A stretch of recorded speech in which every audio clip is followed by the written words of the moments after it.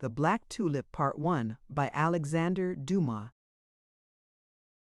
Chapter 1. A Grateful People. That oriented its scarlet berwickroids the ozos.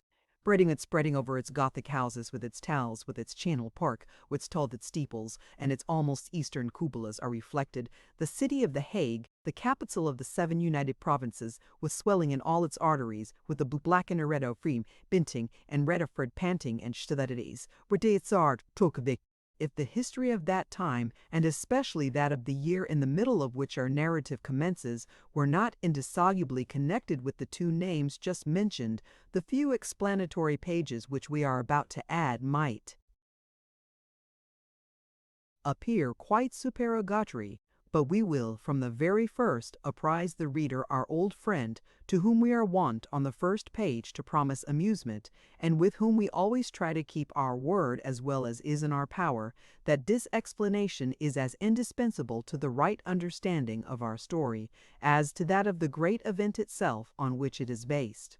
Cornelius de Witt, Rewark de Polten, that is to say, Warden of the Dykes, ex-Burgomaster of Dort, his native town, and member of the Assembly of the States of Holland, was 49 years of age when the Dutch people, tired of the Republic, such as John de Witt, the Grand Pensionary of Holland, understood it, at once conceived a most violent affection for the stadholderate, which had been abolished forever in Holland by the Pertual Edict forced by John de Witt upon the United Provinces, as it rarely happens that public opinion, in its whimsical flights, does not identify a principle with a man. Thus the people saw the personification of the Republic in the 2 stern figures of the brothers, de Witt, those Romans of Holland, spurning to pander to the fancies of the mob, and wedding themselves with unbending fidelity to liberty, without licentiousness, and prosperity, without the waste of superfluity. On the other hand, the stadholderate recalled to the popular mind the grave and thoughtful image of the young Prince William of Orange. The brothers de Witt humored Louis XIV, whose moral influence was felt by the whole of Europe, and the pressure of whose material power Holland had been made to feel in that marvelous campaign on the Rhine, which, in the space of 3 months, had laid the power of the United Provinces prostrate. Louis XIV had long been the enemy of the Dutch, who insulted or ridiculed him to their heart's content, although it must be said that they generally used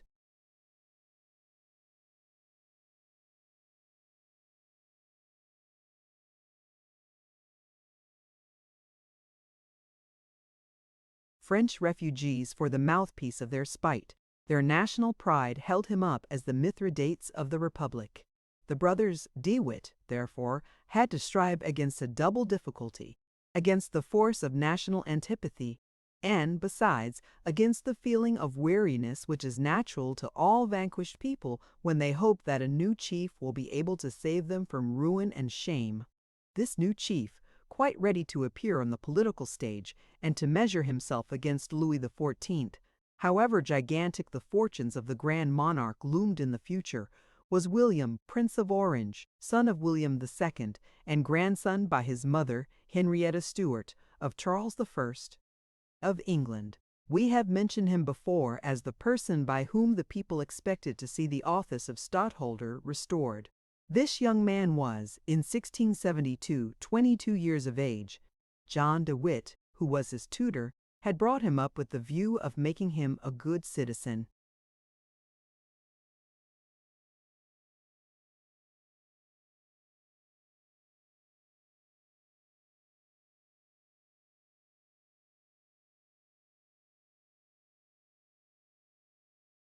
Loving his country better than he did his disciple, the master had, by the perpetual edict, extinguished the hope which the young prince might have entertained of one day becoming stadtholder.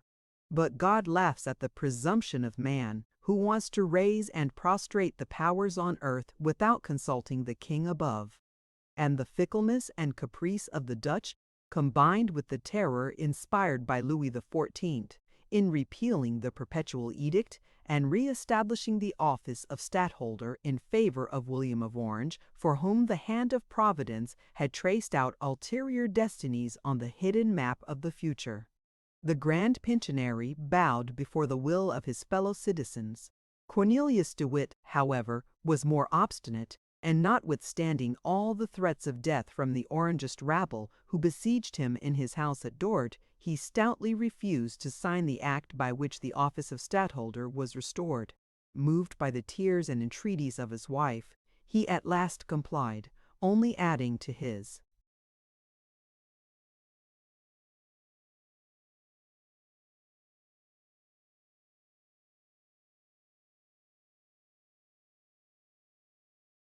signature the two letters V.C. vi cocactus, notifying thereby that he only yielded to force. It was a real miracle that on that day he escaped from the doom intended for him. John de Witt had derived no advantage from his ready compliance with the wishes of his fellow citizens. Only a few days after, an attempt was made to stab him, in which he was severely, although not mortally, wounded. This by no means suited the views of the Orange faction. The life of the two brothers being a constant obstacle to their plans, they changed their tactics and tried to obtain by calumny what they had not been able to effect by the aid of the poniard. How rarely does it happen that, in the right moment, a great man is found to head the execution of vast and noble designs, and for that reason, when such a providential concurrence of circumstances does occur, history is prompt to record the name of the chosen one, and to hold him up to the admiration of posterity. But when Satan interposes in human affairs to cast a shadow upon some happy existence, or to overthrow a kingdom, it seldom happens that he does not find at his side some miserable tool, in whose ear he has but to whisper a word to set him at once about his task. The wretched tool who was at hand to be the agent of this dastardly plot was one Tykeller whom we have already mentioned, a surgeon by profession.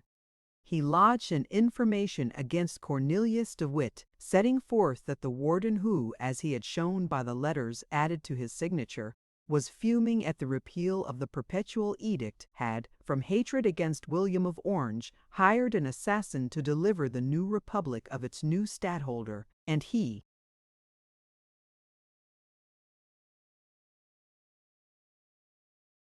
Tykeller, was the person thus chosen, but that, horrified at the bare idea of the act which he was asked to perpetrate, he had preferred rather to reveal the crime than to commit it. This disclosure was, indeed, well calculated to call forth the furious outbreak among the Orange faction. The Attorney General caused, on the 16th of August, 1672, Cornelius de Witt to be arrested, and the noble brother of John de Witt had, like the vilest criminal, to undergo, in one of the apartments of the town prison, the preparatory degrees of torture by means of which his judges expected to force from him the confession of his alleged plot against William of Orange. But Cornelius was not only possessed of a great mind, but also of a great heart. He belonged to that race of martyrs who, indissolubly wedded to their political convictions as their ancestors were to their faith, are able to smile on pain, while being stretched on the rack he recited with a firm voice and scanning the lines.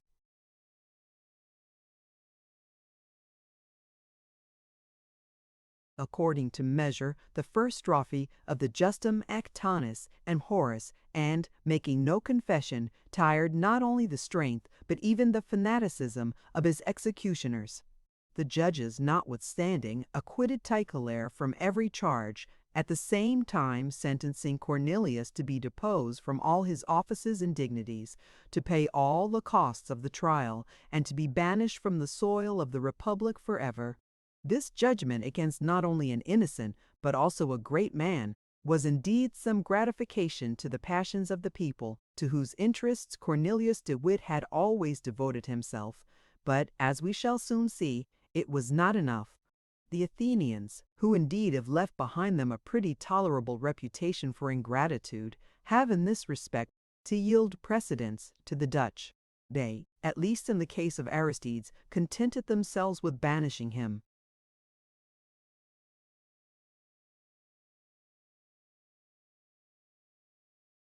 John de Witt, at the first intimation of the charge brought against his brother, had resigned his office of Grand Pensionary, he too received a noble recompense for his devotedness to the best interests of his country, taking with him into the retirement of private life the hatred of a host of enemies and the fresh scars of wounds inflicted by assassins, only too often the sole guerdon obtained by honest people who are guilty of having worked for their country and of having forgotten their own private interests.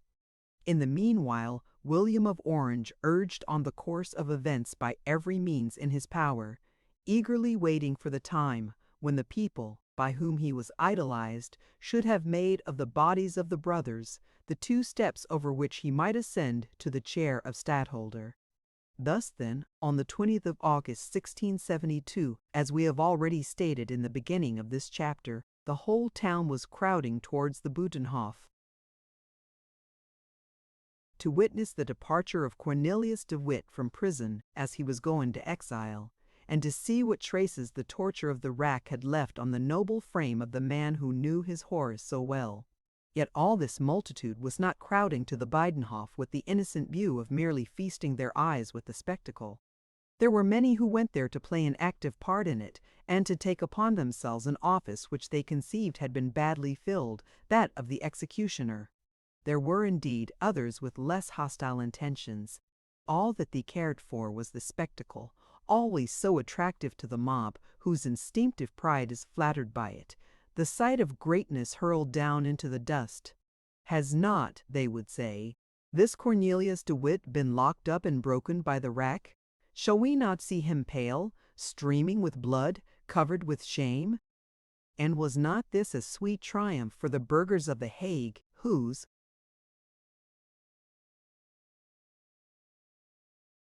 envy even beat that of the common rabble, a triumph in which every honest citizen and townsman might be expected to share? Moreover, hinted the Orange agitators interspersed through the crowd, whom they hoped to manage like a sharp-edged and at the same time crushing instrument. Moreover, will there not, from the Buitenhof to the gate of the town, a nice little opportunity present itself to throw some handfuls of dirt or a few stones at this Cornelius de Witt, who not only conferred the dignity of stadtholder on the Prince of Orange merely by coactus, but who also intended to have him assassinated? Besides which, the fierce enemies of France chimed in. If the work were done well and bravely at the Hague, Cornelius would certainly not be allowed to go into exile, where he will renew his intrigues with France and live with his big scoundrel of a brother John on the gold of the Marquis de Louvois.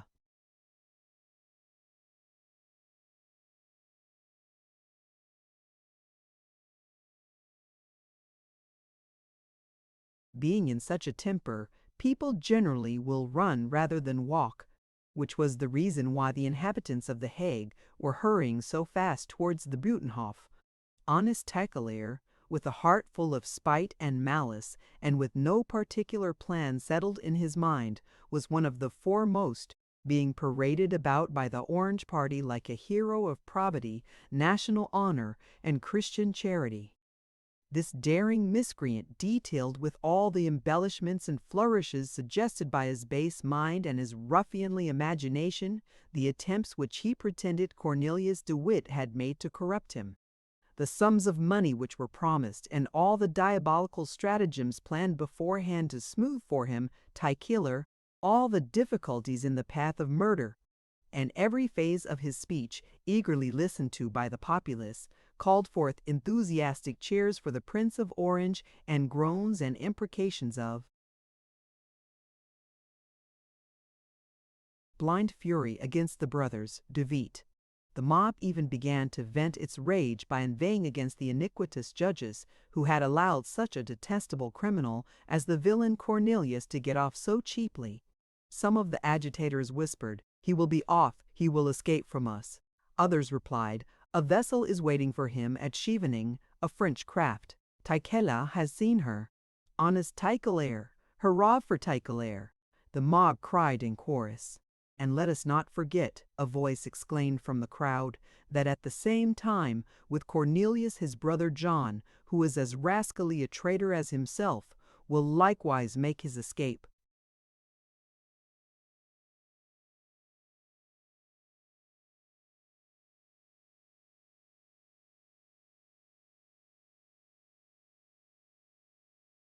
and the two rogues will in France make merry with our money. With the money for our vessels, our arsenals, and our dockyards, which they have sold to Louis XIV. Well then, don't let us allow them to depart, advised one of the patriots, who had gained the start of the others. Forward to the prison, echoed the crowd. Amid these cries, the citizens ran along faster and faster, cocking their muskets, brandishing their hatchets, and looking death and defiance in all directions. No violence, however, had as yet been committed, and the file of horsemen who were guarding the approaches of the Butenhof remained cool, unmoved, silent, much more threatening in their impassibility than all this crowd of burghers, with their cries, their agitation, and their threats. The men on their horses.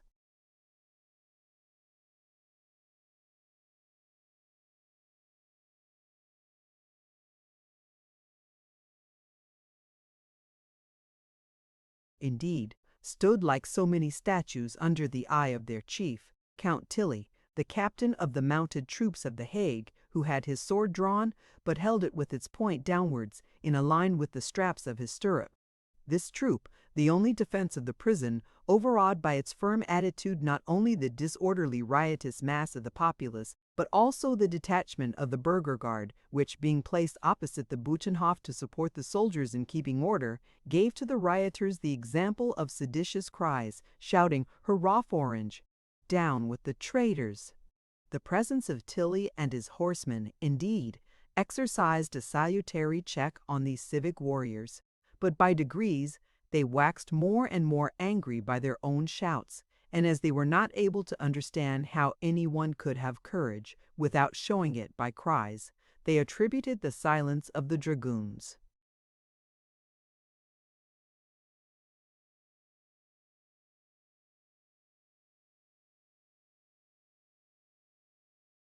to pusillanimity, and advanced one step towards the prison, with all the turbulent mob following in their wake. In this moment, Count Tilly rode forth towards them single-handed, merely lifting his sword and contracting his brow whilst he addressed them. "Well, gentlemen of the burgher guard, what are you advancing for, and what do you wish?" The burghers shook their muskets, repeating their cry, "Hurrah for Orange! Death to the traitors! Hurrah for Orange! All well and good," replied Tilly, "although I certainly am more partial to happy faces than to gloomy ones. Death to the traitors! As much of it as you like, as long as you show your wishes only by cries. But as to putting them to death in good earnest, I am here to prevent that, and I shall prevent it."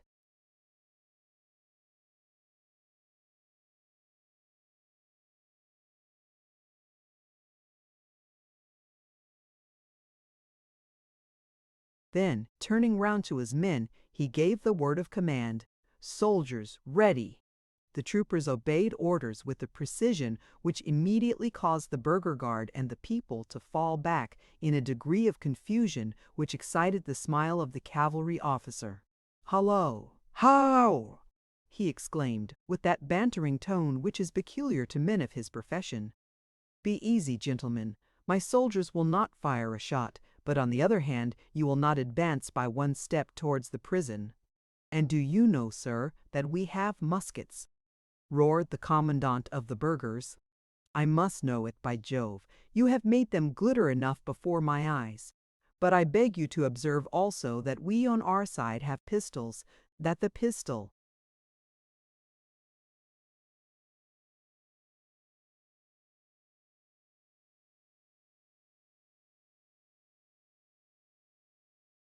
carries admirably to a distance of 50 yards, and that you are only 25 from us." "Death to the traitors!" cried the exasperated burghers. "Go along with you," growled the officer. "You always cry the same thing over again. It is very tiresome." With this he took his post at the head of his troops, whilst the tumult grew fiercer and fiercer about the Buitenhof.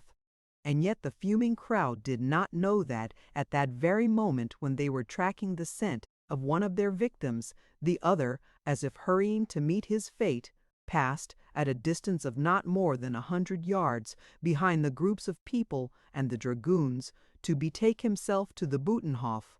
John de Witt, indeed, had alighted from his coach with his servant and quietly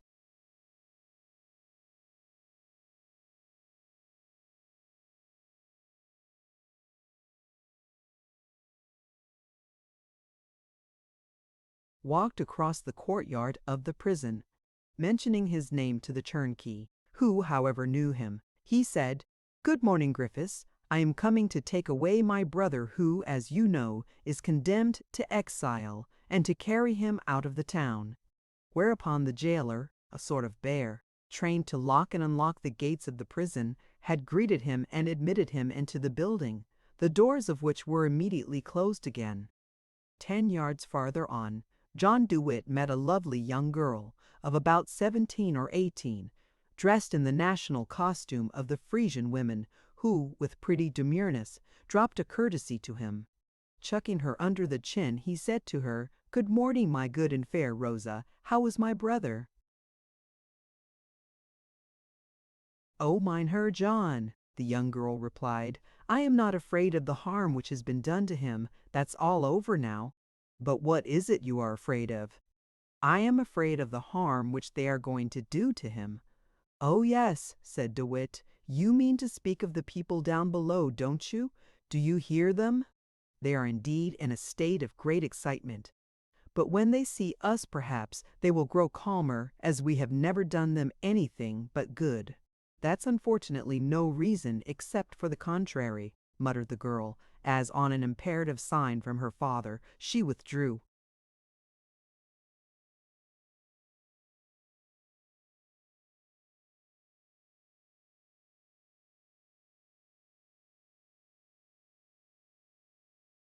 "Indeed, child, what you say is only too true." Then, in pursuing his way, he said to himself, "Here is a damsel who very likely does not know how to read, who consequently has never read anything, and yet with one word she has just told the whole history of the world." And with the same calm mien, but more melancholy than he had been on entering the prison, the grand pensionary proceeded towards the cell of his brother.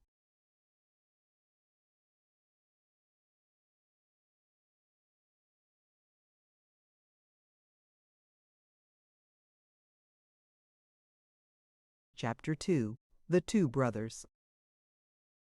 As the fair Rosa, with foreboding doubt, had foretold, so it happened.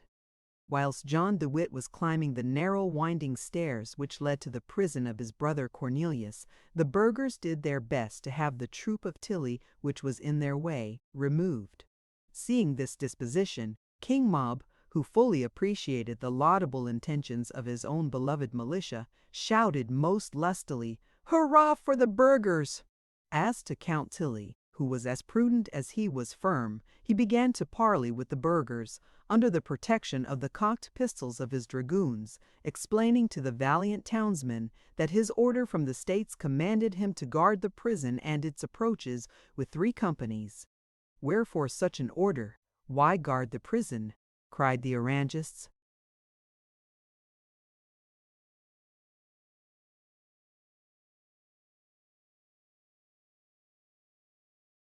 "Stop," replied the Count. "There you at once ask me more than I can tell you. I was told, 'Guard the prison,' and I guard it. You, gentlemen, who are almost military men yourselves, you are aware that an order must never be gainsaid. But this order has been given to you that the traitors may be enabled to leave the town, very possibly, as the traitors are condemned to exile," replied Tilly. "But who has given this order?" "The States, to be sure." "The States are traitors. I don't know anything about that, and you are a traitor yourself."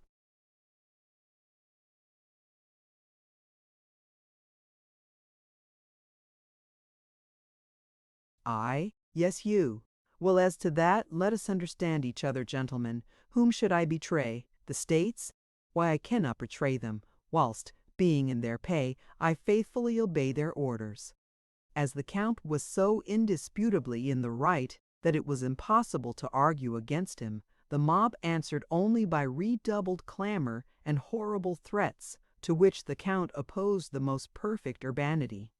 "Gentlemen," he said, "uncock your muskets. One of them may go off by accident, and if the shot chanced to wound one of my men, we should knock over a couple of hundreds of yours, for which we should, indeed, be very sorry, but you even more so, especially as such a thing is neither contemplated by you nor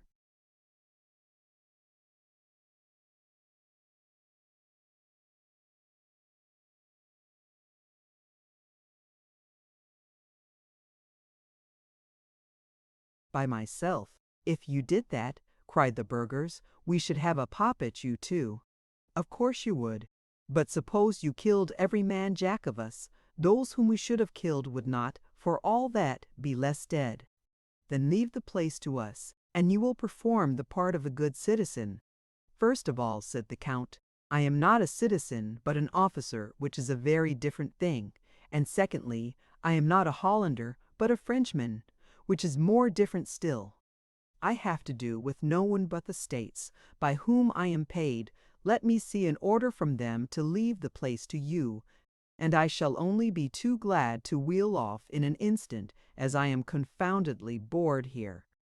Yes, yes, cried 100 voices, the din of which was immediately swelled by 500 others. Let us march to the town hall. Let us go and see the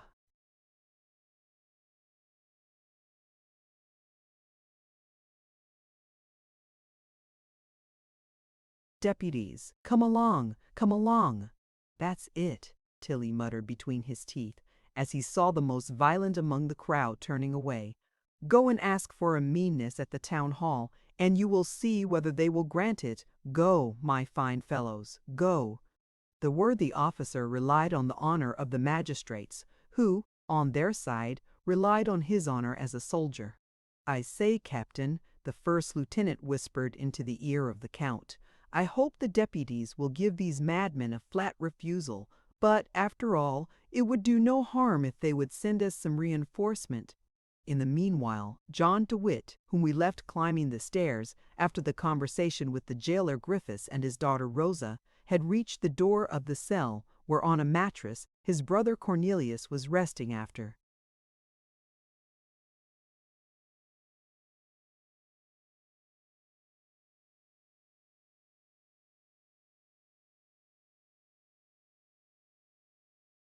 having undergone the preparatory degrees of the torture.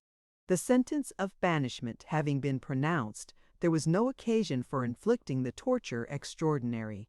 Cornelius was stretched on his couch, with broken wrists and crushed fingers. He had not confessed a crime of which he was not guilty. And now, after 3 days of agony, he once more breathed freely, on being informed that the judges from whom he had expected death were only condemning him to exile. Endowed with an iron frame and a stout heart, how would he have disappointed his enemies if they could only have seen, in the dark cell of the Buitenhof, his pale face lit up by the smile of the martyr who forgets the dross of this earth after having obtained a glimpse of the bright glory of heaven. The warden, indeed, had already recovered his full strength, much more owing to the force of his own strong will than to actual aid, and he was calculating how long the formalities of the law would still detain him in prison. This was just at the very moment when the mingled shouts of the burgher guard and of the mob were raging against the two brothers and threatening Captain Tilly, who served as a rampart to them. This noise, which roared outside of the walls of the prison, as the surf dashing against the rocks, now reached the ears of the prisoner. But threatening as it sounded, Cornelius appeared not to deem it worth his while to inquire after its cause, nor did he get up to look out of the narrow grated window, which gave access to the light and to the noise of the world without. He was so absorbed in his never-ceasing pain that it had almost become a habit with him. He felt with such delight the bonds which connected his immortal being with his perishable frame gradually loosening, that it seemed to him as if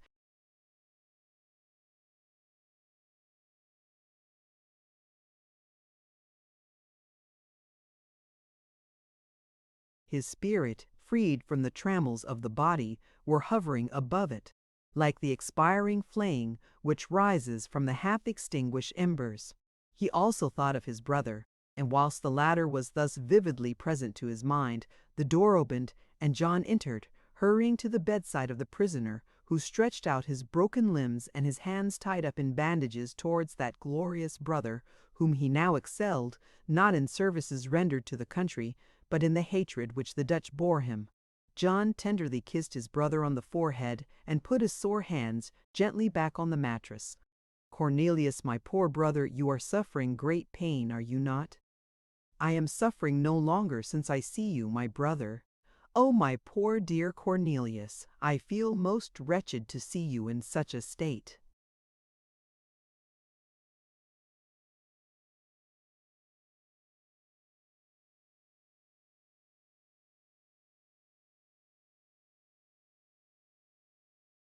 And indeed, I have thought more of you than of myself, and whilst they were torturing me, I never thought of uttering a complaint, except once, to say, "Poor brother." But now that you are here, let us forget all. You are coming to take me away, are you not? I am. I am quite healed. Help me to get up, and you shall see how I can walk. You will not have to walk far, as I have my coach near the pond, behind Tilly's Dragoons. "Tilly's Dragoons? What are they near the pond for?" "Well," said the Grand Pensionary with a melancholy smile which was habitual to him, "the gentlemen at the town hall expect that the people at the Hague would like to see you depart, and there is some apprehension of a tumult." "Of a tumult?" replied Cornelius, fixing his eyes on his perplexed brother. "A tumult? Yes, Cornelius. Oh, that's what I heard just now," said the prisoner, as if speaking to himself. Then turning to his brother, he continued, "Are there many persons down before the prison?" "Yes, my brother, there are. But then to come here to me—" "Well, how is it that they have allowed you to pass?"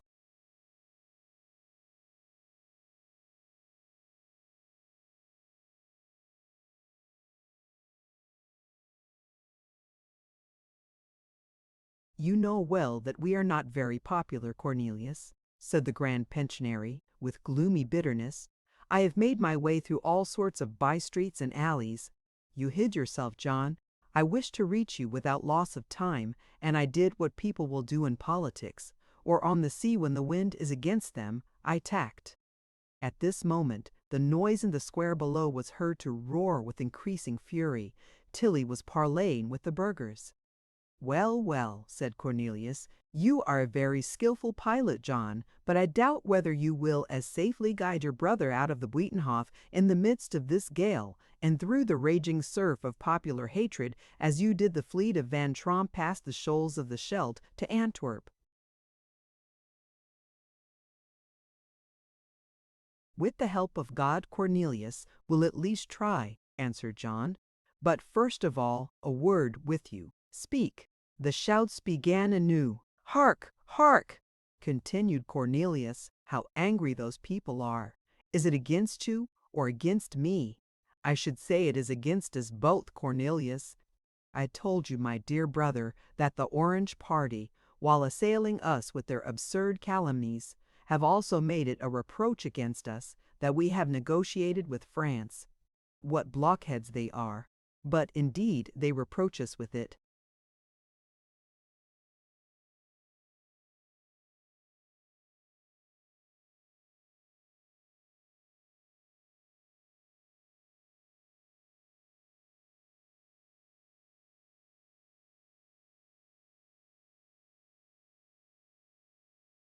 And yet, if these negotiations had been successful, they would have prevented the defeats of Ries, Orsay, Wesel, and Rheinberg. The Rhine would not have been crossed, and Holland might still consider herself invincible in the midst of her marshes and canals.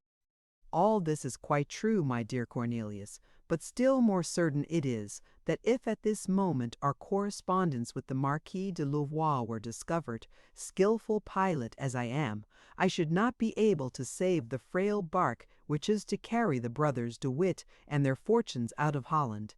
That correspondence, which might prove to honest people how dearly I love my country, and what sacrifices I have offered to make for its liberty and glory, would be ruin to us if it fell into the hands of the Orange party.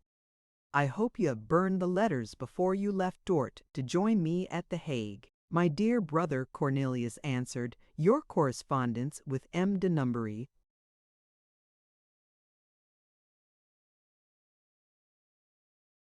Louvois affords ample proof of your having been of late the greatest, most generous, and most able citizen of the 7 United Provinces. I rejoice in the glory of my country, and particularly do I rejoice in your glory, John. I have taken good care not to burn that correspondence. Then we are lost as far as this life is concerned, quietly said the Grand Pensionary, approaching the window. No, on the contrary, John, we shall at the same time save our lives and regain our popularity. But what have you done with these letters? I have entrusted them to the care of Cornelius van Baerle, my godson, whom you know and who lives at Dort. Poor honest Van Baerle, who knows so much and yet thinks of nothing but of.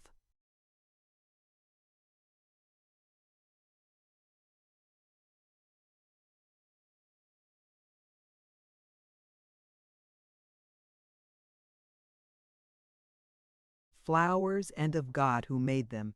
You have entrusted him with this fatal secret. It will be his ruin, poor soul. His ruin? Yes, for he will either be strong or he will be weak. If he is strong, he will, when he hears of what has happened to us, boast of our acquaintance. If he is weak, he will be afraid on account of his connection with us. If he is strong, he will betray the secret by his boldness. If he is weak, he will allow it to be forced from him. In either case, he is lost, and so are we. Let us therefore fly as long as there is still time. Cornelius de Witt, raising himself on his couch and grasping the hand of his brother, who shuddered at the touch of his linen bandages, replied, Do not I know, my godson? Have not I been enabled to read every thought in?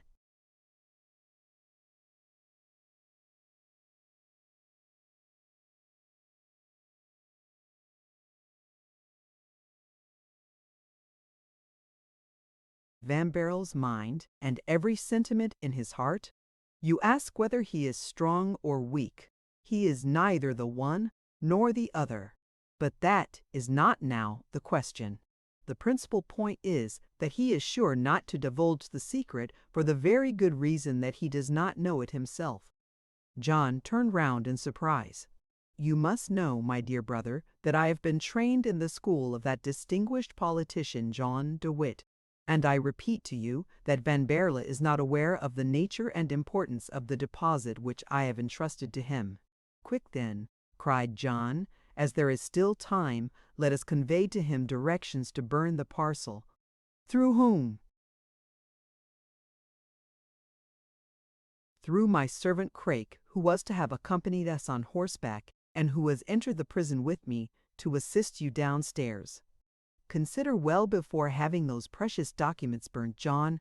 I consider, above all things, that the brothers de Witt must necessarily save their lives, to be able to save their character. If we are dead, who will defend us? Who will have fully understood our intentions? You expect, then, that they would kill us if those papers were found? John, without answering, pointed with his hand to the square, whence, at that very moment, fierce shouts and savage yells made themselves heard. Yes, yes, said Cornelius, I hear these shouts very plainly, but what is their meaning?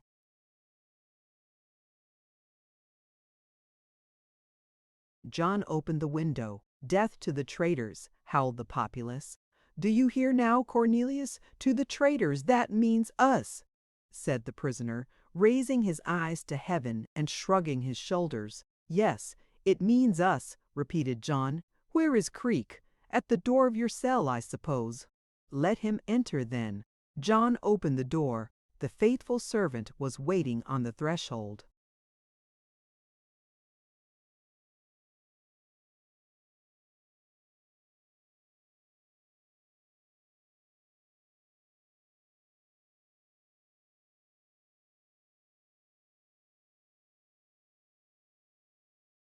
Come in, Craik, and mind well what my brother will tell you. No, John, it will not suffice to send a verbal message. Unfortunately, I shall be obliged to write. And why that? Because Van Baerle will neither give up the parcel nor burn it without a special command to do so. But will you be able to write, poor old fellow? John asked, with a look on the scorched and bruised hands of the unfortunate sufferer. If I had pen and ink you would soon see, said Cornelius. Here is a pencil, at any rate. Have you any paper? For they have left me nothing.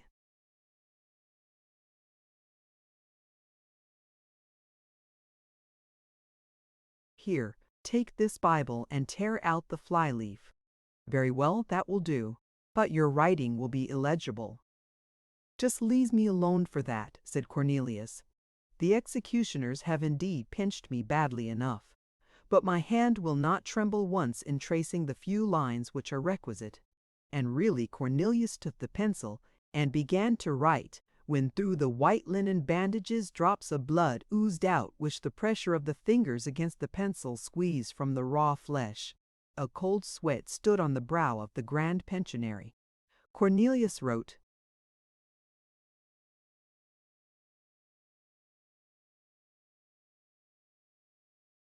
My dear godson, burn the parcel which I have entrusted to you. Burn it without looking at it and without opening it, so that its contents may forever remain unknown to yourself. Secrets of this description are death to those with whom they are deposited. Burn it, and you will have saved John and Cornelius de Witt. Farewell, and love me. Cornelius de Witt, August 20th, 1672. John, with tears in his eyes, wiped off a drop of the noble blood which had soiled the leaf, and, after having handed the dispatch to Craik with the last direction, returned to Cornelius, who seemed overcome by intense pain and near fainting.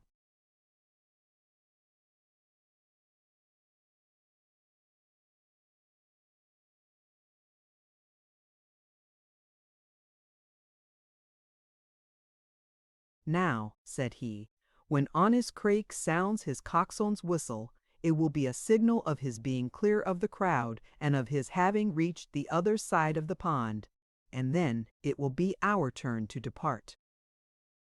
5 minutes had not elapsed before a long and shrill whistle was heard through the din and noise of the square of the Binnenhof. John gratefully raised his eyes to heaven. And now, said he, let us off, Cornelius.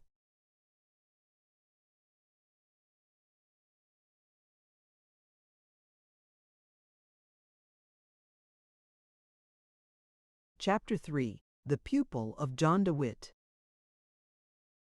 Whilst the clamour of the crowd in the square of Butenhof, which grew more and more menacing against the two brothers, determined John de Witt to hasten the departure of his brother Cornelius, a deputation of burghers had gone to the town hall to demand the withdrawal of Tilly's horse. It was not far from the Binnenhof to Hook Street High Street, and a stranger, who since the beginning of the scene had watched all its incidents with intense interest, was seen to wend his way with, or rather in the wake of, the others towards the town hall, to hear as soon as possible the current news of the hour. This stranger was a very young man, of scarcely 22 or 3, with nothing about him that bespoke any great energy. He evidently had his good reasons for not making himself known, as he hid his face in a handkerchief of fine Frisian linen, with which he incessantly wiped his brow or his burning lips. With an eye keen as that of a bird of prey, with a long aquiline nose, a finely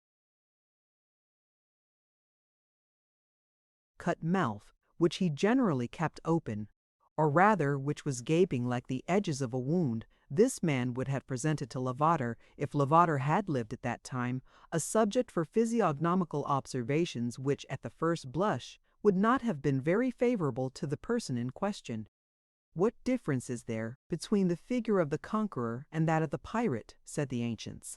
The difference only between the eagle and the vulture, serenity or restlessness, and indeed the sallow physiognomy, the thin and sickly body, and the prowling ways of the stranger were the very type of a suspecting master or an unquiet thief, and a police officer would certainly have decided in favor of the latter supposition, on account of the great care which the mysterious person evidently took to hide himself. He was plainly dressed and apparently unarmed, His arm was lean but wiry, and his hands dry, but of an aristocratic whiteness and delicacy, and he leaned on the shoulder of an officer who, with his hand on his sword, had watched the scenes in the Buitenhof with eager curiosity, very natural in a military man, until his companion drew him away with him. On arriving at the square of the Hoogstraat, the man with the sallow face pushed the other behind an open shutter, from which corner he himself began to survey the balcony of the town hall. At the savage yells of the mob, the window of the town hall opened, and a man came forth to address the people. "Who is that on the balcony?" asked the young man, glancing at the orator. "It is the Deputy Bault," replied the officer. "What sort of a man is he? Do you know anything of him?"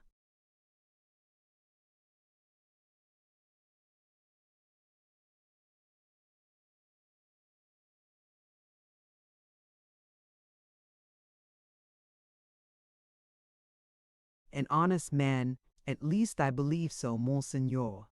Hearing this character given of Bault, the young man showed signs of such a strange disappointment and evident dissatisfaction that the officer could not but remark it, and therefore added, "At least people say so, Monseigneur. I cannot say anything about it myself, as I have no personal acquaintance with Mynheer Bault." "An honest man," repeated he who was addressed as Monseigneur. "Do you mean to say that he is an honest man, brave home, or a brave one home brave?" "Ah, Monseigneur must excuse me, I would not presume to draw such a fine distinction in the case of a man whom, I assure your Highness once more, I know only by sight." "If this Bault is an honest man," His Highness continued, "he will give to the demand of these furibund petitioners a very queer reception." The nervous quiver of his hand, which moved on the shoulder of his companion as the fingers of a player on the keys of a harpsichord, betrayed his burning impatience, so ill concealed at certain times, and particularly at that moment under the icy and sombre expression of his face. The chief of the deputation of the burghers was then heard addressing an interpellation to Mynheer Bault, whom he requested to let them know where the other deputies, his colleagues, were. "Gentlemen," Bault repeated for the second time, "I assure you that in this moment I am here alone with Mynheer d'Esperen, and I cannot take any resolution on my own responsibility."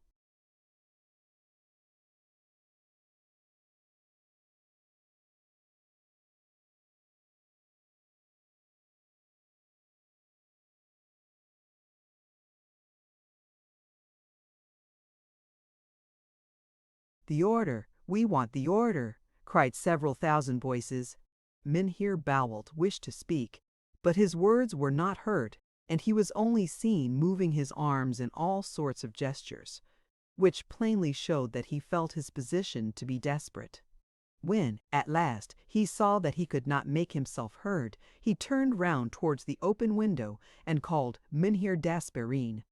The latter gentleman now made his appearance on the balcony, where he was saluted with shouts even more energetic than those with which, 10 minutes before, his colleague had been received.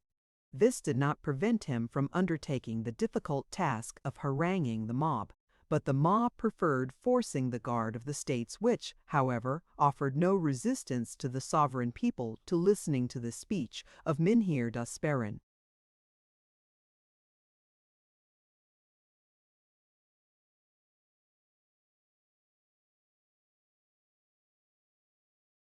"Now then," the young man coolly remarked, whilst the crowd was rushing into the principal gate of the town hall, "it seems the question will be discussed indoors, Captain.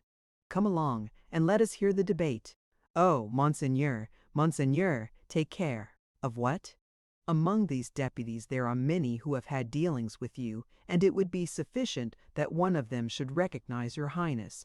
"Yes, that I might be charged with having been the instigator of all this work. Indeed, you are right," said the young man, blushing for a moment from regret of having betrayed so much eagerness. "From this place we shall see them return with or without the order for the withdrawal of the dragoons. Then we may judge which is greater, Mynheer Bault's honesty or his courage."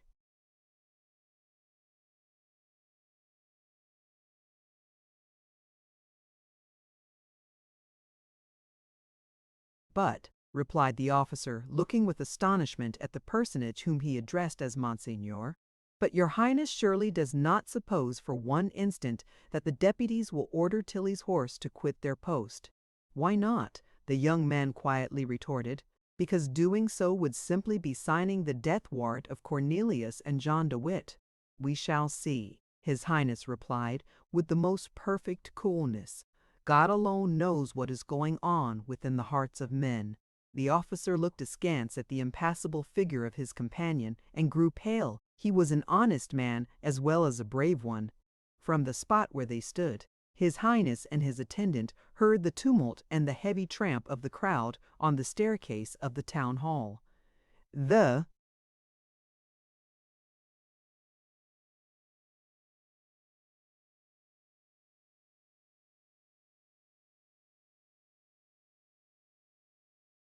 noise thereupon sounded to the windows of the hall on the balcony of which Mynheers Bouwelt and Dusbaron had presented themselves. These two gentlemen had retired into the building, very likely from fear of being forced over the balustrade by the pressure of the crowd. After this, fluctuating shadows and tumultuous confusion were seen flitting to and fro across the windows. The council hall was filling. Suddenly the noise subsided, and as suddenly again it rose with redoubled intensity, and at last reached such a pitch that the old building shook to the very roof. At length the living stream poured back through the galleries and stairs to the arched gateway, from which it was seen issuing like waters from a spout. At the head of the first group, man was flying rather than running, his face hideously distorted with satanic glee. This man was the surgeon Tykeller. "We have it, we have it," he cried, brandishing a paper in the air. "They have got the order," muttered the officer in amazement.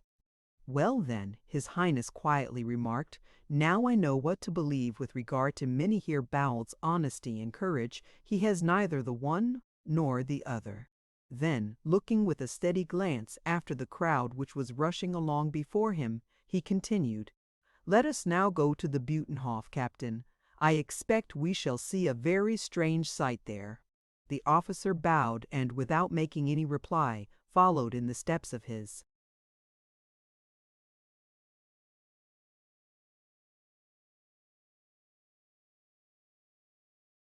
master. There was an immense crowd in the square and about the neighborhood of the prison, but the dragoons of Tilly still kept it in check with the same success and with the same firmness. It was not long before the Count heard the increasing din of the approaching multitude, the first ranks of which rushed on with the rapidity of a cataract. At the same time he observed the paper, which was waving above the surface of clenched fists and glittering arms. "Halloa!" he said, rising in his stirrups and touching his lieutenant with the knob of his sword.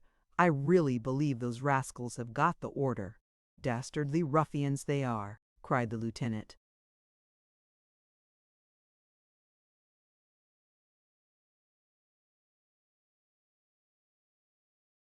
It was indeed the order which the burgher guard received with a roar of triumph.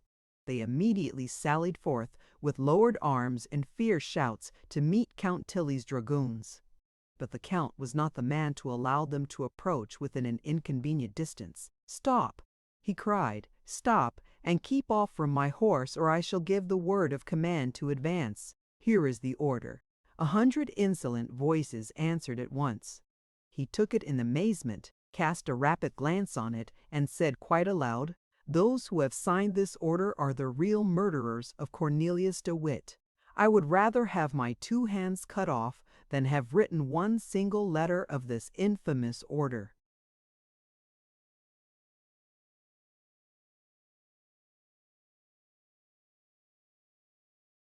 And pushing back with the hilt of his sword the man who wanted to take it from him, he added, "Wait a minute. Papers like this are of importance and are to be kept." Saying this, he folded up the document and carefully put it in the pocket of his coat. Then, turning round towards his troop, he gave the word of command, "Tilly's dragoons, wheel to the right." After this, he added in an undertone, yet loud enough for his words to be not altogether lost to those about him, "And now, you butchers, do your work." a savage yell, in which all the keen hatred and ferocious triumph rife in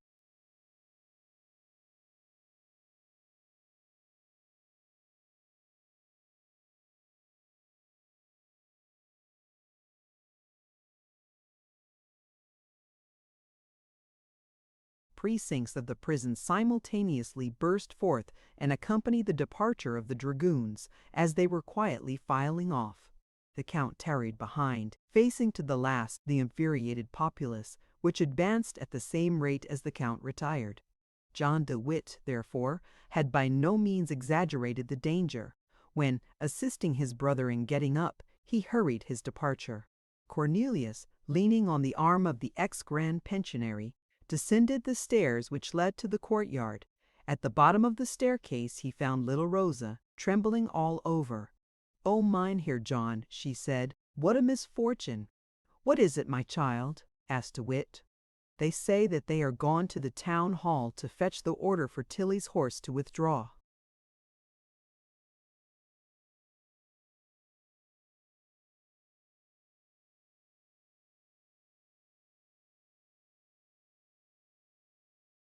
"You do not say so," replied John. "Indeed, my dear child, if the dragoons are off, we shall be in a very sad plight." "I have some advice to give you," Rosa said, trembling even more violently than before. "Well, let us hear what you have to say, my child. Why should not God speak by your mouth? Now then, Mynheer John, if I were in your place, I should not go out through the main street." "And why so?" "As the dragoons of Tilly are still at their post." "Yes, but their order, as long as it is not revoked, enjoins them to stop before the prison."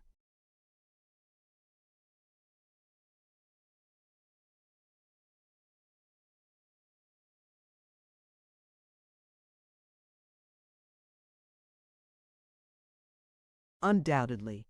Have you got an order for them to accompany you out of the town? We have not?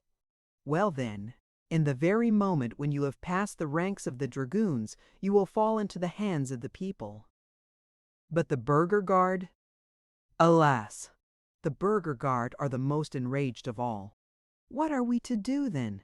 "If I were in your place, Mynheer John," the young girl timidly continued, "I should leave by the postern, which leads into a deserted by-lane, whilst all the people are waiting in the High Street to see you come out by the principal."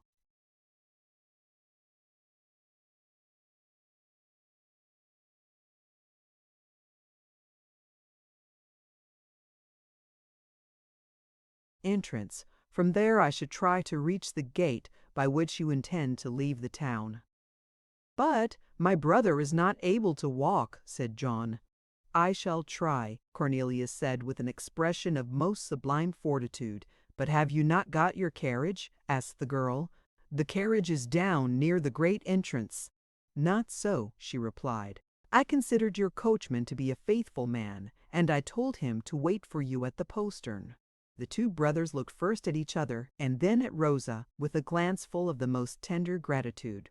"The question is now," said the grand pensionary, "whether Griffiths will open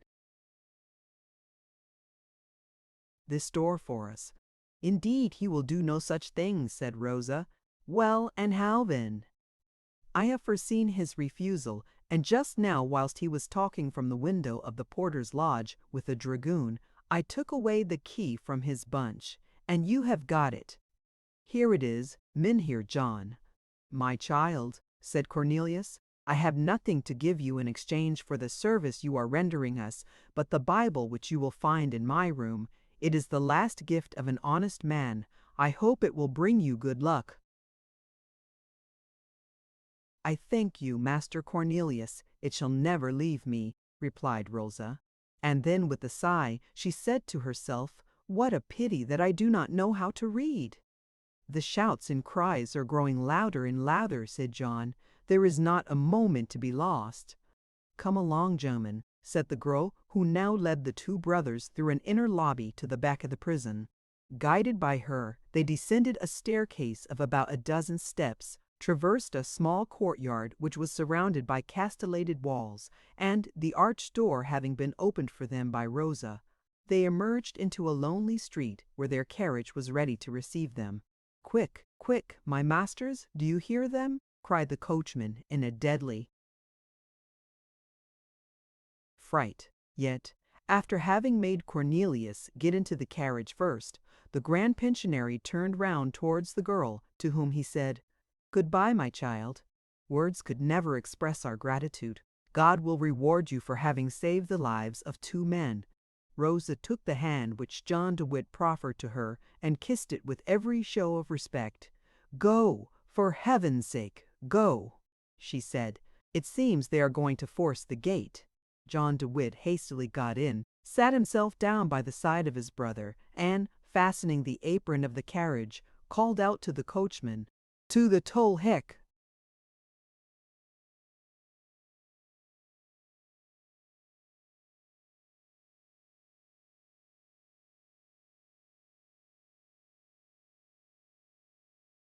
The toll heck was the iron gate leading to the harbor of Scheveningen, in which a small vessel was waiting for the 2 brothers. The carriage drove off with the fugitives at the full speed of a pair of spirited Flemish horses. Rosa followed them with her eyes until they turned the corner of the street, upon which, closing the door after her, she went back and threw the key into a cell. The noise which had made Rosa suppose that the people were forcing the prison door was indeed owing to the mob battering against it after the square had been left by the military. Solid as the gate was, and although Griffiths, to do him justice, stoutly enough refused to open it, yet evidently it could not resist much longer, and the jailer, growing very pale, put to himself the question whether it would not be better to open the door than to allow it to be forced, when he felt someone gently pulling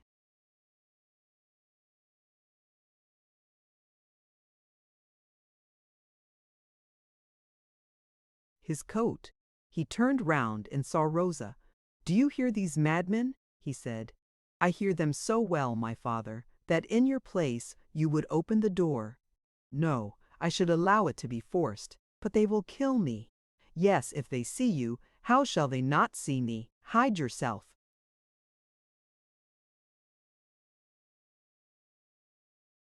"Where? In the secret dungeon? But you, my child, I shall get into it with you. We shall lock the door, and when they have left the prison, we shall again come forth from our hiding place." "Zounds, you are right there," cried Griffiths. "It's surprising how much sense there is in such a little head."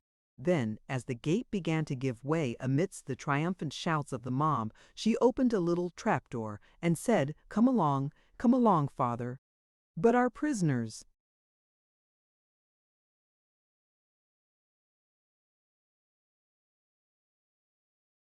"God will watch over them, and I shall watch over you." Griffiths followed his daughter, and the trap-door closed over his head, just as the broken gate gave admittance to the populace. The dungeon where Rosa had induced her father to hide himself, and where for the present we must leave the 2, offered to them a perfectly safe retreat, being known only to those in power, who used to place there important prisoners of state, to guard against a rescue or a revolt. The people rushed into the prison with the cry, "Death to the traitors!" To the gallows with Cornelius de Witt! Death! Death!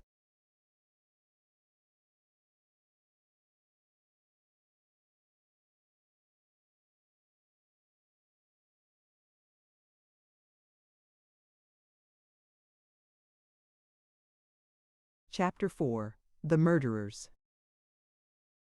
The young man, with his hat slouched over his eyes, still leaning on the arm of the officer, and still wiping from time to time his brow with his handkerchief, was watching in a corner of the Butenhof, in the shade of the overhanging weatherboard of a closed shop, the doings of the infuriated mob, a spectacle which seemed to draw near its catastrophe.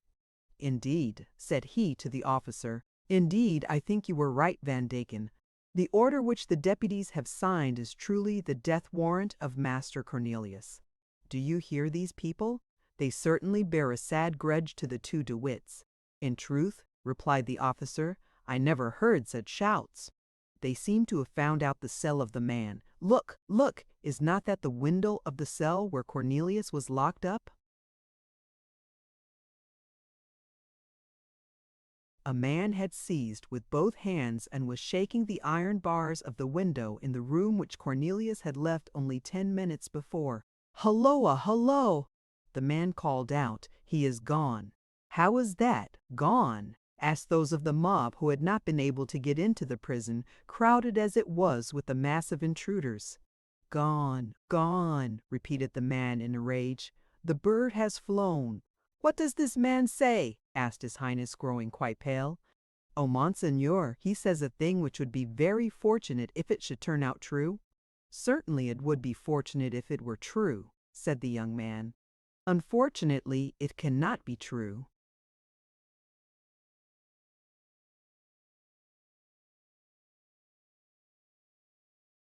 "However, look," said the officer. And indeed, some more faces, furious and contorted with rage, showed themselves at the windows, crying, "Escaped! Gone! They have helped them off!" And the people in the street repeated with fearful imprecations, "Escaped! Gone! After them and catch them!" "Monseigneur, it seems that Mynheer Cornelius has really escaped," said the officer. "Yes, from prison perhaps, but not from the town. You will see, Van Deken, that the poor fellow will find the gate closed against him, which he hoped to find open." "Has an order been given to close the town gates, Monseigneur?" "No, at least I do not think so." "Who could have given such an order?" "Indeed, but what makes your Highness suppose?" "There are fatalities," Monseigneur replied in an offhand manner, "and the greatest men have sometimes fallen victims to such fatalities." At these words the officer felt his blood run cold, as somehow or other he was convinced that the prisoner was lost. At this moment the roar of the multitude broke forth like thunder, for it was now quite certain that Cornelius de Witt was no longer in the prison. Cornelius and John, after driving along the pond, had taken the main street which leads to the toll hek, giving directions to the coachman to slacken his pace in order not to excite any suspicion. But when, on having proceeded halfway down that street, the man felt that he had left the prison and death behind, and before him there was life and liberty, he neglected every precaution, and set his horses off at a gallop. All at once he stopped. "What is the matter?" asked John, putting his head out of the coach window. "Oh, my masters!" cried the coachman. "It is." Terror choked the voice of the honest fellow. "Well, say what you have to say," urged the Grand Pensionary. "The gate is closed, that's what it is."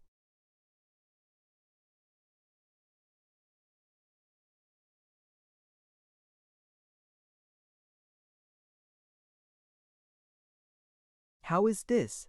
It is not usual to close the gate by day. Just look." John de Witt leaned out of the window, and indeed saw that the man was right. "Never mind, but drive on," said John. "I have with me the order for the commutation of the punishment. The gatekeeper will let us through." The carriage moved along, but it was evident that the driver was no longer urging his horses with the same degree of confidence. Moreover, as John de Witt put his head out of the carriage window, he was seen and recognized by a brewer, who, being behind his companions, was just shutting his door in all haste to join them at the Butenhof. He uttered a cry of surprise, and ran after 2 other men before him, whom he overtook about 100 yards farther on, and told them what he had seen. The 3 men then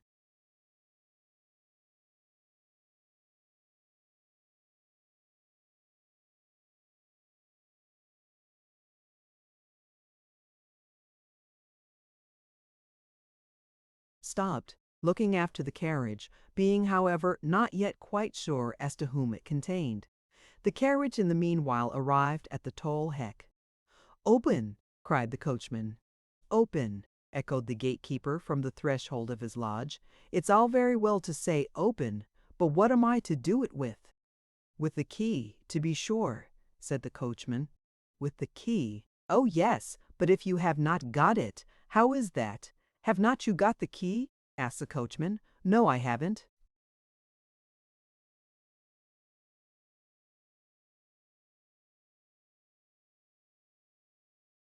"What has become of it?" "Well, they have taken it from me." "Who?" Someone, I dare say, who had a mind that no one should leave the town. My good man, said the grand pensionary, putting out his head from the window, and risking all for gaining all, my good man, it is for me, John the Wit, and for my brother Cornelius, who I am taking away into exile. Oh, Mynheer de Wit, I am indeed very much grieved, said the gatekeeper, rushing towards the carriage. But upon my sacred word, the key has been taken from me. When? This morning, by a pale and thin young man of about 22. And wherefore did you give it up to him? Because he showed me an order signed and sealed. By whom? By the gentleman of the town hall. Well then, said Cornelius calmly, our doom seems to be fixed. Do you know whether the same precaution has been taken at the other gates? I do not.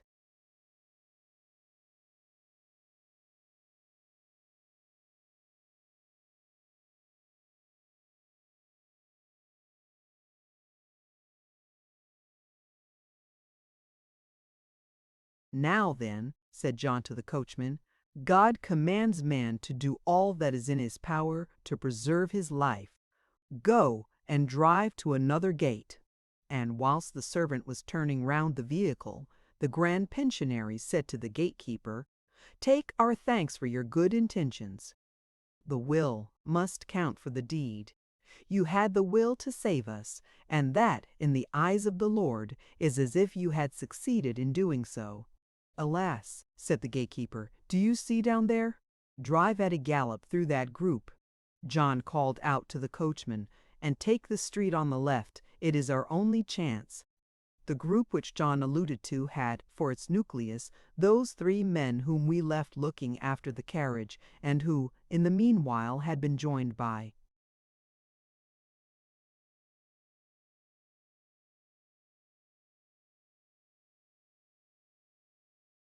7 or 8 others. These newcomers evidently meant mischief with regard to the carriage. When they saw the horses galloping down upon them, they placed themselves across the street, brandishing cudgels in their hands, and calling out, Stop! Stop! The coachman, on his side, lashed his horses into increased speed until the coach and the men encountered. The brothers de Witt, enclosed within the body of the carriage, were not able to see anything, but they felt a severe shock occasioned by the rearing of the horses. The whole vehicle for a moment shook and stopped, but immediately after, passing over something round and elastic, which seemed to be the body of a prostrate man, set off again amidst a volley of the fiercest oaths.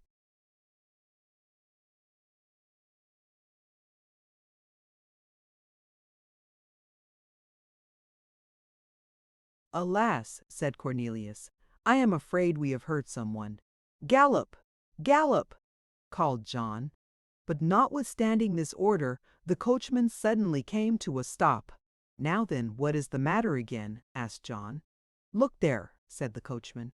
John looked. The whole mass of the populace from the Budenhof appeared at the extremity of the street along which the carriage was to proceed, and its stream moved roaring and rapid as if lashed on by a hurricane.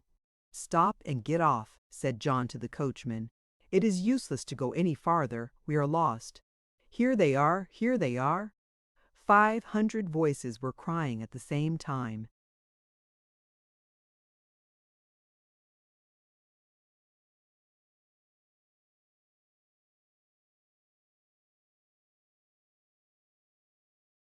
Yes, here they are, the traitors, the murderers, the assassins, answered the men who were running after the carriage to the people who were coming to meet it. The former carried in their arms the bruised body of one of their companions, who, trying to seize the reins of the horses, had been trodden down by them. This was the object over which the 2 brothers had felt their carriage pass. The coachman stopped, but however strongly his master urged him, he refused to get off and save himself. In an instant the carriage was hemmed in between those who followed and those who met it. It rose above the mass of moving heads like a floating island, but in another instant it came to a dead stop. A blacksmith had with his hammer struck down one of the horses, which fell in the traces. At this moment the shutter of a window opened and disclosed the sallow face.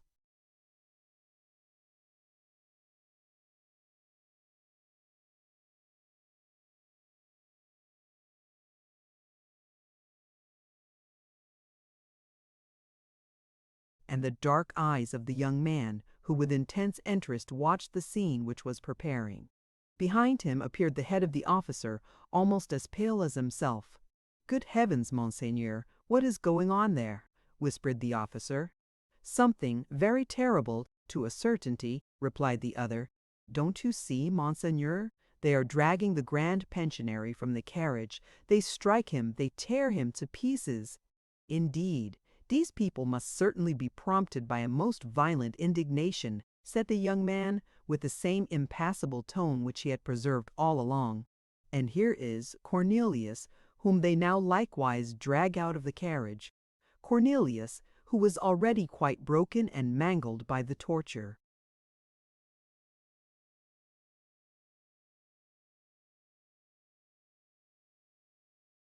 "Only look, look! Indeed it is Cornelius, and no mistake."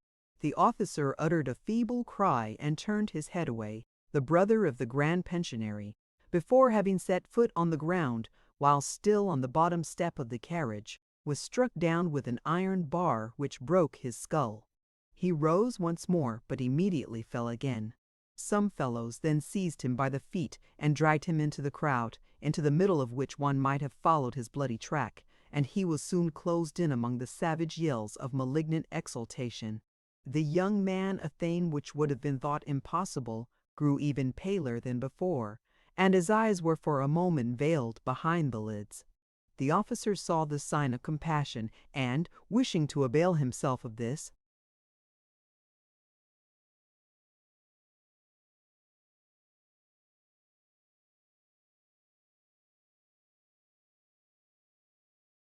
softened tone of his feelings, continued, "Come, come, Monseigneur, for here they are also going to murder the Grand Pensionary."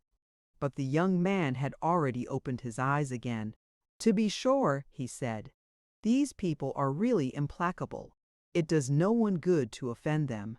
"Monseigneur," said the officer, "may not one save this poor man, who has been your Highness's instructor? If there be any means, name it, and if I should perish in the attempt, William of Orange, for he," it was knit his brows in a very forbidding manner, restrained the glance of gloomy malice which glistened in his half-closed eye, and answered,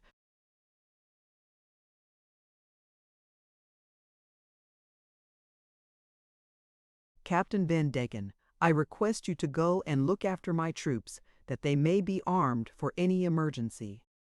"But am I to leave your Highness here, alone, in the presence of all these murderers?" "Go, and don't you trouble yourself about me more than I do myself," the prince gruffly replied. The officer started off with a speed which was much less owing to his sense of military obedience than to his pleasure at being relieved from the necessity of witnessing the shocking spectacle of the murder of the other brother. He had scarcely left the room when John, who with an almost superhuman effort had reached the stone steps of a house nearly opposite that where his former pupil concealed himself, began to stagger under the blows which were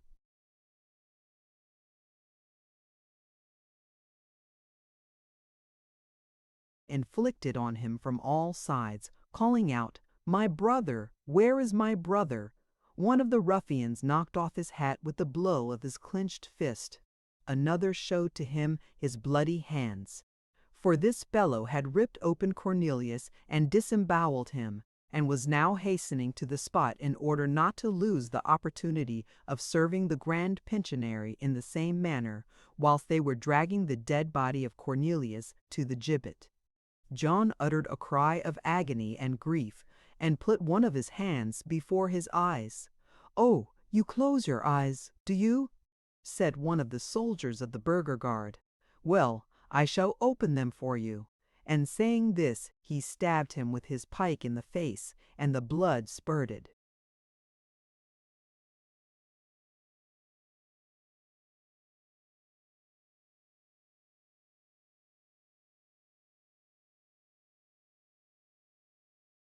"Fourth, my brother," cried John de Witt, trying to see through the stream of blood which blinded him what had become of Cornelius. "My brother, my brother!"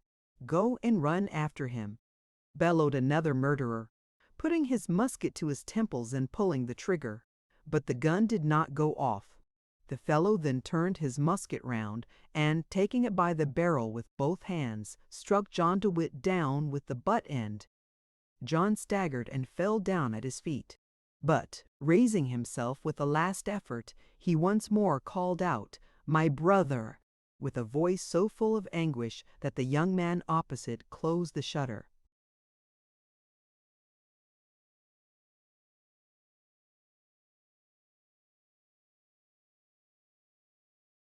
There remained little more to see. A third murderer fired a pistol with the muzzle to his face, and this time the shot took effect, blowing out his brains. John de Witt fell to rise no more. On this, every one of the miscreants, emboldened by his fall, wanted to fire his gun at him, or strike him with blows of the sledgehammer, or stab him with a knife or swords. Every one wanted to draw a drop of blood from the fallen hero, and tear off a shred from his garments. And after having mangled and torn and completely stripped the two brothers, the mob dragged their naked and bloody bodies to an extemporized gibbet, where amateur executioners hung them up by the feet. Then came the most dastardly scoundrels of all, who, not having dared to strike the living flesh, cut the dead in pieces, and then went about the town selling small slices of the bodies of John and Cornelius at 10 sous apiece.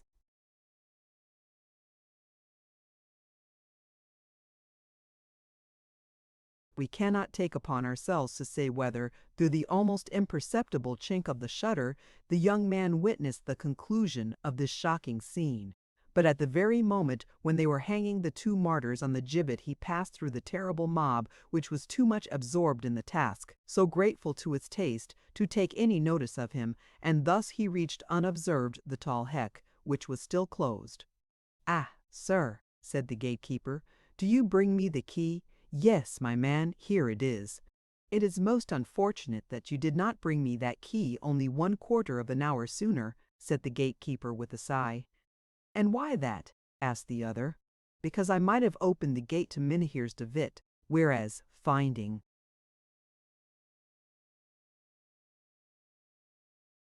the gate locked, they were obliged to retrace their steps.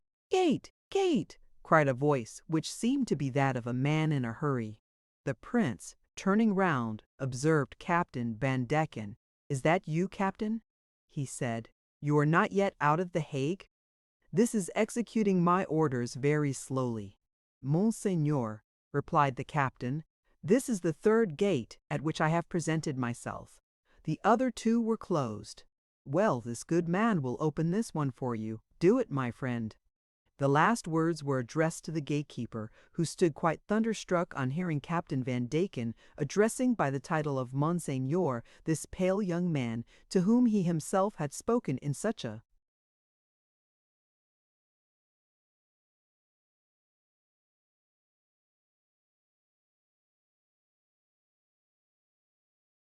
familiar way, as it were to make up for his fault. He hastened to open the gate, which swung creaking on its hinges. "Will Monseigneur avail himself of my horse?" asked the captain. "I thank you, captain, I shall use my own steed, which is waiting for me close at hand." And taking from his pocket a golden whistle, such as was generally used at that time for summoning the servants, he sounded it with a shrill and prolonged call, on which an equerry on horseback speedily made his appearance, leading another horse by the bridle. William, without touching the stirrup, vaulted into the saddle of the led horse and, setting his spurs into its flanks, started off for the Leyden road. Having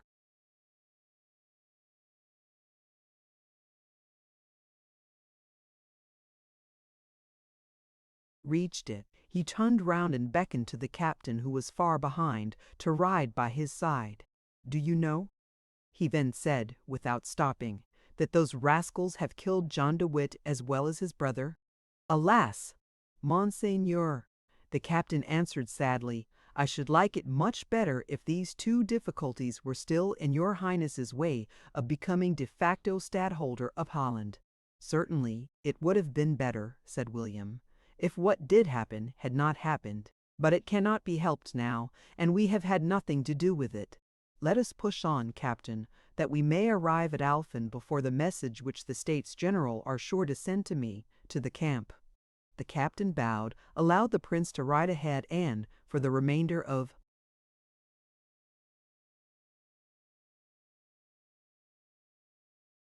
the journey, kept at the same respectful distance as he had done before His Highness called him to his side. "How I should wish," William of Orange malignantly muttered to himself, with a dark frown, and setting the spurs to his horse, "to see the figure which Louis will cut when he is apprised of the manner in which his dear friends De Witt have been served. O thou son, as truly as I am called William the Silent, thou son, thou has best look to thy rays."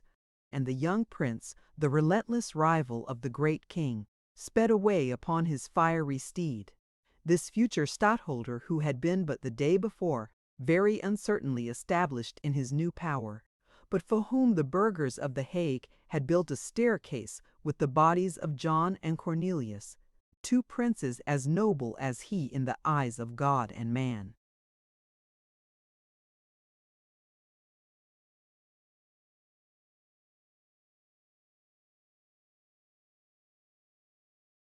Chapter 5. The Tulip Fancier and His Neighbor.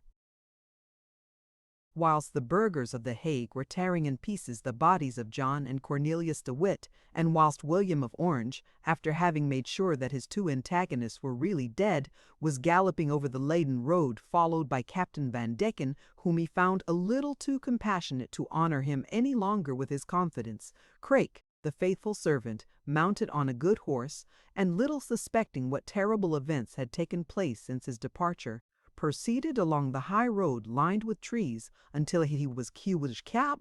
Being once safe, he left his horse at a livery stable in order not to arouse suspicion, and tranquilly continued his journey on the canal boats, which conveyed him by easy stages to Dort, pursuing their way under skilful guidance by the shortest possible routes through the windings of the river, which held in its watery embrace so many enchanting little islands, edged with willows and rushes, and abounding in luxurious vegetation, whereon flocks of fat sheep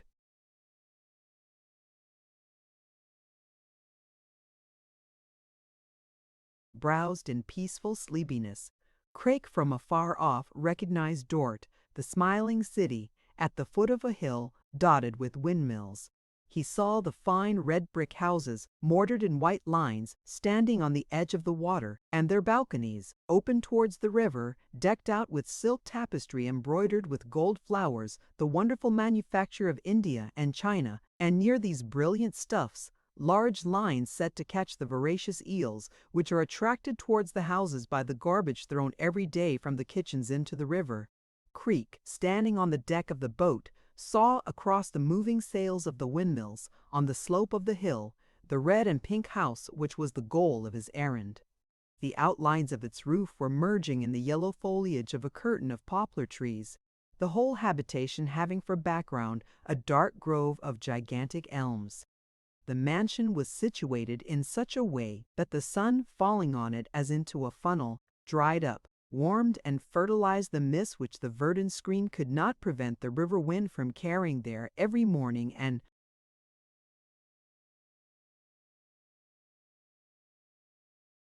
evening. Having disembarked unobserved amid the usual bustle of the city, Craik at once directed his steps towards the house which we have just described, and which, white, trim, and tidy, even more cleanly scoured and more carefully waxed in the hidden corners than in the places which were exposed to view, the enclosed a truly happy mortal. This happy mortal, rara avis, was Dr. Van Baerle, the godson of Cornelius de Witt. He had inhabited the same house ever since his childhood, for it was the house in which his father and grandfather, old established princely merchants of the princely city of Dort, were born. Mynheer Van Baerle the father had amassed in the Indian trade 300,000 or 400,000 guilders, which Mynheer Van Baerle the son, at the death of his dear and worthy parents, found still quite new, although one set of them bore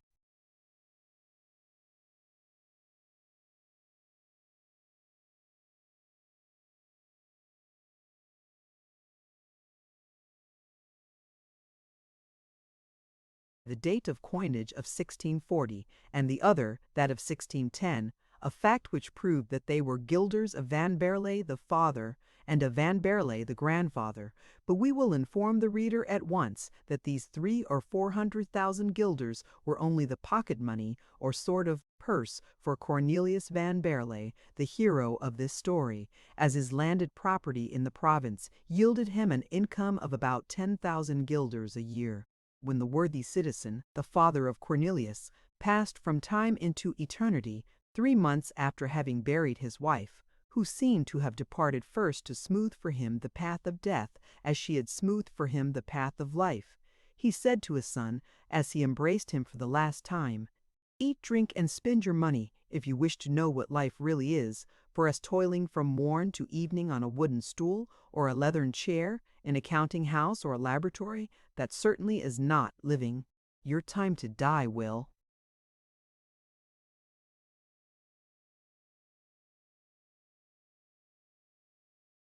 Also come. And if you are not then so fortunate as to have a son, you will let my name grow extinct, and my guilders, which no one has ever fingered but my father, myself, and the coiner, will have the surprise of passing to an unknown master. And least of all, imitate the example of your godfather, Cornelius de Witt, who has plunged into politics, the most ungrateful of all careers, and who will certainly come to an untimely end. Having given utterance to this paternal advice, the worthy Mynheer van Baerle died, to the intense grief of his son Cornelius, who cared very little for the guilders, and very much for his father. Cornelius then remained alone in his large house. In vain his godfather offered to him a place in the public service.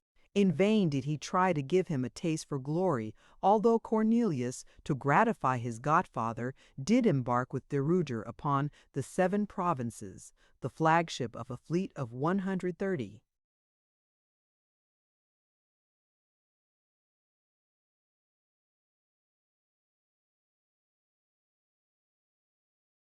Nine sail, with which the famous admiral set out to contend single-handed against the combined forces of France and England.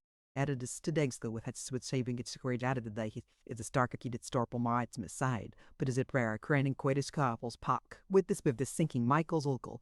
When it's seen the Saint the Marl bow fight gooded our day shy shot at it by its bit in play I ought to the fight by a base a little bit of that part of it, hey.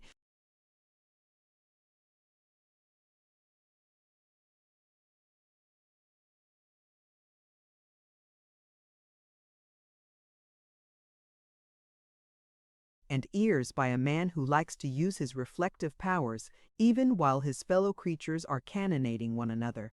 Cornelius bade farewell to De Wart, to the Roer de Polten, and to Glory, kissed the knees of the Grand Pensionary, for whom he entertained the deepest veneration, and retired to his house at Dort, rich in his well-earned repose, his 28 years, an iron constitution, and keen perceptions, and his capital of more than thousands. And from Paderborn to Montpellier, Consequently, and to indulge his own idea of happiness, Cornelius began to be interested in the study of plants and insects, collected and classified the flora of all the Dutch islands, arranged the whole entomology of the province, on which he wrote a treatise, with plates drawn by his own hands, and at last, being at a loss what to do with his time, and especially with his money, which went on accumulating at a most alarming rate, he took it into his head to select for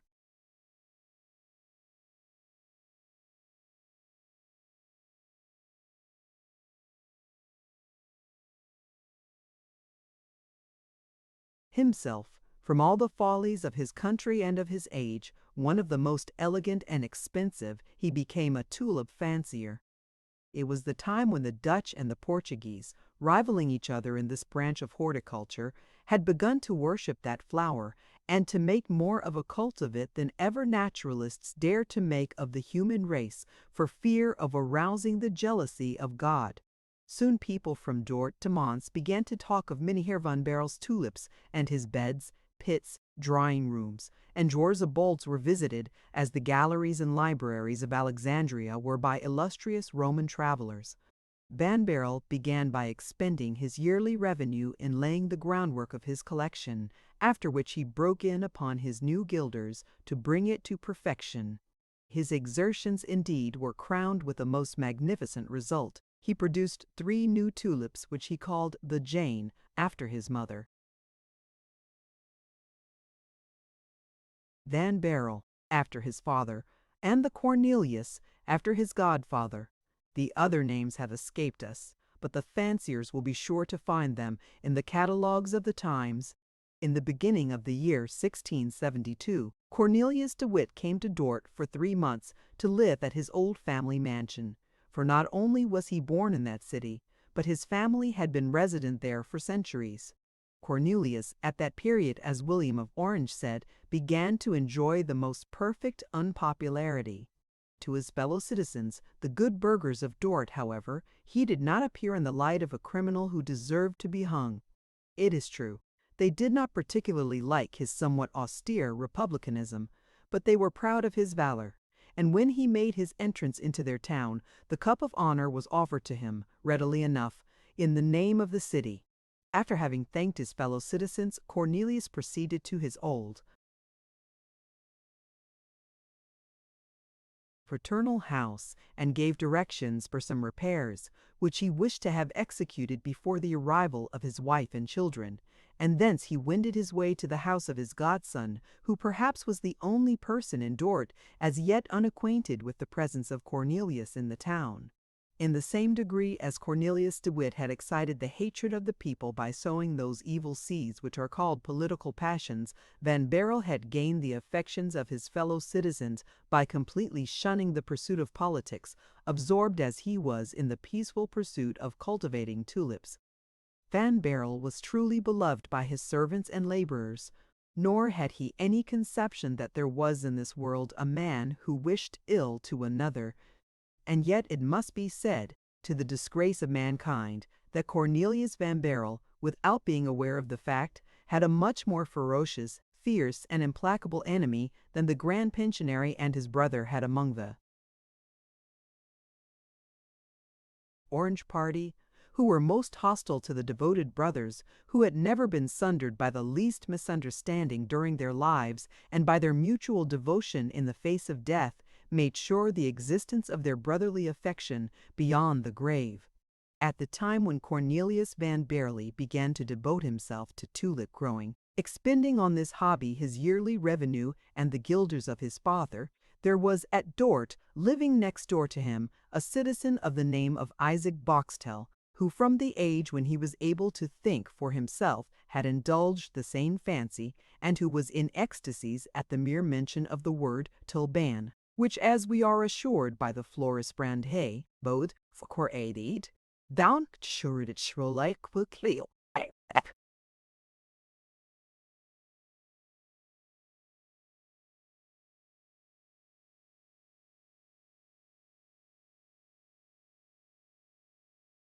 Boxtel had not the good fortune of being rich, like Van Baerle.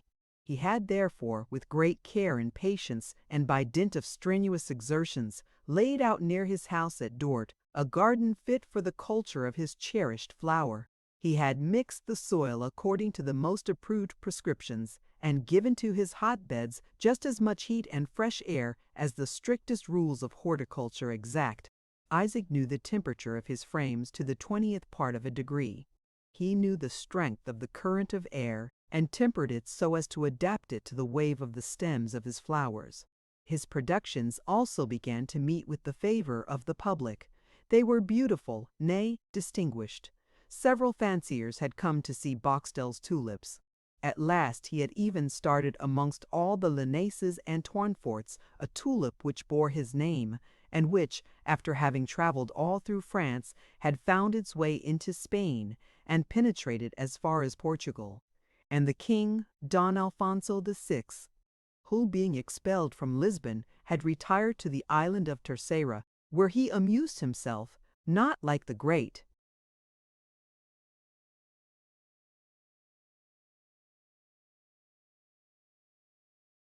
Condé with watering his carnations, but with growing tulips, had, on seeing the Boxtel tulip, exclaimed, "Not so bad by any means." all at once Cornelius van Baerle, who, after all his learned pursuits, had been seized with the tulipomania, made some changes in his house at Dort, which, as we have stated, was next door to that of Boxtel.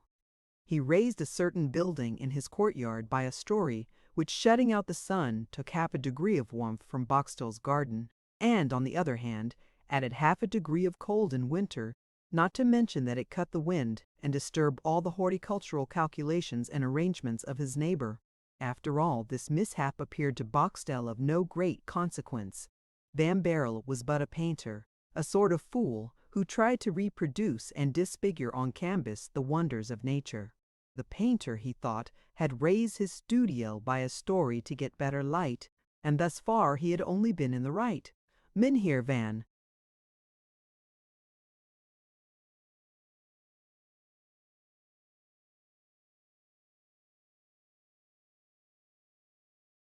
Baerle was a painter, as Mynheer Boxtel was a tulip grower. He wanted somewhat more sun for his paintings, and he took half a degree from his neighbor's tulips. The law was for Van Baerle, and Boxtel had to abide by it. Besides, Isaac had made the discovery that too much sun was injurious to tulips, and that this flower grew quicker and had a better coloring with the temperate warmth of morning than with the powerful heat of the midday sun. He therefore felt almost grateful to Cornelius van Baerle for having given him a screen gratis. Maybe this was not quite in accordance with the true state of things in general, and of Isaac Boxtel's feelings in particular. It is certainly astonishing what rich comfort great minds, in the midst of momentous catastrophes, will derive from the consolations of philosophy.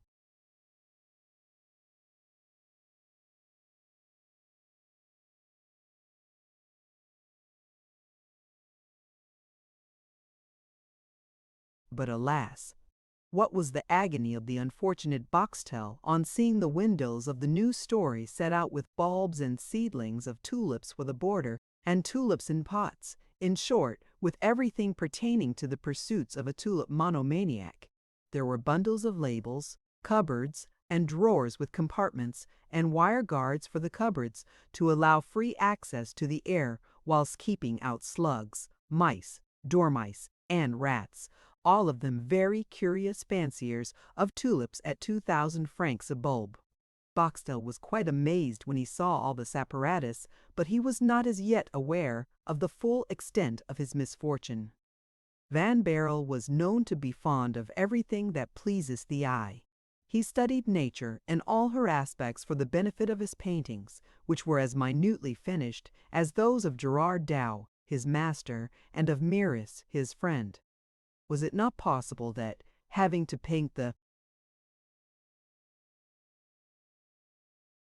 interior of a tulip grower's, he had collected in his new studio all the accessories of decoration? Yet although thus consoling himself with illusory suppositions, Boxtel was not able to resist the burning curiosity which was devouring him. In the evening, therefore, he placed a ladder against the partition wall between their gardens, and looking into that of his neighbor Van Baerle, he convinced himself that the soil of a large square bed, which had formerly been occupied by different plants, was removed, and the ground disposed in beds of loam, mixed with river mud, a combination which is particularly favorable to the tulip, and the whole surrounded by a border of turf to keep the soil in its place. Besides this, sufficient shade to temper the noonday heat, aspect south-southwest, water in abundant supply, and at hand, in short, every requirement to ensure not only success, but also progress. There could not be a doubt that Van Baerle had become a tulip grower.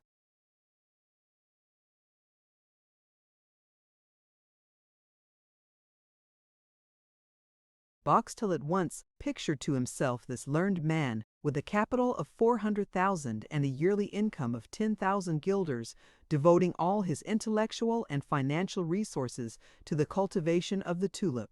He foresaw his neighbor's success, and he felt such a pang at the mere idea of this success that his hands dropped powerless, his knees trembled, and he fell in despair from the ladder.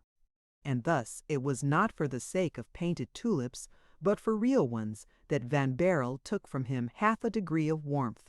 and thus Van Baerle was to have the most admirably fitted aspect, and, besides, a large, airy, and well-ventilated chamber where to preserve his bulbs and seedlings, while he, Boxtel, had been obliged to give up for this purpose his bedroom, and lest his sleeping in the same apartment might injure his bulbs and seedlings, had taken up his abode in a miserable garret.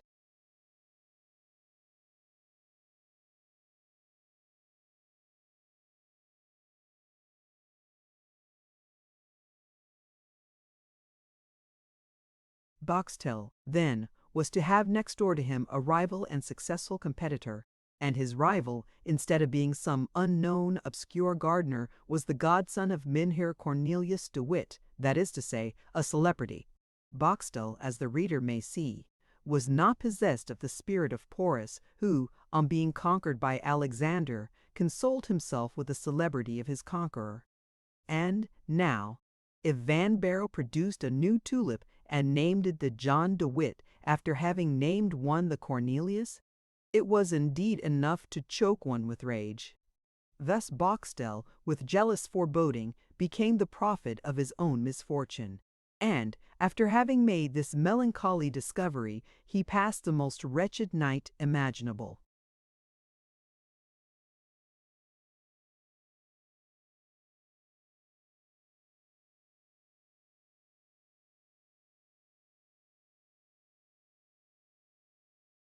Chapter 6. The Hatred of a Tulip Fancier.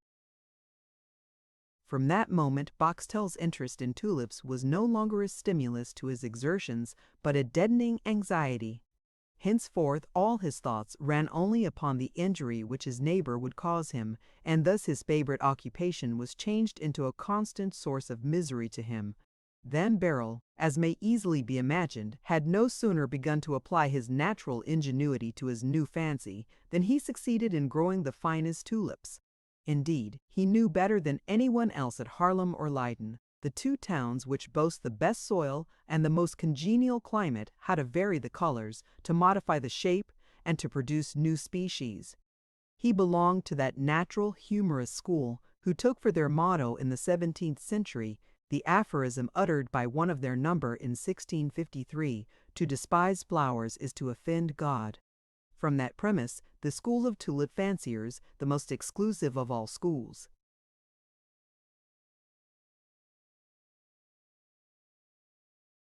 worked out the following syllogism in the same year: "To despise flowers is to offend God. The more beautiful the flower is, the more does one offend God in despising it. The tulip is the most beautiful of all flowers.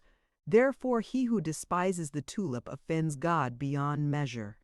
By reasoning of this kind, it can be seen that the 4,000 or 5,000 tulip growers of Holland, France, and Portugal, leaving out those of Ceylon and China and the Indies, might, if so disposed, put the whole world under the ban, and condemn as schismatics and heretics, endeavoring of death the several hundred millions of mankind, whose hopes of salvation were not centered upon the tulip.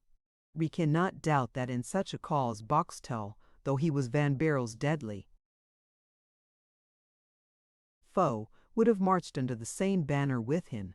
Mynheer Van Baerle and his tulips, therefore, were in the mouth of everybody, so much so that Boxtel's name disappeared forever from the list of the notable tulip growers in Holland, and those of Dort were now represented by Cornelius van Baerle, the modest and inoffensive savant, engaging heart and soul in his pursuits of sowing, planting, and gathering. Van Baerle, caressed by the whole fraternity of tulip growers in Europe, entertained nor the least suspicion that there was at his very door a pretender whose throne he had usurped. He went on in his career, and consequently in his triumphs, and in the course of 2 years he covered his borders with such marvelous productions as no mortal man, following in the tracks of the Creator, except perhaps Shakespeare and Rubens, have equaled in point of numbers. And also, if Dante had wished for a new type to be added to his characters of the Inferno, he might have chosen Boxtel during the period of Van Baerle's successes. Whilst was weeding, bid would sater the Peterd, Figwasens, of color or otherwise, Boxtel, concealed behind a small sycamore which he had trained at the top of the partition wall in the shape of code in the shape of design, watched, with his eyes starting from their sockets and with foaming mouth, every step and every step in uterative. And whenever he thought he saw him look happy, or it cored his nice mid his benim, it's a fete rallied it's a that when the evil spirit has once taken hold of the heart of man, it urges him on, without letting him stop. Thus Boxtel soon was no longer content with seeing Van Baerle. He wanted to see his flowers, too. He had the feelings of an artist. The masterpiece of a rival engrossed his interest. He therefore bought a telescope which enabled him to watch as accurately as did the owner himself every progressive development of the flower, from the moment when, in the first year, its pale seed leaf begins to peep from the ground, to that glorious one when, after 5 years, its petals at last reveal the hidden treasures of its chalice. How often had the miserable, jealous man to observe in Van Baerle's beds tulips which dazzled him by their beauty and almost choked him by their perfection. And then, after the first blush of the admiration which he could not help feeling, he began to be tortured by the pangs of envy, by that slow fever which creeps over the heart and changes it into a nest of vipers, each devouring the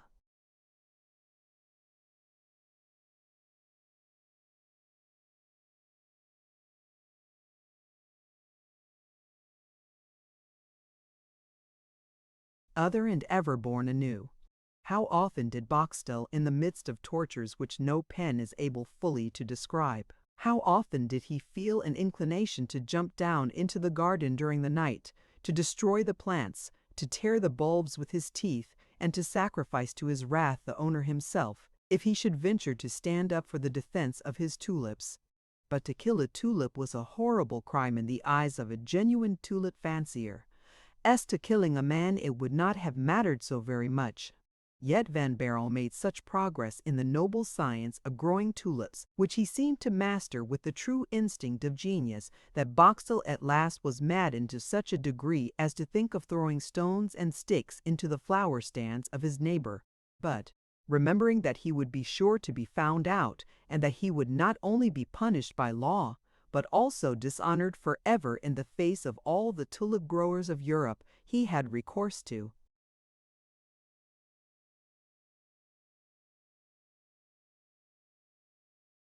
stratagem, and, to gratify his hatred, tried to devise a plan by means of which he might gain his ends without being compromised himself.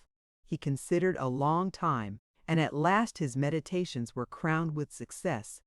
One evening he tied 2 cats together by their hind legs with a string about 6 feet in length, and threw them from the wall into the midst of that noble, that princely, that royal bed, which contained not only the Cornelius de Witt, but also the beauty of Brabant, milk white, edged with purple and pink, the marble of Rotterdam, color of flax, blossoms feathered red and flesh color, the wonder of Haarlem, the columbine obscure, and the columberne.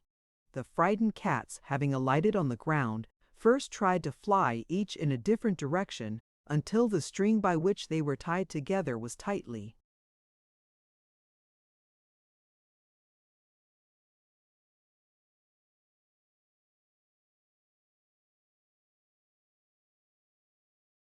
stretched across the bed. Then, however, feeling that they were not able to get off, they began to pull to and fro, and to wheel about with hideous caterwaulings, mowing down with their string the flowers among which they were struggling, until, after a furious strife of about a quarter of an hour, the string broke and the combatants vanished. Boxtel, hidden behind his sycamore, could not see anything, as it was pitch dark. But the piercing cries of the cats told the whole tale, and his heart, overflowing with gall, now throbbed with triumph and joy. Boxtel was so eager to ascertain the extent of the injury that he remained at his post until morning to feast his eyes on the sad state in which the 2 cats had left the flower beds of his neighbor. The mists of the morning chilled his frame, but he did not feel the cold, the hope of revenge keeping his blood at fever heat. The chagrin of his rival was to pay for all the inconvenience which he incurred himself. At the earliest dawn, the door of the White House opened, and Van Baerle made his appearance, approaching the flower beds with the smile of a man who has passed the night comfortably in his bed and has had happy dreams. All at once he perceived furrows and little mounds of earth on the beds which only the evening before had been as smooth as a mirror. All at once he perceived the symmetrical rows of his tulips to be completely disordered, like the pikes of a battalion in the midst of which a shell has fallen. He ran up to them with blanched cheek. Boxtel trembled with joy. 15 or 20 tulips, torn and crushed, were lying about, some of them bent, others completely broken and already withering, the sap oozing from their bleeding bulbs. How gladly would Van Baerle have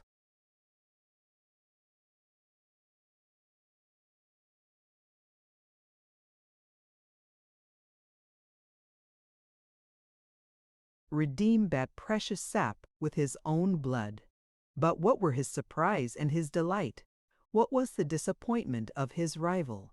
Not one of the 4 tulips which the latter had meant to destroy was injured at all. They raised proudly their noble heads above the corpses of their slain companions. This was enough to console Van Baerle, and enough to fan the rage of the horticultural murderer, who tore his hair at the sight of the effects of the crime which he had committed in vain. Van Baerle could not imagine the cause of the mishap, which fortunately was of far less consequence than it might have been. On making inquiries, he learned that the whole night had been disturbed by terrible caterwaulings. He besides found traces of the cats, their footmarks and hairs left behind on the battlefield. To guard, therefore, in future against a similar outrage, he gave orders that henceforth one of the under-gardeners should sleep in the garden in a sentry box.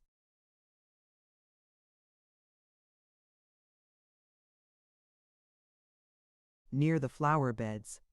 Boxtel heard him give the order and saw the sentry box put up that very day, but he deemed himself lucky in not having been suspected, and, being more than ever incensed against the successful horticulturist, he resolved to bide his time.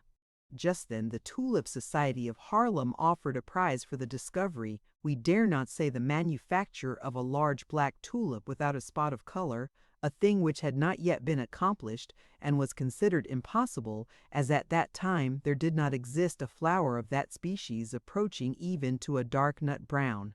It was, therefore, generally said that the founders of the prize might just as well have offered 2 millions as 100,000 guilders, since no one would be able to gain it. The tulip-growing world, however, was thrown by it into a state of most active commotion. Some fanciers caught at the idea without believing it practicable, but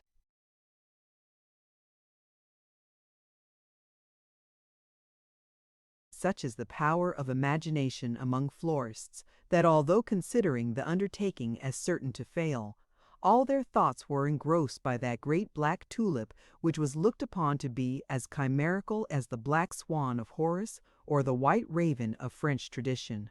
Van Baerle was one of the tulip growers who were struck with the idea. Boxtel thought of it in the light of a speculation.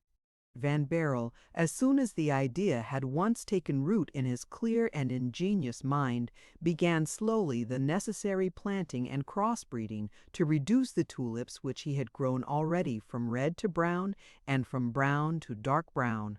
By the next year he had obtained flowers of a perfect nut brown, and Boxtel espied them in the border, whereas he had himself as yet only succeeded in producing the light brown.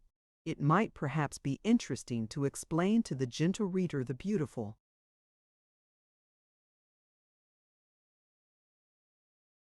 chain of theories which go to prove that the tulip borrows its colors from the elements. Perhaps we should give him pleasure if we were to maintain and establish that nothing is impossible for a florist who avails himself with judgment and discretion and patience of the sun's heat, the clear water, the juices of the earth, and the cool breezes. But this is not a treatise upon tulips in general. It is the story of one particular tulip which we have undertaken to write, and to that we limit ourselves, however alluring the subject which is so closely allied to ours. Boxtel, once more worsted by the superiority of his hated rival, was now completely disgusted with tulip growing and, being driven half mad, devoted himself entirely to observation. The house of his rival was quite open to view, a garden exposed to the sun, cabinets with glass walls, shelves, cupboards, boxes, and ticketed pigeonholes,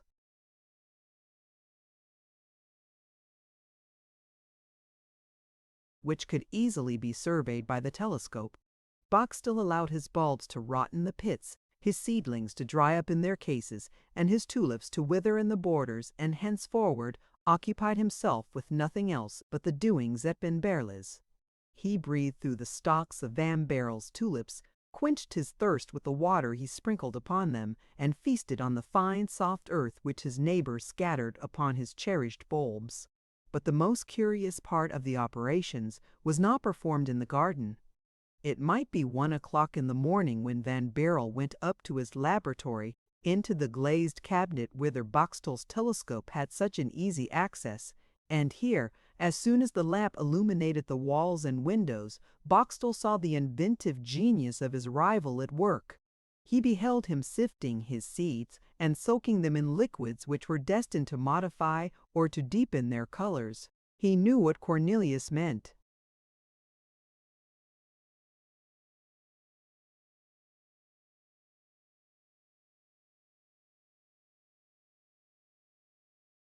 When heating certain grains, then moistening them, then combining them with others by a sort of grafting, a minute and marvelously delicate manipulation, and when he shut up in darkness those which were expected to furnish the black color, exposed to the sun or to the lamp those which were to produce red, and placed between the endless reflections of two water mirrors, those intended for white, the pure representation of the limpid element. This innocent magic, the fruit at the same time of childlike musings and of manly genius. This patient, untiring labor, of which Boxtel knew himself to be incapable, made him, gnawed as he was with envy, center all his life, all his thoughts, and all his hopes in his telescope. For, strange to say, the love and interest of horticulture had not deadened in Isaac his fierce envy and thirst of revenge. Sometimes, whilst covering Van Baerle with his telescope, he deluded himself into a belief that he was leveling a never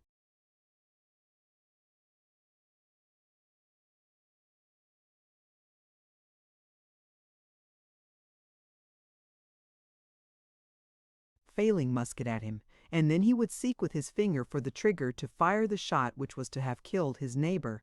But it is time that we should connect with this epoch of the operations of the one and the espionage of the other, the visit which Cornelius de Witt came to pay to his native town.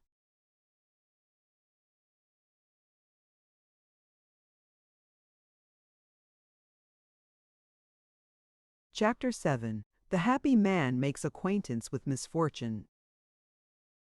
Cornelius de Witt, after having attended to his family affairs, reached the house of his godson, Cornelius van Baerle, one evening in the month of January, 1672. De Witt, although being very little of a horticulturist or of an artist, went over the whole mansion, from the studio to the greenhouse, inspecting everything, from the pictures down to the tulips. He thanked his godson for having joined him on the deck of the admiral's ship, the Seven Provinces, during the battle of Southwold Bay, and for having given his name to a magnificent tulip. And whilst he thus, with the kindness and affability of a father to a son, visited Van Baerle's treasures, the crowd gathered with curiosity and even respect before the door of the happy man. All this hubbub excited the attention of Boxtel, who was just taking his meal by his fireside. He inquired what it meant, and on being informed of the cause of all this stir, climbed up to his post of observation, where, in spite of the cold, he took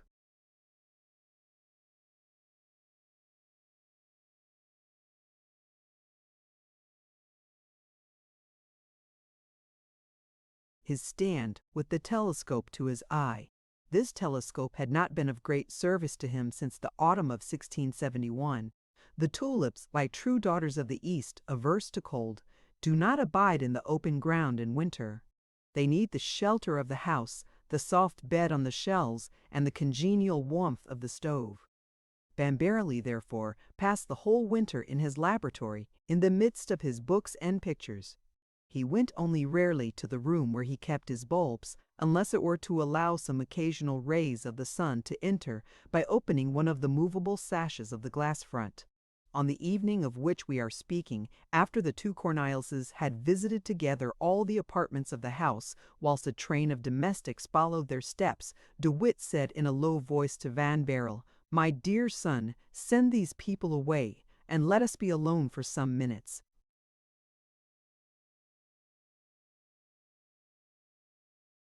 The younger Cornelius, bowing assent, said aloud, "Would you now, sir, please to see my dry room?"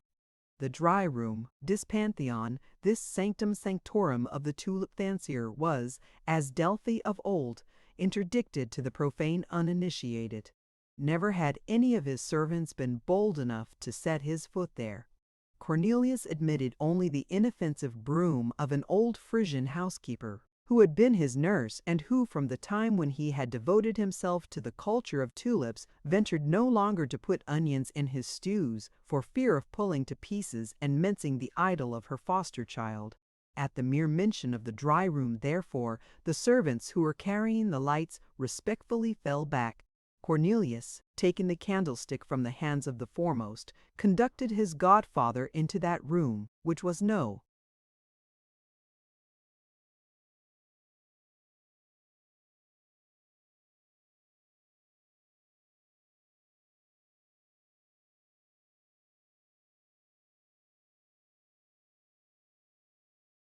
Other than that very cabinet with a glass front, into which Boxtel was continually prying with his telescope.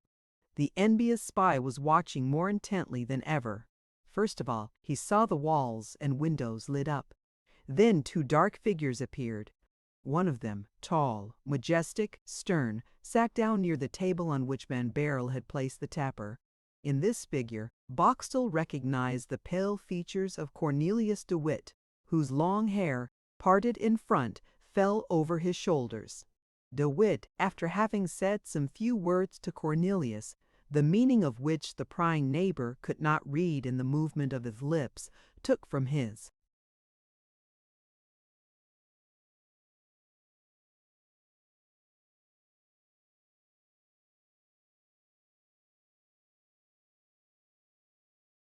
Breast pocket a white parcel, carefully sealed, which Boxtel, judging from the manner in which Cornelius received it, and placed it in one of the presses, supposed to contain papers of the greatest importance.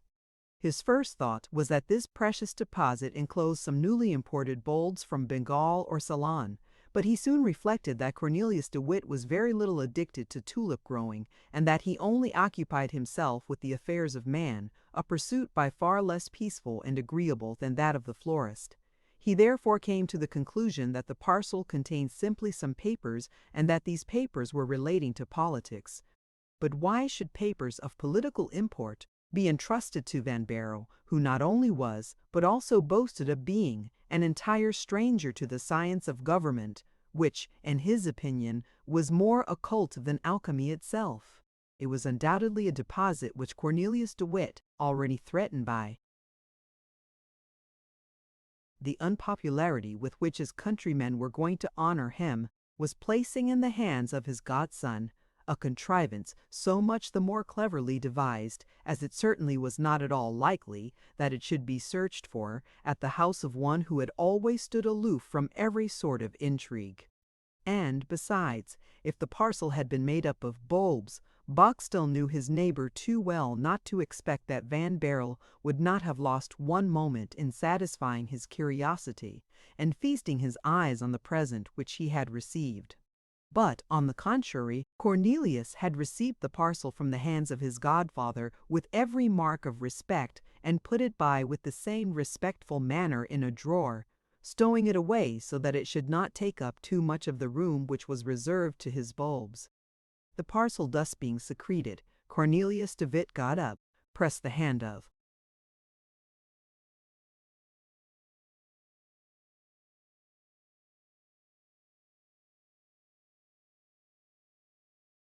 his godson, and turned towards the door, Van Baerle seizing the candlestick and lighting him on his way down to the street, which was still crowded with people who wished to see their great fellow citizen getting into his coach.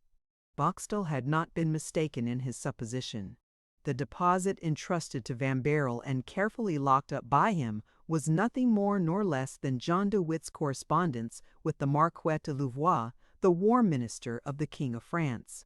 Only the godfather forbore giving to his godson the least intimation concerning the political importance of the secret, merely desiring him not to deliver the parcel to any one but to himself, or to whom he should send to claim it in his name. And Van Baerle, as we have seen, locked it up with his most precious bulbs, to think no more of it after his godfather had left him, very unlike Boxtel, who looked upon this parcel as a clever pilot does on the distant and scarcely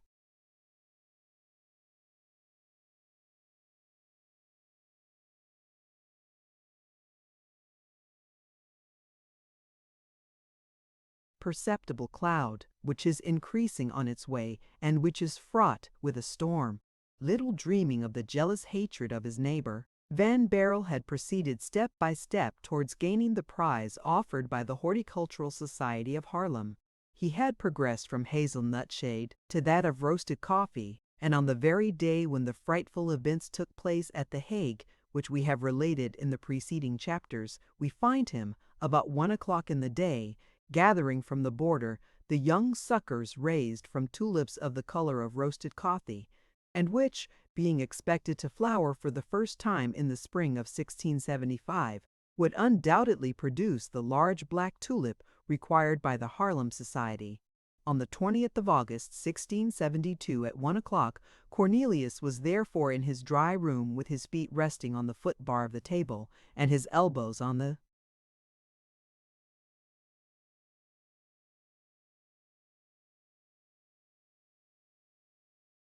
cover, looking with intense delight on 3 suckers which he had just detached from the mother bulb, pure, perfect, and entire, and from which was to grow that wonderful produce of horticulture which would render the name of Cornelius van Baerle forever illustrious.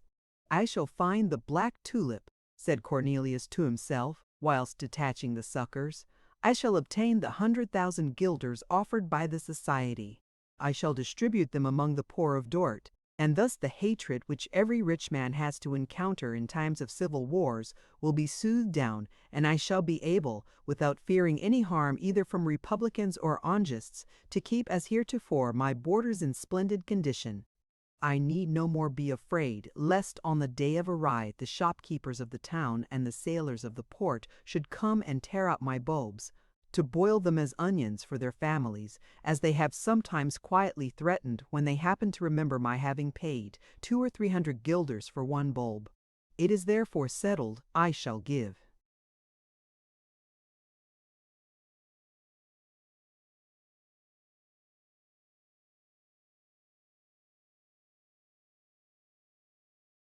The 100,000 guilders of the Haarlem prize to the poor. And yet, here Cornelius stopped and heaved a sigh.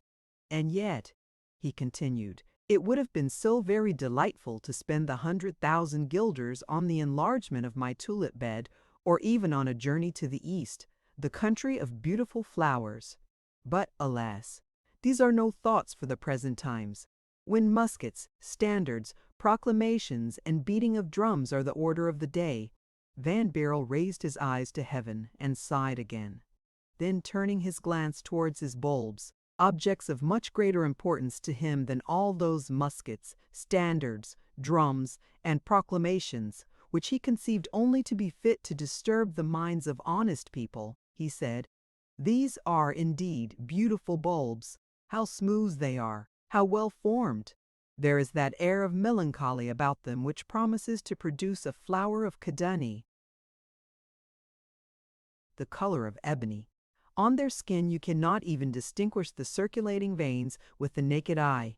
Certainly, not a light spot will disfigure the tulip which I have called into existence. And by what name shall we call this offspring of my sleepless nights, of my labor and my thought? Tulipa nigra. Barlonsis. Yes, Barlonsis. A fine name. All the tulip fanciers, that is to say, all the intelligent people of Europe, will feel a thrill of excitement when the rumor spreads to the 4 quarters of the globe the grand black tulip is found. How is it called? The fanciers will ask. Tulipa nigra barlonsis. Why Barlonsis? After its grower, Van Baerle, will be the answer. And who is this Van Baerle?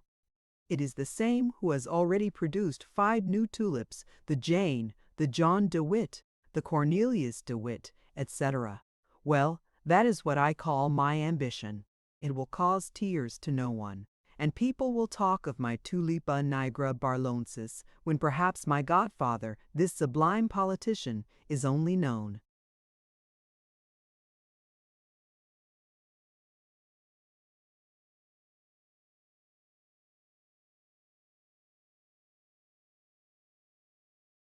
From the tulip to which I have given his name. Oh, these darling bulbs! When my tulip has flowered, Baerle continued in his soliloquy, and when tranquillity is restored in Holland, I shall give to the poor only 50,000 guilders, which, after all, is a goodly sum for a man who is under no obligation whatever. Then with the remaining 50,000 guilders I shall make experiments. With them I shall succeed in imparting scent to the tulip. Ah! If I succeed in giving it the odor of the rose or the carnation, or, what would be still better, a completely new scent, if I restore to this queen of flowers its natural distinctive perfume, which she has lost in passing from her Eastern to her European throne, and which she must have in the Indian peninsula at Goa, Bombay, and Madras, and especially in that island which in olden times, as is asserted, was the terrestrial paradise, and which is called Ceylon. Oh, what glory!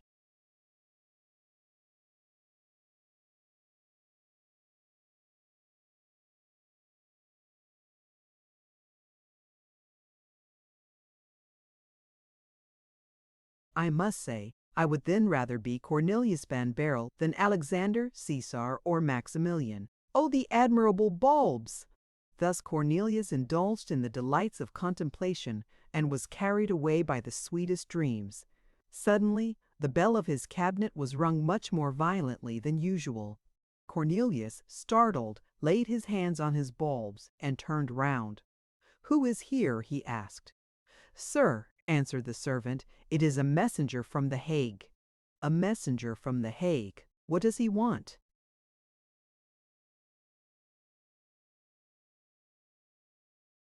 "Sir, it is Craik. Craik, the confidential servant of many-haired John de Witt. Good, let him wait." "I cannot wait," said a voice in the lobby. And at the same time forcing his way in, Craik rushed into the dry room. This abrupt entrance was such an infringement on the established rules of the household of Cornelius van Baerle that the latter, at the sight of Craik, almost convulsively moved his hand which covered the bulbs, so that 2 of them fell on the floor, one of them rolling under a small table, and the other into the fireplace. "Zounds!" said Cornelius, eagerly picking up his precious bulbs. "What's the matter?"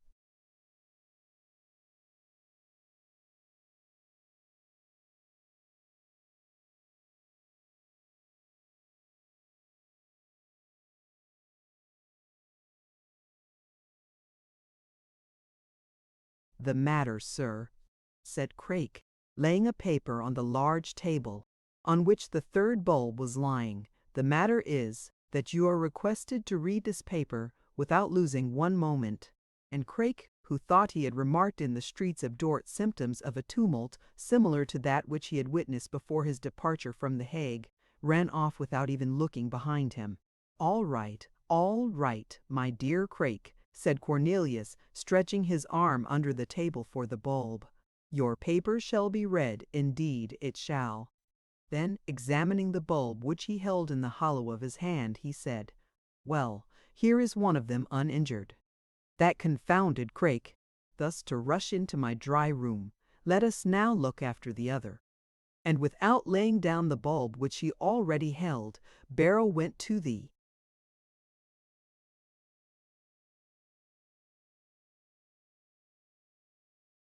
fireplace, knelt down and stirred with the tip of his finger the ashes, which fortunately were quite cold. He at once felt the other bulb. "Well, here it is," he said, and looking at it with almost fatherly affection, he exclaimed, "Uninjured as the first!" At this very instant, and whilst Cornelius, still on his knees, was examining his pets, the door of the dry room was so violently shaken and opened in such a brusque manner that Cornelius felt rising in his cheeks and his ears the glow of that evil counselor which is called wrath. "Now, what is it again?" he demanded. "Are people going mad here?" "Oh, sir, sir!" cried the servant, rushing into the dry room with a much paler face and with a much more frightened mien than Craik had shown.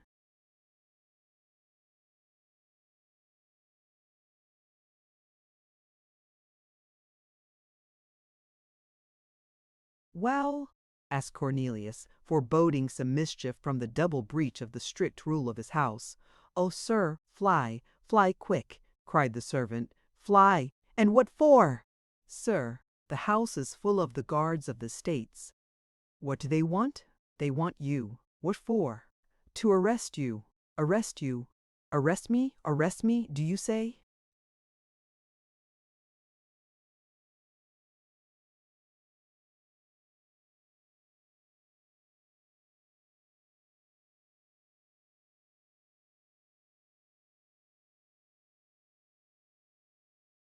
"Yes, sir, and they are headed by a magistrate.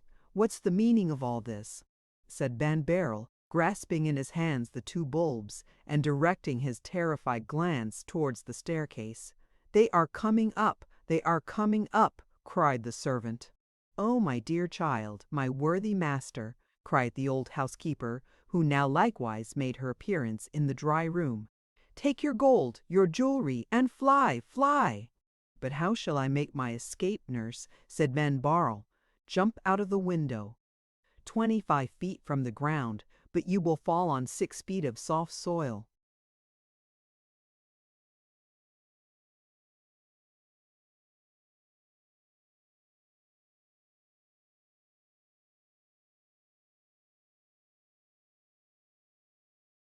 "Yes, but I should fall on my tulips."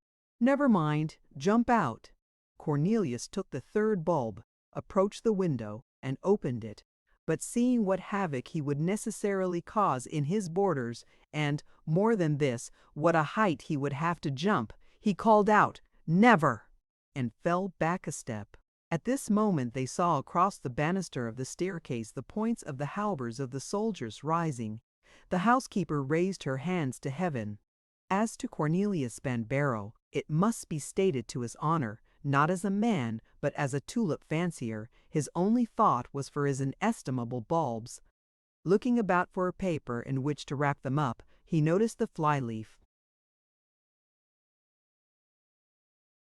from the Bible which Craik had laid upon the table, took it without in his confusion, remembering whence it came, folded in it the 3 bulbs, secreted them in his bosom, and waited. At this very moment the soldiers, preceded by a magistrate, entered the room. "Are you Dr. Cornelius van Baerle?" demanded the magistrate, who, although knowing the young man very well, put his question according to the forms of justice, which gave his proceedings a much more dignified air. "I am that person, Master Van Spennen," answered Cornelius politely to his judge, "and you know it very well. Then give up to us the seditious papers which you secrete in your house." "The seditious papers?" repeated Cornelius, quite dumbfounded at the imputation.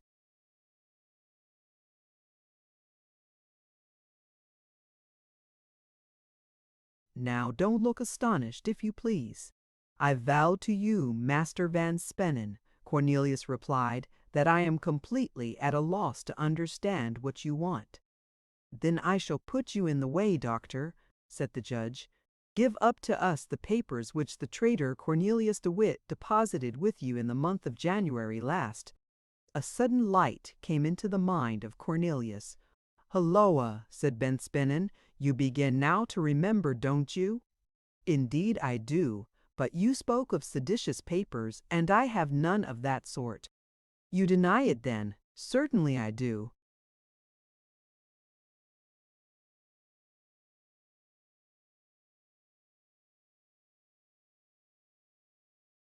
The magistrate turned round and took a rapid survey of the whole cabinet. "Where is the apartment you call your dry room?" he asked. "The very same where you now are, Master Van Spennen." The magistrate cast a glance at a small note at the top of his papers. "All right," he said, like a man who is sure of his ground. Then, turning round towards Cornelius, he continued, "Will you give up those papers to me?" "But I cannot, Master Van Spennen. Those papers do not belong to me. They have been deposited with me as a trust, and a trust is sacred." "Dr. Perry." "Cornelius," said the judge, "in the name of the States, I order you to open this drawer and to give up to me the papers which it contains."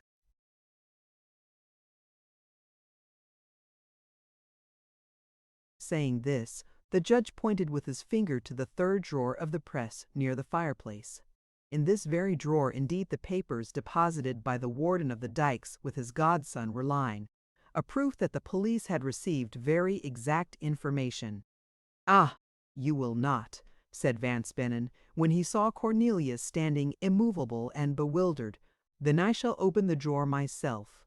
And, pulling out the drawer to its full length, the magistrate at first alighted on about 20 bulbs, carefully arranged and ticketed, and then on the paper parcel, which had remained in exactly the same state as it was when delivered by the unfortunate Cornelius de Witt to his godson. The magistrate broke the seals, tore off the envelope, cast an eager glance on the mite.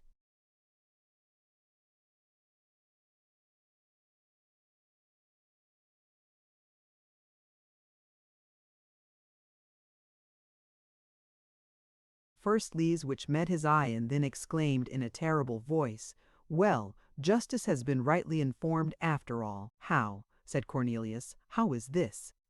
"Don't pretend to be ignorant, Mynheer Van Baerle," answered the magistrate. "Follow me." "How's that?" "Follow you," cried the doctor. "Yes, sir, for in the name of the States I arrest you." Arrests were not as yet made in the name of William of Orange. He had not been stadtholder long enough for that. "Arrest me," cried Cornelius. "But what have I done?" "That's no affair of mine, doctor. You will explain all that before your judges." "Where?" "At The Hague." Cornelius, in mute stupefaction, embraced his old nurse, who was in a swoon, shook hands with his servants, who were bathed in tears, and followed the magistrate, who put him in a coach as a prisoner of state, and had him driven at full gallop to The Hague.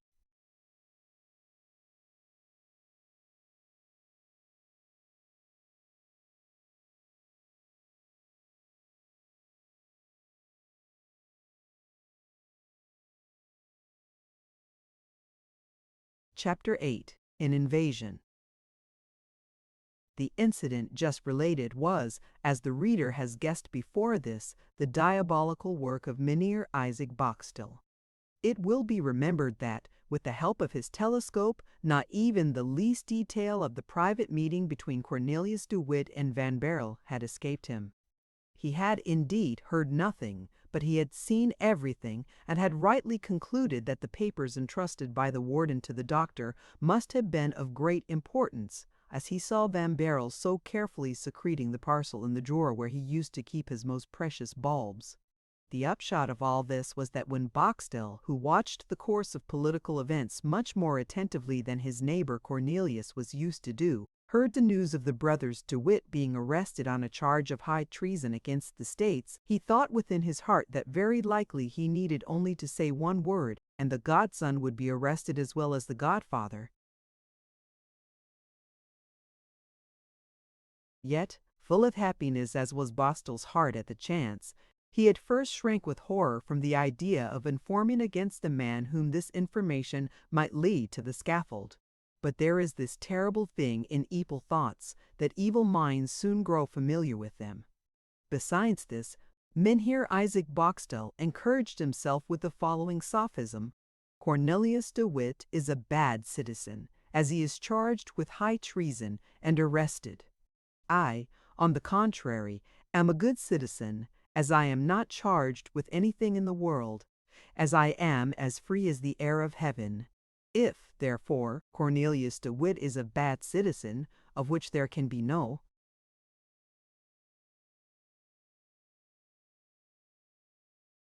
doubt, as he is charged with high treason and arrested. His accomplice, Cornelius van Baerle, is no less a bad citizen than himself. And as I am a good citizen, and as it is the duty of every good citizen to inform against the bad ones, it is my duty to inform against Cornelius van Baerle. Specious as this mode of reasoning might sound, it would not perhaps have taken so complete a hold of Boxtel, nor would he perhaps have yielded to the mere desire of vengeance which was gnawing at his heart, had not the demon of envy been joined with that of cupidity. Boxtel was quite aware of the progress which Van Baerle had made towards producing the grand Black Tulip. Dr. Cornelius, notwithstanding all his modesty, had not been able to hide from his most intimate friends that he was all but certain to win in the year of grace.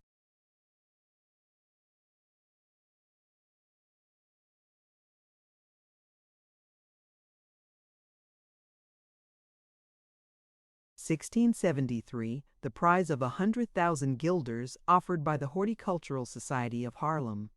It was just this certainty of Cornelius van Baerle that caused the fever which raged in the heart of Isaac Boxtel. If Cornelius should be arrested, there would necessarily be a great upset in his house, and during the night after his arrest, no one would think of keeping watch over the tulips in his garden. Now in that night, Boxtel would climb over the wall and, as he knew the position of the bulb which was to produce the grand Black Tulip, he would filch it, and instead of flowering for Cornelius, it would flower for him, Isaac. He also, instead of Van Baerle, would have the prize of 100,000 guilders, not to speak of the sublime honor of calling the new flower Tulipa nigra boxtelensis, a result which would satisfy honor of calling the new flower Tulipa nigra boxtelensis. A result all was Ricky and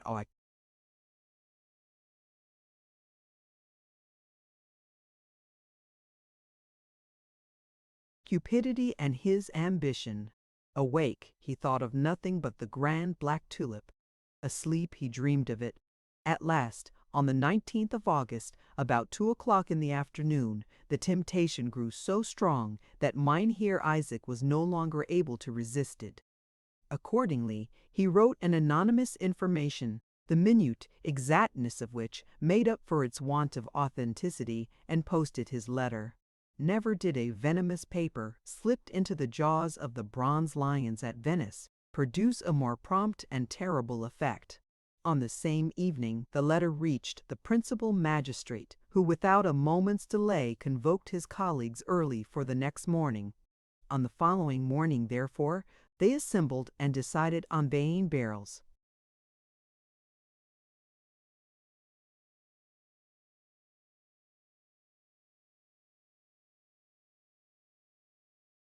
Arrest, placing the order for its execution in the hands of Master Van Spinnen, who, as we have seen, performed his duty like a true Hollander, and who arrested the doctor at the very hour when the Orange party at The Hague were roasting the bleeding shreds of flesh torn from the corpses of Cornelius and John de Witt. But, whether from a feeling of shame or from craven weakness, Isaac Boxtel did not venture that day to point his telescope either at the garden, or at the laboratory, or at the dry room. He knew too well what was about to happen in the house of the poor doctor to feel any desire to look into it. He did not even get up when his only servant, who envied the lot of the servants of Cornelius just as bitterly as Boxtel did that of their master, entered his bedroom. He said to the man, "I shall not get up today. I am ill."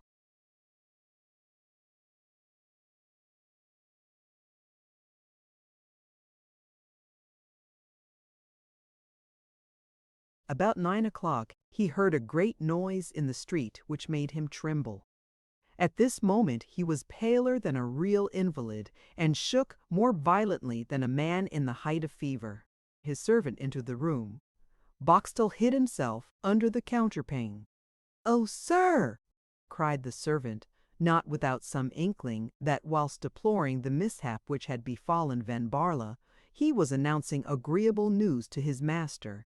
"Oh, sir, you do not know, then, what is happening at this moment." "How can I know it?" answered Boxtel, with an almost unintelligible voice.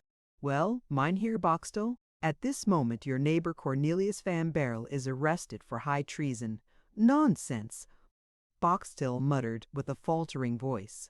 The thing is impossible.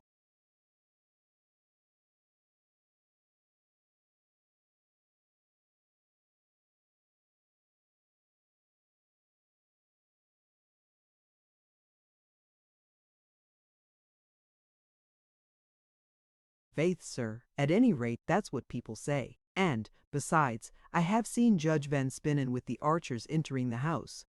Well, if you have seen it with your own eyes, that's a different case altogether. At all events, said the servant, I shall go and inquire once more. Be you quiet, sir. I shall let you know all about it. Boxtel contented himself with signifying his approval of the zeal of his servant by dumb show. The man went out and returned in half an hour. Oh, sir, all that I told you is indeed quite true. How so? Mynheer Van Baerle is arrested and has been put into a carriage, and they are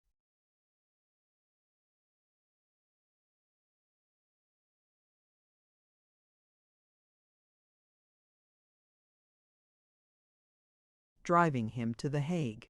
To The Hague, yes, to The Hague, and if what people say is true, it won't do him much good. And what do they say? Boxtel asked.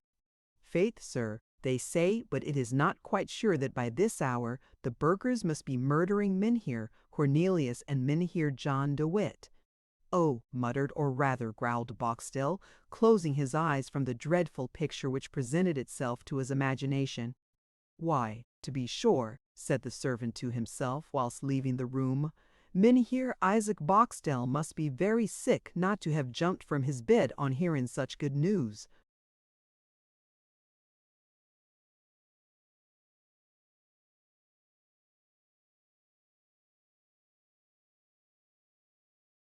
And in reality, Isaac Boxtel was very sick, like a man who has murdered another. But he had murdered his man with a double object. The first was attained, the second was still to be attained.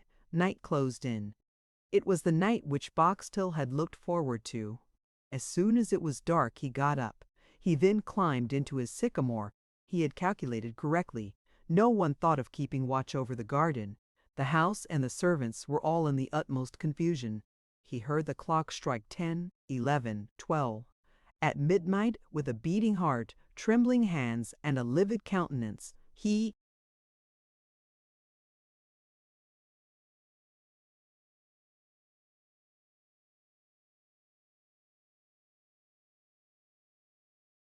descended from the tree, took a ladder, leaned it against the wall, mounted it to the last step but one, and listened. All was perfectly quiet. Not a sound broke the silence of the night. One solitary light, that of the housekeeper, was burning in the house. This silence and this darkness emboldened Boxtel. He got astride the wall, stopped for an instant, and, after having ascertained that there was nothing to fear, he put his ladder from his own garden into that of Cornelius and descended. Then, knowing to an inch where the bulbs which were to produce the black tulip were planted, he ran towards the spot, following, however, the gravelled walks in order not to be betrayed by his footprints, and, on arriving at the precise spot, he proceeded, with the eagerness of a tiger, to plunge his hand into the soft ground.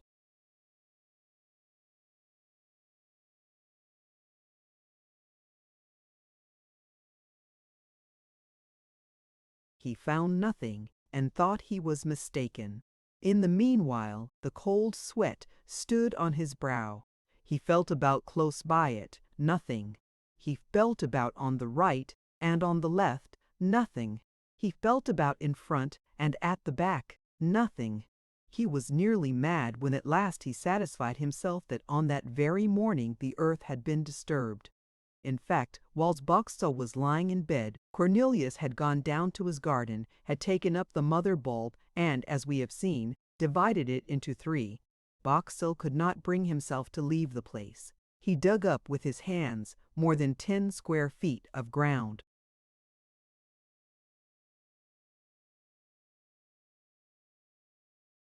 At last no doubt remained of his misfortune. Mad with rage, he returned to his ladder, mounted the wall, drew up the ladder, flung it into his own garden, and jumped after it. All at once, a last ray of hope presented itself to his mind. The seedling bulbs might be in the dry room. It was therefore only requisite to make his entry there, as he had done into the garden. There he would find them, and, moreover, it was not at all difficult, as the sashes of the dry room might be raised like those of a greenhouse. Cornelius had opened them on that morning, and no one had thought of closing them again. Everything, therefore, depended upon whether he could procure a ladder of sufficient length, one of 25 feet instead of 10. Boxtel had noticed in the street where he lived a house which was being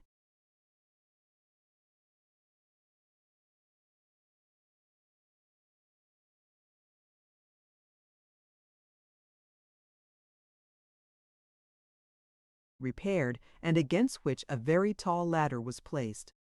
This ladder would do admirably, unless the workmen had taken it away. He ran to the house, the ladder was there. Boxtel took it, carried it with great exertion to his garden, and with even greater difficulty raised it against the wall of Van Baerle's house, where it just reached to the window. Boxtel put a lighted dark lantern into his pocket, mounted the ladder, and slipped into the dry room. On reaching this sanctuary of the florist, he stopped, supporting himself against the table. His legs failed him, his heart beat as if it would choke him. Here it was even worse than in the garden. There Boxtel was only a trespasser, here he was a thief. However, he took courage again. He had not gone so far to turn back with.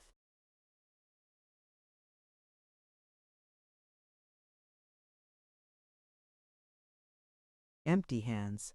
But in vain did he search the whole room, open and shut all the drawers. Even that privileged one where the parcel which had been so fatal to Cornelius had been deposited, he found ticketed, as in a botanical garden, the Jane, the John DeWitt, the hazelnut, and the roasted coffee-colored tulip, but of the black tulip, or rather the seedling bulbs within which it was still sleeping, not a trace was found.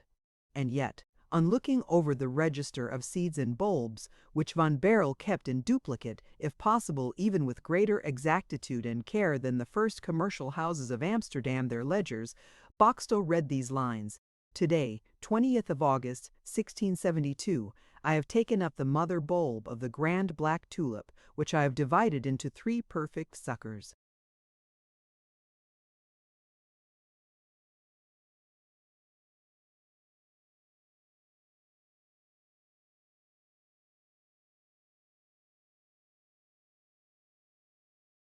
"Oh, these bulbs! These bulbs!" howled Boxtel, turning over everything in the dry room. Where could he have concealed them? Then suddenly striking his forehead in his frenzy, he called out, "Oh, wretch that I am! Oh, thrice fool Boxtel! Would anyone be separated from his bulbs? Would anyone leave them at Dort when one goes to the Hague? Could one live far from one's bulbs when they enclose the grand black tulip? He had time to get hold of them. The scoundrel! He has them about him. He has taken them to the Hague. It was like a flash of lightning which showed to Boxtel the abyss of a uselessly committed crime. Boxtel sank quite paralyzed on that very table, and on that very spot where, some hours before, the unfortunate Van Baerle had so leisurely, and with such intense delight, contemplated his darling bulbs.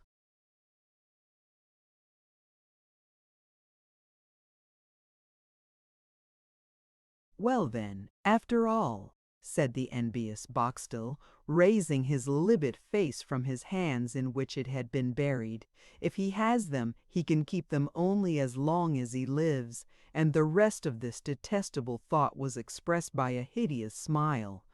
"The bulbs are at the Hague," he said. "Therefore I can no longer live at Dordrecht then, for them to the Hague, to the Hague."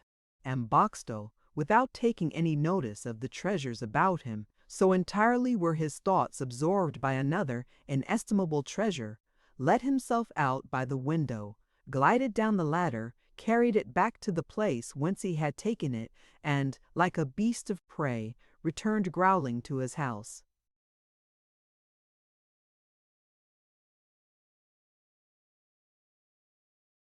Chapter 9. The Family Cell. It was about midnight when poor Van Baerle was locked up in the prison of the Binnenhof.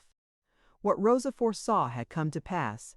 On finding the cell of Cornelius de Witt empty, the wrath of the people ran very high, and had Griffiths fallen into the hands of those madmen, he would certainly have had to pay with his life for the prisoner. But this fury had vented itself most fully on the two brothers when they were overtaken by the murderers. Thanks to the precaution which William the man of precautions had taken in having the gates of the city closed. A momentary lull had therefore set in whilst the prison was empty, and Rosa availed herself of this favourable moment to come forth from her hiding place, which she also induced her father to leave.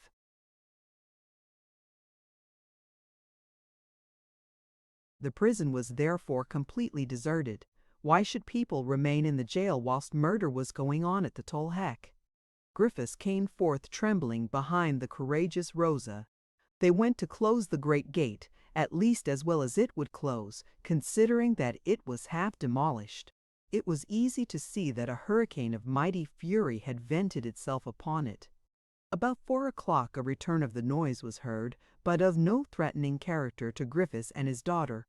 The people were only dragging in the two corpses, which they came back to gibbet at the usual place of execution. Rosa hid herself this time also, but only that she might not see the ghastly spectacle. At midnight, people again knocked at the gate of the jail, or rather at the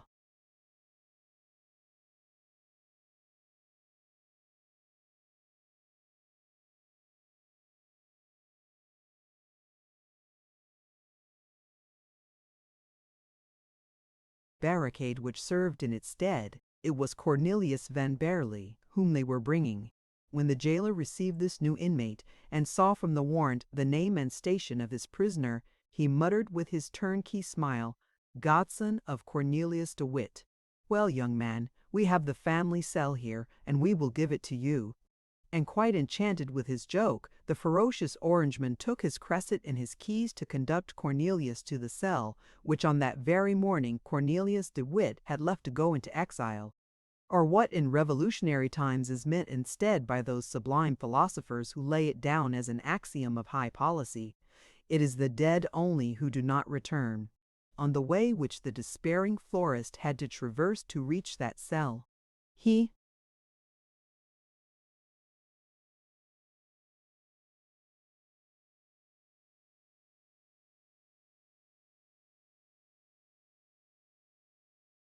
heard nothing but the barking of a dog, and saw nothing but the face of a young girl.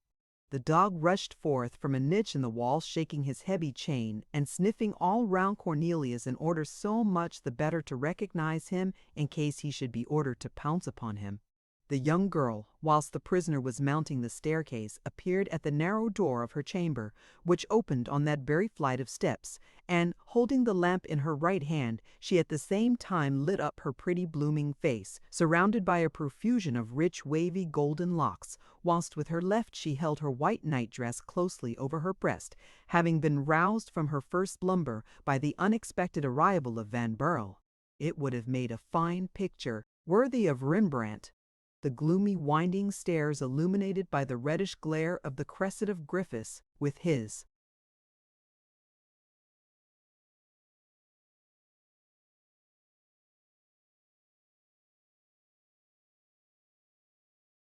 scowling jailer's countenance at the top, the melancholy figure of Cornelius bending over the banister, to look down upon the sweet face of Rosa, standing, as it were, in the bright frame of the door of her chamber, with embarrassed mien at being thus seen by a stranger.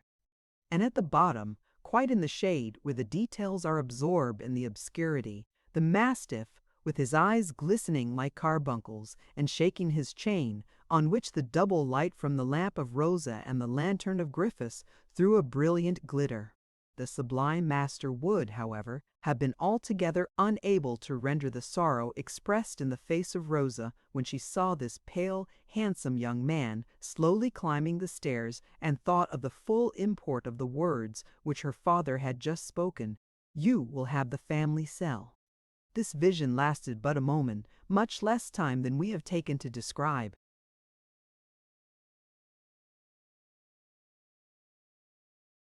it.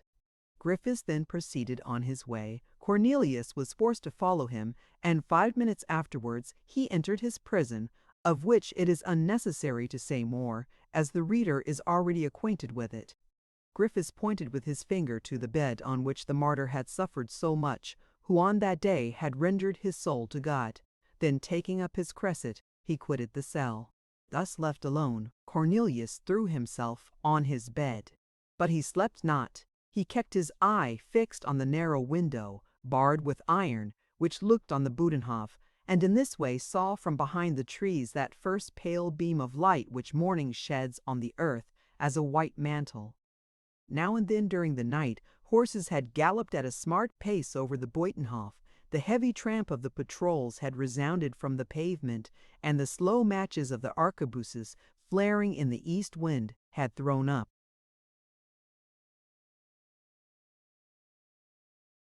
at intervals a sudden glare as far as to the panes of his window. But when the rising sun began to gild the coping stones at the gable ends of the houses, Cornelius, eager to know whether there was any living creature about him, approached the window and cast a sad look round the circular yard before him. At the end of the yard a dark mass, tinted with a dingy blue by the morning dawn, rose before him, its dark outline standing out in contrast to the houses already illuminated by the pale light of early morning. Cornelius recognized the gibbet. On it were suspended two shapeless trunks, which indeed were no more than bleeding skeletons. The good people of The Hague had chopped off the flesh of its victims, but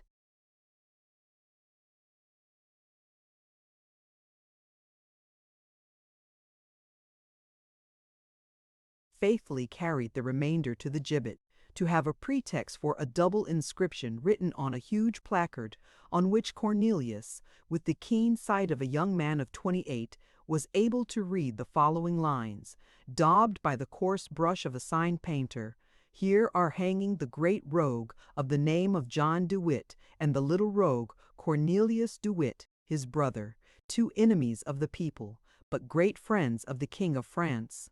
Cornelius uttered a cry of horror, and in the agony of his frantic terror knocked with his hands and feet at the door so violently and continuously that Griffiths, with his huge bunch of keys in his hand, ran furiously up.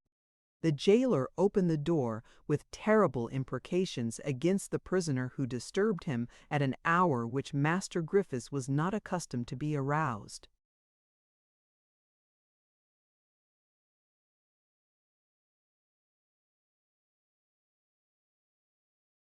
"Well now, by my soul, he is mad, this new De Witt," he cried, "but all those De Witts have the devil in them." "Master, master," cried Cornelius, seizing the jailer by the arm and dragging him towards the window. "Master, what have I read down there? We're down there on that placard." And trembling, pale, and gasping for breath, he pointed to the gibbet at the other side of the yard, with the cynical inscription surmounting it. Griffiths broke out into a laugh. He answered, "So you have read it? Well, my good sir, that's what people will get for corresponding with the enemies of His Highness the Prince of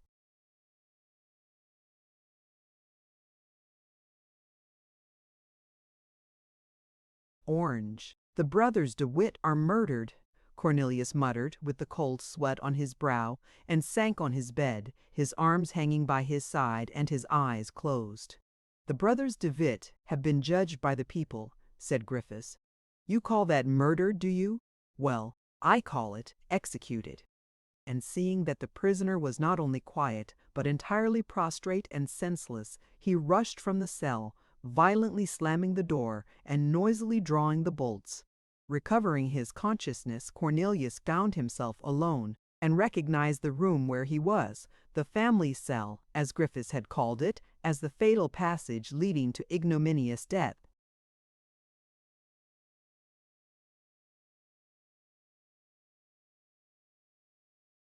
And as he was a philosopher and, more than that, as he was a Christian, he began to pray for the soul of his godfather, then for that of the Grand Pensionary, and at last submitted with resignation to all the sufferings which God might ordain for him. Then turning again to the concerns of earth, and having satisfied himself that he was alone in his dungeon, he drew from his breast the 3 bulbs of the black tulip and concealed them behind a block of stone on which the traditional water jug of the prison was standing in the darkest corner of his cell. Useless labor of so many years, such sweet hopes crushed. His discovery was, after all, to lead to naught, just as his own career was to be cut short. Here, in his prison, there was not a trace of vegetation, not an atom of soil, not a ray of sunshine. At this thought Cornelius fell into a gloomy despair, from which he was only try.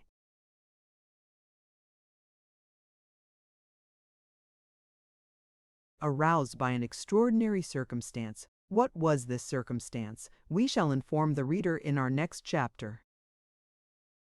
Chapter 10. The Jailer's Daughter. On the same evening, Griffiths, as he brought the prisoner his mess, slipped on the damp flags whilst opening the door of the cell, and fell, in the attempt to steady himself, on his hand, but as it was turned the wrong way, he broke his arm just above the wrist. Cornelius rushed forward towards the jailer, but Griffiths, who was not yet aware of the serious nature of his injury, called out to him, "It is nothing, don't you stir."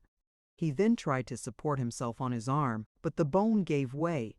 Then only he felt the pain, and uttered a cry.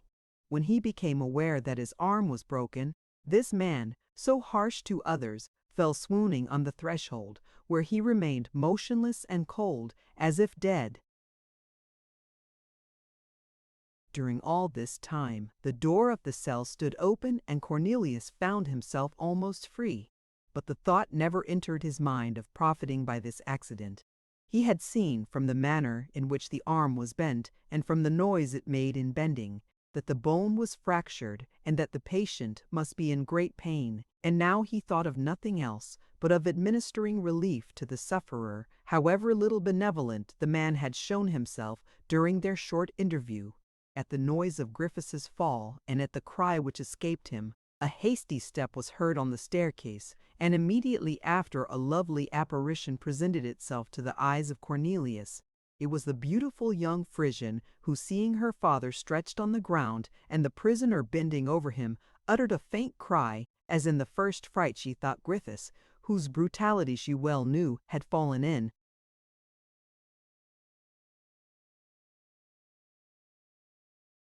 Consequence of a struggle between him and the prisoner. Cornelius understood what was passing in the mind of the girl at the very moment when the suspicion arose in her heart. But one moment told her the true state of the case, and, ashamed of her first thoughts, she cast her beautiful eyes, wet with tears, on the young man, and said to him, "I beg your pardon, and thank you, sir, the first for what I have thought, and the second for what you are doing." Cornelius blushed and said, "I am but doing my duty as a Christian in helping my neighbor." "Yes, and affording him your help this evening. You have forgotten the abuse which he heaped on you this morning." "Oh, sir, this is more than humanity, this."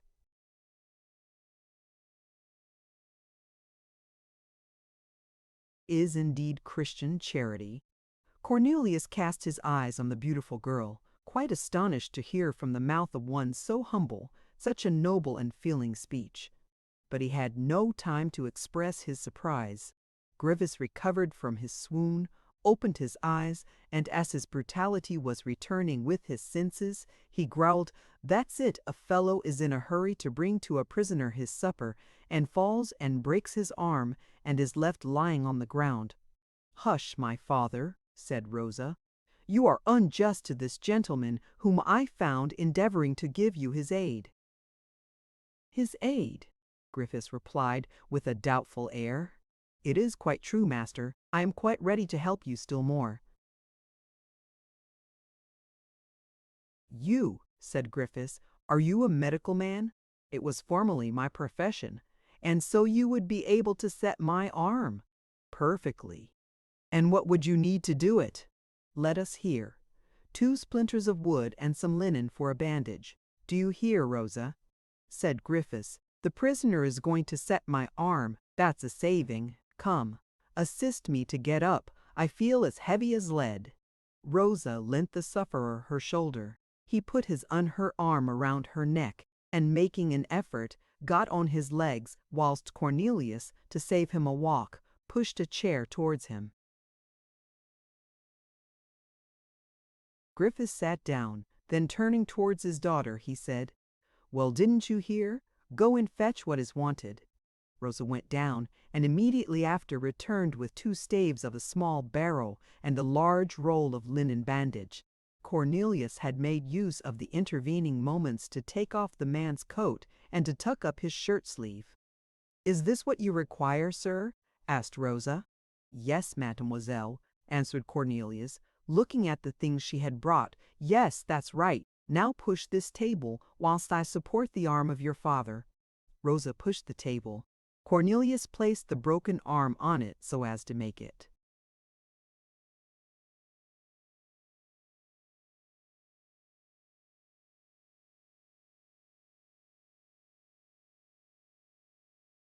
flat, and with perfect skill set the bone, adjusted the splinters, and fastened the bandages. At the last touch, the jailer fainted a second time.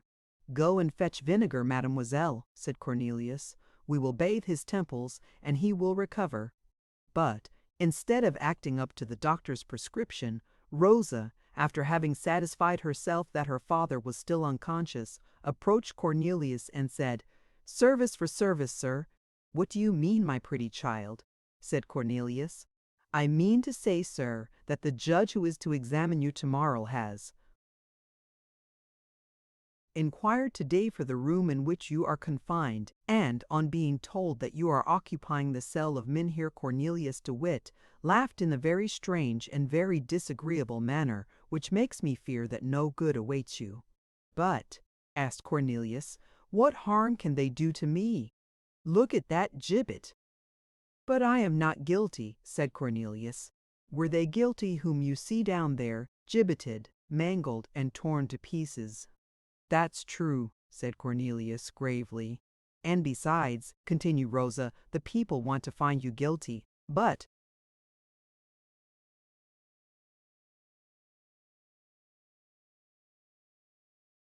whether innocent or guilty, your trial begins tomorrow, and the day after you will be condemned. Matters are settled very quickly in these times. Well, and what do you conclude from all this?" "I conclude that I am alone, that I am weak, that my father is lying in a swoon, that the dog is muzzled, and that consequently there is nothing to prevent your making your escape. Fly then, that's what I mean. What do you say?" "I say that I was not able to save Mynheer Cornelius or Mynheer John de Witt, and that I should like to save you. Only be quick. There, my father is regaining his breath. 1 minute more, and he will open his eyes, and it will be too late. Do you hesitate?" In fact, Cornelius stood immovable, looking at Rosa, yet looking at her as if he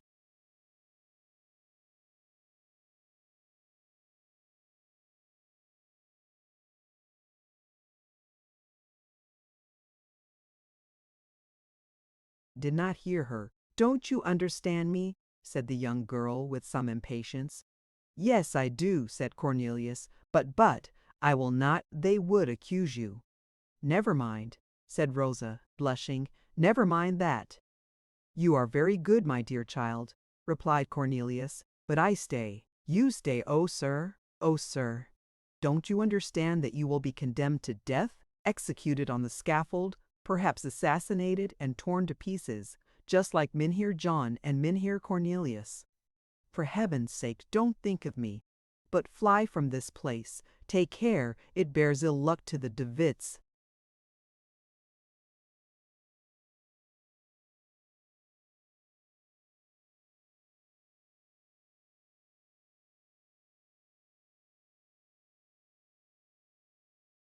"Hulloa!" cried the jailer, recovering his senses. "Who is talking of those rogues, those wretches, those villains, the De Witts?" "Don't be angry, my good man," said Cornelius with his good-tempered smile. "The worst thing for a fracture is excitement, by which the blood is heated." Thereupon he said in an undertone to Rosa, "My child, I am innocent, and I shall await my trial with tranquillity and an easy mind." "Hush!" said Rosa. Why hush? My father must not suppose that we have been talking to each other. What harm would that do?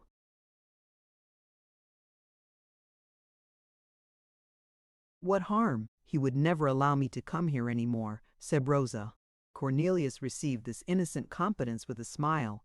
He felt as if a ray of good fortune were shining on his path. Now then, what are you chattering there together about? Said Griffiths, rising and supporting his right arm with his left. Nothing, said Rosa. The doctor is explaining to me what diet you are to keep. Diet for me? Well, my fine girl, I shall put you on diet too. On what diet, my father? Never to go to the cells of the prisoners, and if ever you should happen to go, to leave them as soon as possible. Come, off with me, lead the way, and be quick.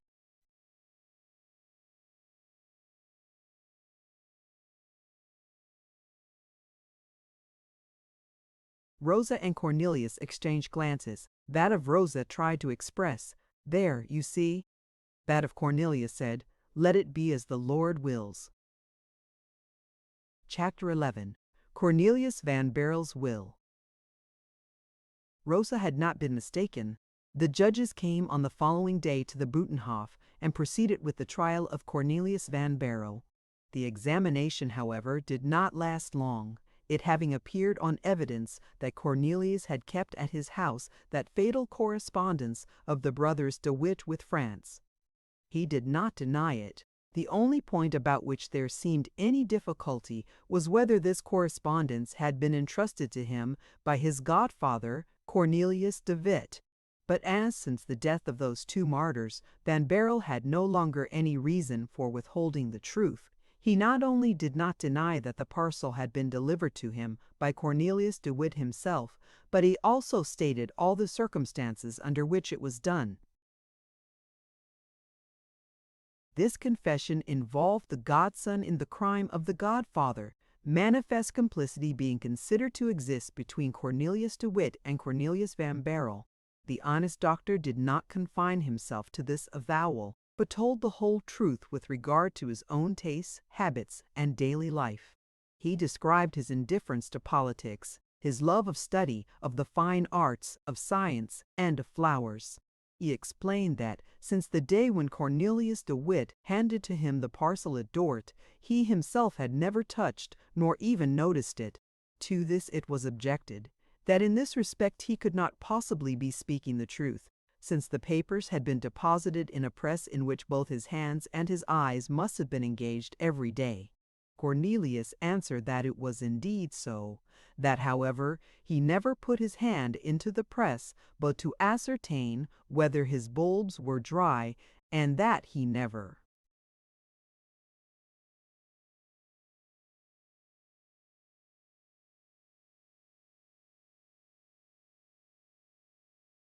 looked into it, but to see if they are beginning to sprout. To this again it was objected that his pretended indifference respecting this deposit was not to be reasonably entertained, as he could not have received such papers from the hand of his godfather without being made acquainted with their important character. He replied that his godfather Cornelius loved him too well, and, above all, that he was too considerate a man to have communicated to him anything of the contents of the parcel, well knowing that such a confidence would only have caused anxiety to him who received it. To this it was objected that, if De Witt had wished to act in such a way, he would have added to the parcel, in case of accidents, a certificate setting forth that his godson was an entire stranger to the nature of this correspondence, or at least he would during his trial have written a letter to him, which might be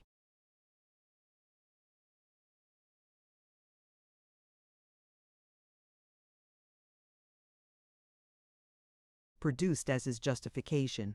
Cornelius replied that undoubtedly his godfather could not have thought that there was any risk for the safety of his deposit, hidden as it was in a press which was looked upon as sacred as the tabernacle by the whole household of Van Baerle, and that consequently he had considered the certificate as useless. As to a letter, he certainly had some remembrance that some moments previous to his arrest, whilst he was absorbed in the contemplation of one of the rarest of his bulbs, John de Witt's servant entered his dry room and handed to him a paper. but the whole was to him only like a vague dream. The servant had disappeared, and as to the paper, perhaps it might be found if a proper search were made. As far as Craik was concerned, it was impossible to find him, as he had left Holland. The paper also was not very likely to be found, and no one gave himself the fildy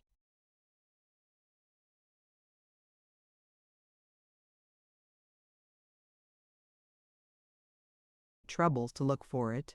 Cornelius himself did not much press this point, since even supposing that the paper should turn up, it could not have any direct connection with the correspondence which constituted the crime. The judges wished to make it appear as though they wanted to urge Cornelius to make a better defense. They displayed that benevolent patience which is generally a sign of the magistrates being interested for the prisoner, or of a man's having so completely got the better of his adversary that he needs no longer any oppressive means to ruin him. Cornelius did not accept this hypocritical protection, and in a last answer, which he set forth with the noble bearing of a martyr and the calm serenity of a righteous man, he said,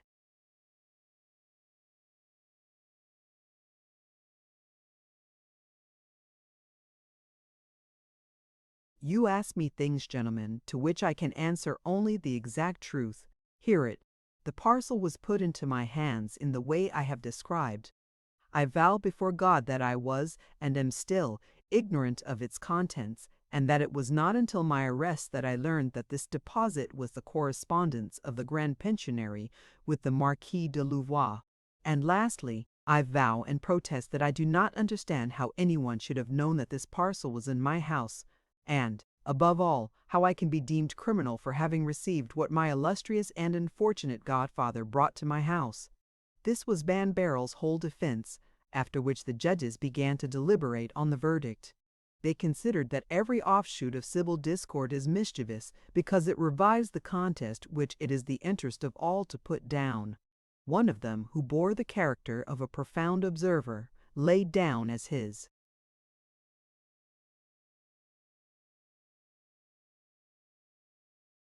opinion that this young man, so phlegmatic in appearance, must in reality be very dangerous, as under this icy exterior he was sure to conceal an ardent desire to avenge his friends, the De Witts. Another observed that the love of tulips agreed perfectly well with that of politics, and that it was proved in history that many very dangerous men were engaged in gardening just as if it had been their profession, whilst really they occupied themselves with perfectly different concerns. Witness Tarquin the Elder, who grew poppies at Gabilly, and the great Condé, who watered his carnations at the dungeon of Vincennes at the very moment when the latter his escape from prison. The judge summed up with the following dilemma: either Cornelius van Baerle is a great lover of tulips or a great lover of politics. In either case, he has told us a falsehood. First, because his having occupied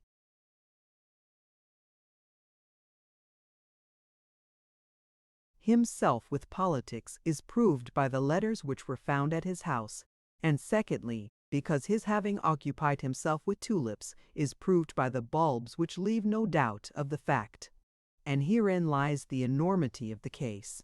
As Cornelius van Baerle was concerned in the growing of tulips and in the pursuit of politics at one and the same time, the prisoner is of hybrid character, of an amphibious organization, working with equal ardor at politics and at tulips, which proves him to belong to the class of men most dangerous to public tranquillity, and shows a certain, or rather a complete analogy between his character and that of those master minds of which Tarquin the Elder and the great Condé have been felicitously quoted as quackens. The upshot of all these reasonings was, that His Highness the Prince Stadtholder of Holland would feel infinitely obliged to the magistracy of The Hague if they simplified for him the government of the 7 provinces by destroying even the least germ of conspiracy against his authority.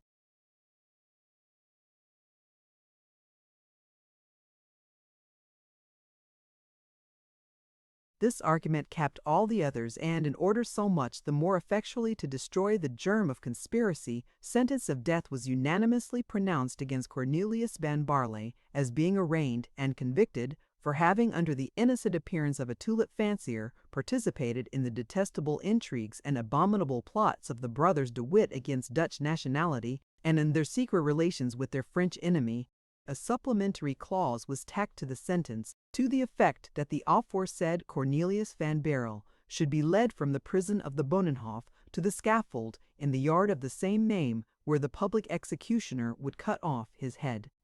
As this deliberation was a most serious affair, it lasted a full half-hour, during which the prisoner was remanded to his cell. There the recorder of the States came to read the sentence to him.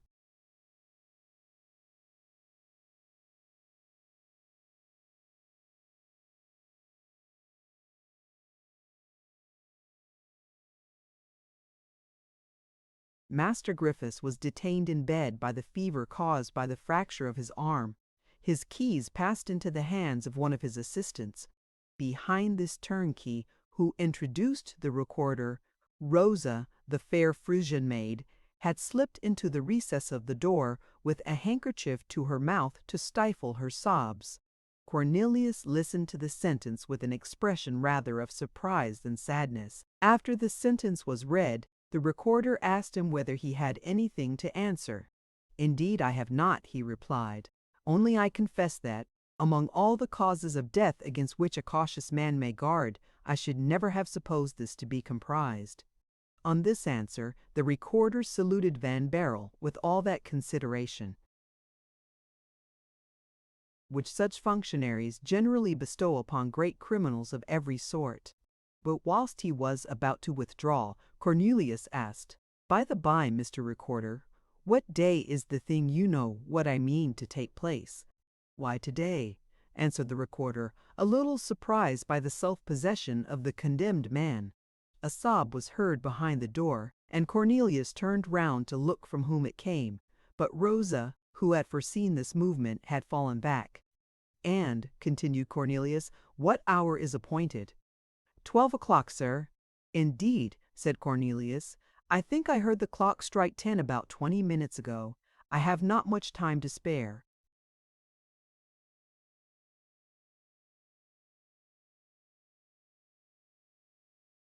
"Indeed you have not, if you wish to make your peace with God," said the recorder, bowing to the ground. "You may ask for any clergyman you please." Saying these words, he went out backwards, and the assisted turnkey was going to follow him and to lock the door of Cornelius's cell, when a white and trembling arm interposed between him and the heavy door.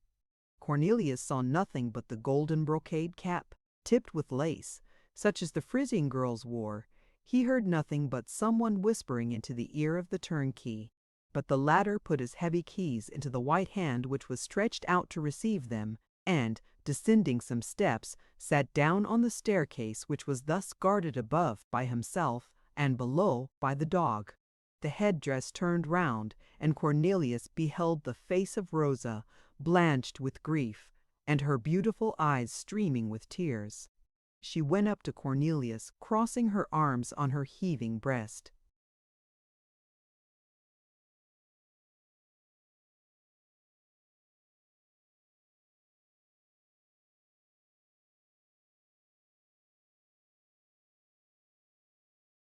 "Oh, sir, sir," she said, but sobs choked her utterance. "My good girl," Cornelius replied with emotion, "what do you wish? I may tell you that my time on earth is short." "I come to ask a favor of you," said Rosa, extending her arms partly towards him and partly towards heaven.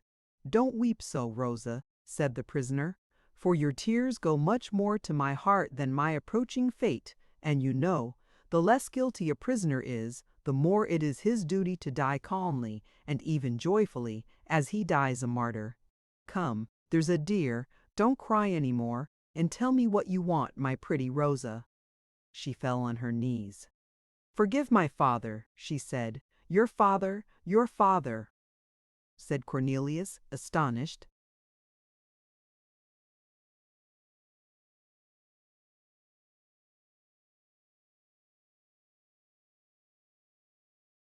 "Yes, he has been so harsh to you, but it is his nature. He is so to everyone, and you are not the only one whom he has bullied. He is punished, my dear Rosa, more than punished, by the accident that has befallen him, and I forgive him." "I thank you, sir," said Rosa. "And now tell me, oh, tell me, can I do anything for you?" "You can dry your beautiful eyes, my dear child," answered Cornelius with a good-tempered smile. "But what can I do for you? For you, I mean. A man who has only 1 hour longer to live must be a great sybarite still to want anything, my dear Rosa." "The clergyman whom they have proposed to you. I have worshipped God all my life. I have worshipped him in his works and praised him in his decrees. I am at peace with him and do not wish for a clergyman. The last thought which occupies my mind, however, has reference to the glory of the Almighty, and indeed, my dear, I should ask you to help me in carrying out this last thought." "Oh, Mynheer Cornelius, speak," exclaimed Rosa, still bathed in tears. "Give me your hand and promise me not to laugh, my dear child." "Laugh!" exclaimed Rosa, frantic with grief. "Laugh at this moment! Do you not see my tears? Rosa, you are no stranger to me. I have not seen much of you, but that little is enough to make me appreciate your character. I have never seen a woman more fair or more pure than you are, and if from this moment I take no more notice of you, forgive me. It is only because on leaving this world I do not wish to have any further regret." Rosa felt a shudder creeping over her frame, for whilst the prisoner pronounced these words, the belfry clock of the Butenhof struck 11. Cornelius understood her. "Yes, yes, let us make haste," he said. "You are right, Rosa." Then, taking the paper with the 3 suckers from his breast, where he had again put it, since he had no longer any fear of being searched, he said, "My dear girl, I have been very fond of flowers. That was at a time when I did not know that there was anything else to be loved. Don't blush, Rosa, nor turn away, and even if I were making you a declaration of love, alas! Poor dear, it would be of no more consequence. Down there in the yard there is an instrument of steel, which, in 60 minutes will put an end to my boldness. Well, Rosa, I loved flowers dearly, and I have found, or at least I believe so, the secret of the great black tulip, which it has been considered impossible to grow, and for which, as you know, or may not know, a prize of 100,000 guilders has been offered by the Horticultural Society of Haarlem. These 100,000 guilders, and heaven knows, I do not regret them, these 100,000 guilders I have here in this paper, for they are won by the 3 bulbs wrapped up in it, which you may take, Rosa, as I make you a present of them. Mynheer Cornelius. Yes, yes, Rosa, you may take them. You are not wronging anyone, my child. I am alone in this world. My parents are dead. I never had a sister or a brother. I have never had a thought of loving anyone with what is called love, and if anyone has loved me, I have not known it. However, you see well, Rosa, that I am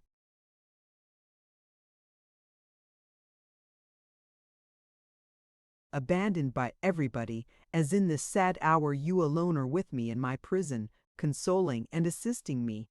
But, sir, 100,000 guilders! Well, let us talk seriously, my dear child. Those 100,000 guilders will be a nice marriage portion, with your pretty face. You shall have them, Rosa, dear Rosa, and I ask nothing in return but your promise that you will marry a fine young man, whom you love and who will love you, as dearly as I loved my flowers. Don't interrupt me, Rosa dear. I have only a few minutes more." The poor girl was nearly choking with her sobs. Cornelius took her by the hand. "Listen to me," he continued. "I'll tell you how to manage it. Go to Dort and ask Butruysheim, my gardener, for soil from my border number 6. Fill a deep box.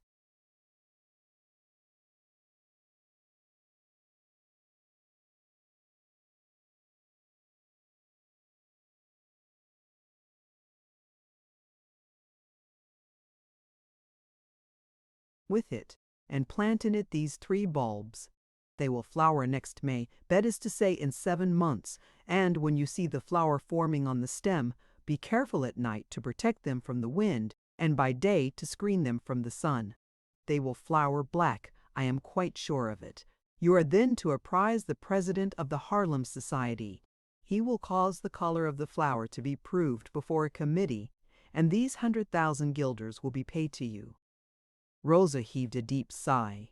"And now," continued Cornelius, wiping away a tear which was glistening in his eye, and which was shed much more for that marvelous black tulip which he was not to see than for the life which he was about to lose, "I have no wish left except that the tulip should be called Rosa Barloensis, that is to say, that its name should combine yours and mine.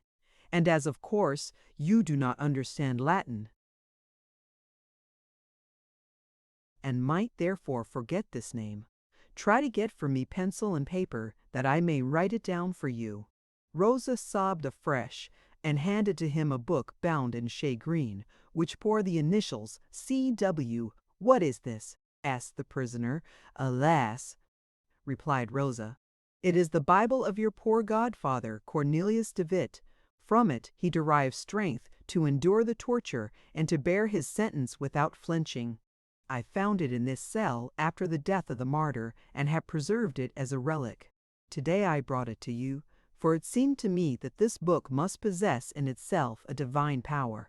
Write in it what you have to write, Mynheer Cornelius, and though unfortunately I am not able to read, I will take care that what you write shall be accomplished."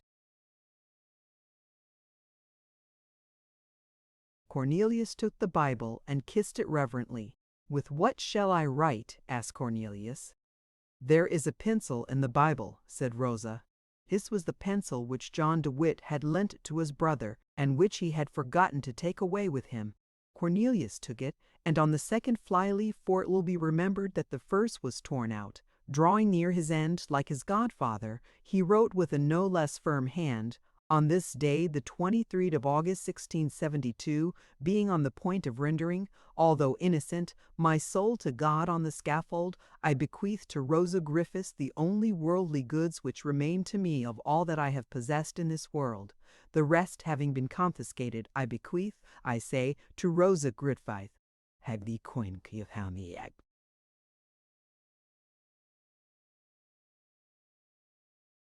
bulbs, which I am convinced must produce in the next May the grand Black Tulip, for which a prize of 100,000 guilders has been offered by the Haarlem Society, requesting that she may be paid the same sum in my stead, as my sole heiress, under the only condition of her marrying a respectable young man of about my age, who loves her, and whom she loves, and of her giving the Black Tulip, which will constitute a new species, the name of Rosa Barloensis, that is to say, hers and mine. So may God grant me mercy, and to her health and long life. Cornelius van Baerle. The prisoner then, giving the Bible to Rosa, said, "Read." "Alas," she answered, "I have already told you I cannot read."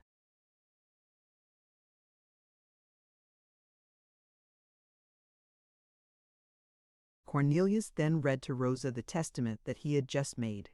The agony of the poor girl almost overpowered her. "Do you accept my conditions?"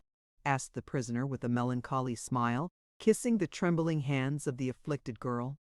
"Oh, I don't know, sir," she stammered. "You don't know, child, and why not?" "Because there is one condition which I am afraid I cannot keep." "Which?" "I should have thought that all was settled between us." "You give me the 100,000 guilders as a marriage portion, don't you?" "Yes." "And under the condition of my marrying a man whom I love?" "Certainly." "Well then, sir, this money cannot belong to me. I shall never love anyone, neither shall I marry."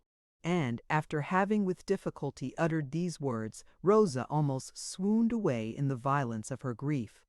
Cornelius, frightened at seeing her so pale and sinking, was going to take her in his arms, when a heavy step, followed by other dismal sounds, was heard on the staircase, amidst the continued barking of the dog. "They are coming to fetch you. Oh God! Oh God!" cried Rosa, wringing her hands. "And have you nothing more to tell me?"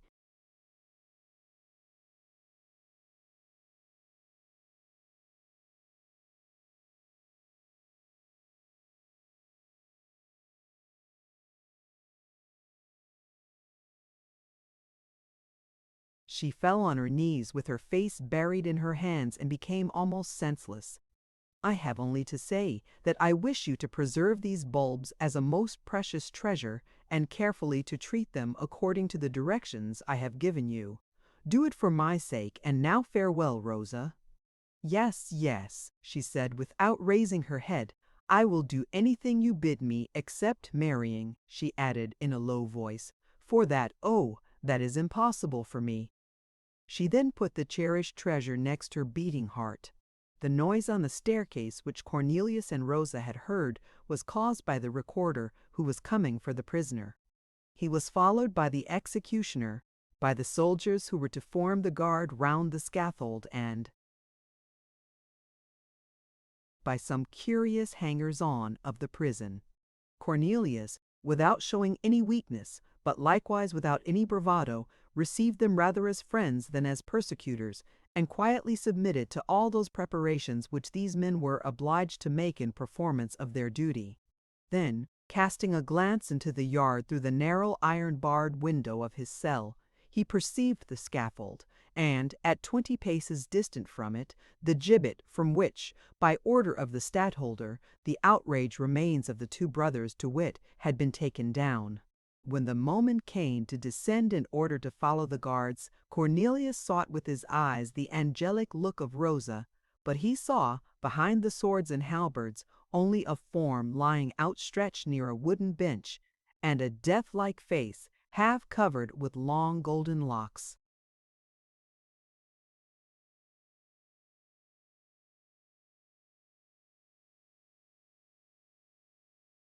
But Rosa, whilst falling down senseless, still obeying her friend, had pressed her hand on her velvet bodice, and, forgetting everything in the world besides, instinctively grasped the precious deposit which Cornelius had entrusted to her care. Leaving the cell, the young man could still see in the convulsively clenched fingers of Rosa the yellowish leaf from that Bible on which Cornelius de Witt had with such difficulty and pain written these few lines, which, if Van Baerle had read them, would undoubtedly have been the saving of a man and a tulip.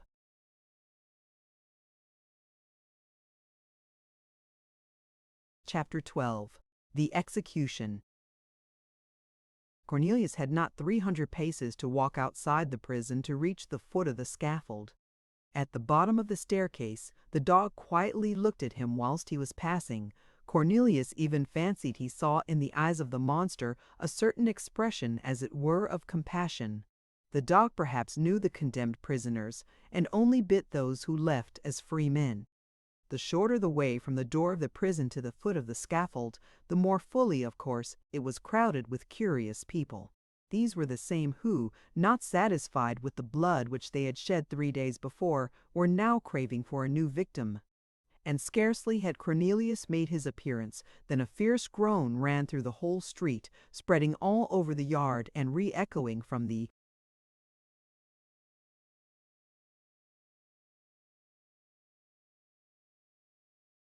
streets which led to the scaffold, and which were likewise crowded with spectators. The scaffold indeed looked like an islet at the confluence of several rivers. In the midst of these threats, groans, and yells, Cornelius, very likely in order not to hear them, had buried himself in his own thoughts. And what did he think of in his last melancholy journey? Neither of his enemies, nor of his judges, nor of his executioners. He thought of the beautiful tulips which he would see from heaven above, at Ceylon or Bengal or elsewhere, when he would be able to look with pity on this earth, where John and Cornelius de Witt had been murdered for having thought too much of politics, and where Cornelius van Baerle was about to be murdered for having thought too much of tulips.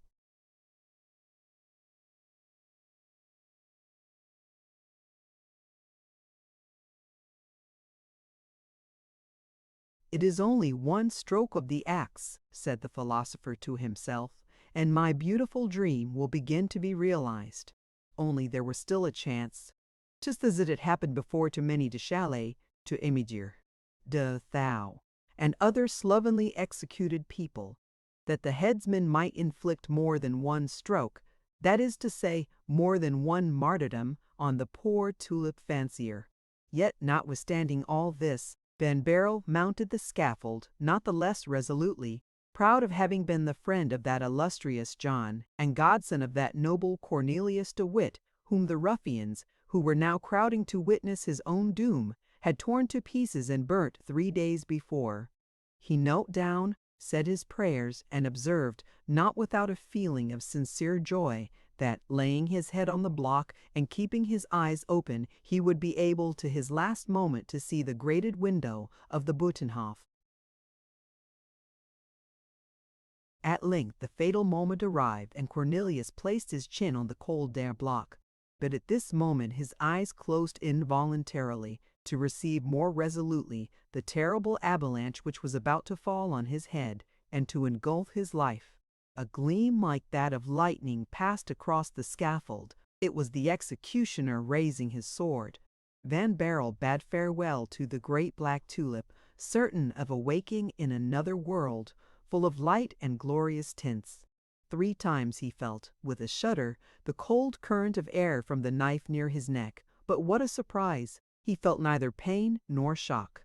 He saw no change in the color of the sky, or of the world around him. Then suddenly Van Baerle felt gentle hands raising him, and soon stood on his.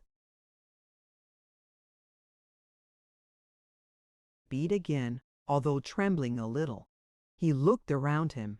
There was someone by his side reading a large parchment sealed with a huge seal of red wax, and the same sun, yellow and pale as it behooves a Dutch sun to be, was shining in the skies, and the same grated window looked down upon him from the Butenhof, and the same rabble, no longer yelling, but completely thunderstruck, were staring at him from the streets below.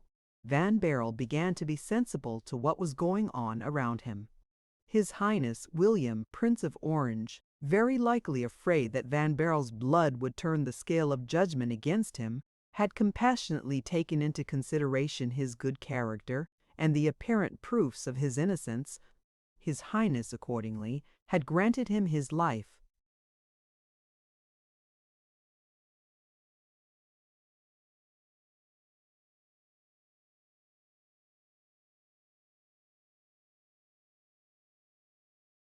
Cornelius at first hoped that the pardon would be complete, and that he would be restored to his full liberty, and to his flower borders at Dort.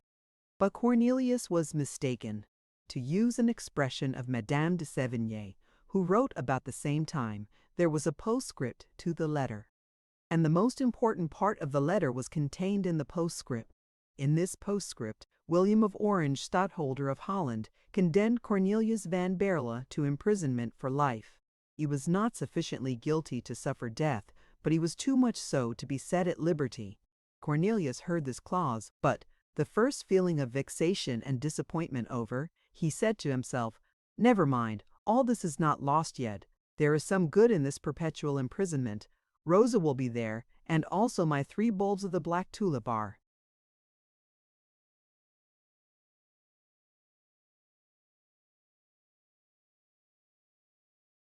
There. But Cornelius forgot that the 7 provinces had 7 prisons, 1 for each, and that the board of the prisoner is anywhere else less expensive than at The Hague, which is a capital. His Highness, who, as it seems, did not possess the means to feed Van Baerle at The Hague, sent him to undergo his perpetual imprisonment at the fortress of Loewestein, very near Dort, but, alas, also very far from it. For Loewestein, as the geographers tell us, is situated at the point of the islet which is formed by the confluence of the Waal and the Meuse, opposite Gorcum.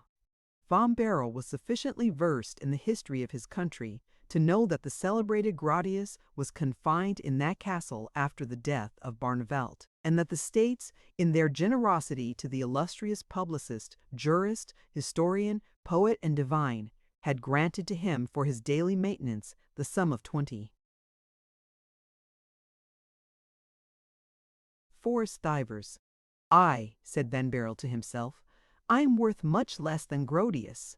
They will hardly give me 12 stivers, and I shall live miserably, but never mind, at all events I shall live." Then suddenly a terrible thought struck him. Ah!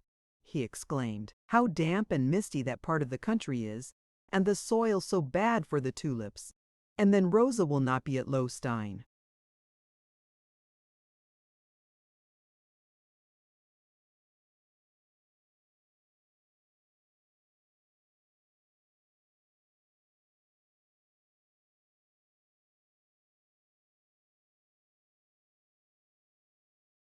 Chapter 13.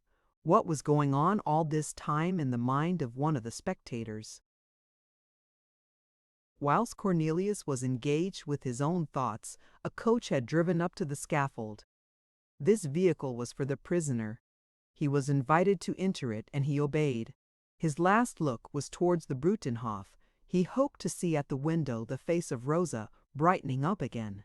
But the coach was drawn by good horses, who soon carried Van Baerle away from among the shouts which the rabble roared in honor of the most magnanimous stadtholder, mixing with it a spice of abuse against the brothers De Witt and the godson of Cornelius, who had just now been saved from death. This reprieve suggested to the worthy spectators remarks such as the following: "It's very fortunate that we use such speed in having justice done to that great."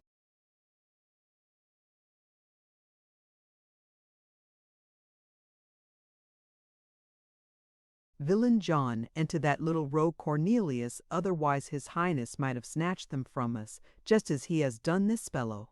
Among all the spectators whom Van Baerle's execution had attracted to the Butenhof, and whom the sudden turn of affairs had disagreeably surprised, undoubtedly the one most disappointed was a certain respectably dressed burgher, who from early morning had made such a good use of his feet and elbows that he at last was separated from the scaffold only by the file of soldiers which surrounded it.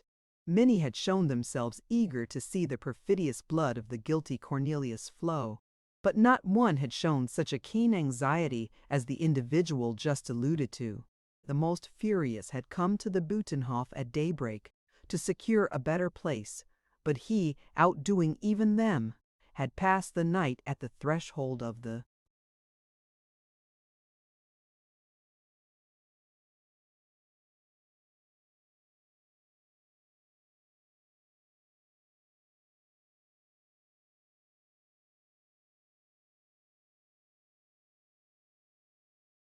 prison, from whence, as we have already said, he had advanced to the very foremost rank, unguibus, et rostro, that is to say, coaxing some, and kicking the others. And when the executioner had conducted the prisoner to the scaffold, the burgher, who had mounted on the stone of the pump, the better to see and be seen, made to the executioner a sign which meant, "It's a bargain, isn't it?" The executioner answered by another sign, which was meant to say, "Be quiet, it's all right." This burgher was no other than Mynheer Isaac Boxtel, who since the arrest of Cornelius had come to the Hague to try if he could not get hold of the 3 bulbs of the Black Tulip.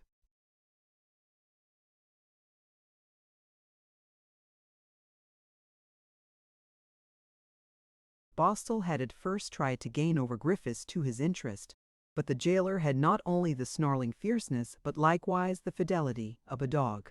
He had therefore bristled up at Boxtel's hatred, whom he had suspected to be a warm friend of the prisoner, making trifling inquiries to contrive with the more certainty some means of escape for him. Thus to the very first proposals which Boxtel made to Griffiths to filch the bulbs which Cornelius van Baerle must be supposed to conceal, if not in his breast, at least in some corner of his cell, the surly jailer had only answered by kicking Mynheer Isaac out and setting the dog at him. The piece which the mastiff had torn from his hose did not discourage Boxtel. He came back to the charge, but this time Griffiths was in bed, feverish and with a broken arm. He therefore was not able to admit the petitioner, who then addressed himself to Rosa, offering to buy her a headdress of pure gold if she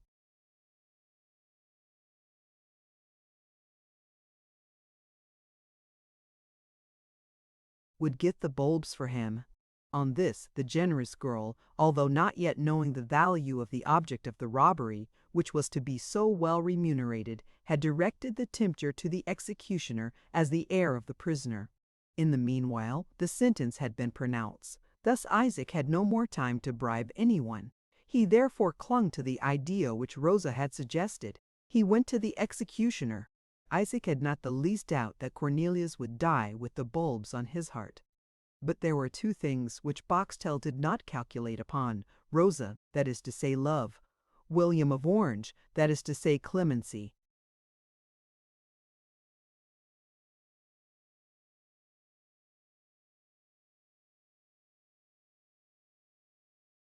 But for Rosa and William, the calculations of the envious neighbor would have been correct. But for William, Cornelius would have died. But for Rosa, Cornelius would have died with his bulbs on his heart. Minier Boxtel went to the headsman, to whom he gave himself out as a great friend of the condemned man, and from whom he bought all the clothes of the dead man, that was to be, for 100 guilders, rather an exorbitant sum, as he engaged to leave all the trinkets of gold and silver to the executioner. But what was the sum of 100 guilders to a man who was all but sure to buy with it the prize of the Haarlem Society? It was money lent at 1,000%, which, as nobody will deny, was a very handsome investment. The headsman, on the other hand, had scarcely anything to do to earn his 100 guilders. He needed only, as soon as the execution was over, to allow Mynheer Boxtel to ascend the scaffold with his servants, to remove the inanimate remains of his friend. The thing was, moreover, quite customary among the faithful brethren when one of their masters died a public death in the yard of the Buitenhof. A fanatic like Cornelius might very easily have found another fanatic who would give 100 guilders for his remains. The executioner also readily acquiesced in the proposal, making only one condition, that of being paid in advance. Boxtel, like the people who enter a show at a fair, might be disappointed and refuse to pay on going out.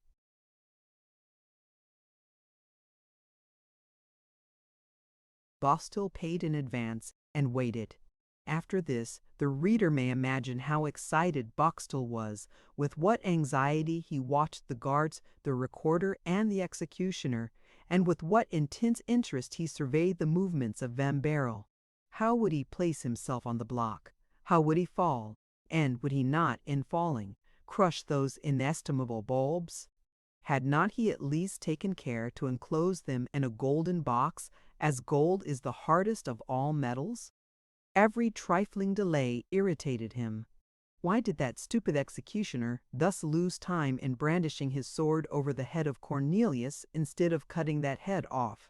But when he saw the recorder take the hand of the condemned and raise him, whilst drawing forth the parchment from his pocket, when he heard the pardon of the stadtholder publicly read out, then Boxtel was no more like a human.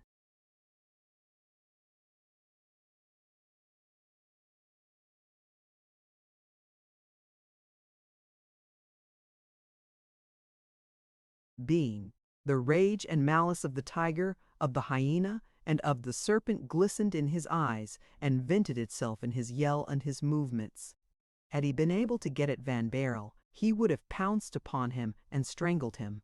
And so, then, Cornelius was to live, and was to go with him to Lostein, and thither to his prison he would take with him his bulbs, and perhaps he would even find a garden where the Black Tulip would flower for him. Boxtel, quite overcome by his frenzy, fell from the stone upon some Orangemen who, like him, were sorely vexed at the turn which affairs had taken. They, mistaking the frantic cries of Mynheer Isaac for demonstrations of joy, began to belabor him with kicks and cuffs such as could not have been administered in better style by any prize-fighter on the other side of the channel. Blows were, however, nothing to him. He wanted to run after the coach, which was carrying away Cornelius with his bulbs, but in his hurry he overlooked a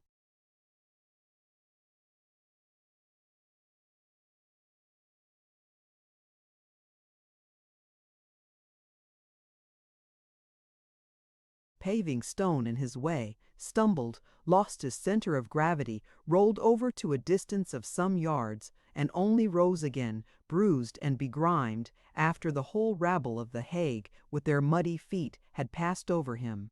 One would think that this was enough for one day, but Mynheer Boxtel did not seem to think so, as, in addition to having his clothes torn, his back bruised, and his hands scratched, he inflicted upon himself the further punishment of tearing out his hair by handfuls as an offering to that goddess of envy who, as mythology teaches us, wears a headdress of serpents.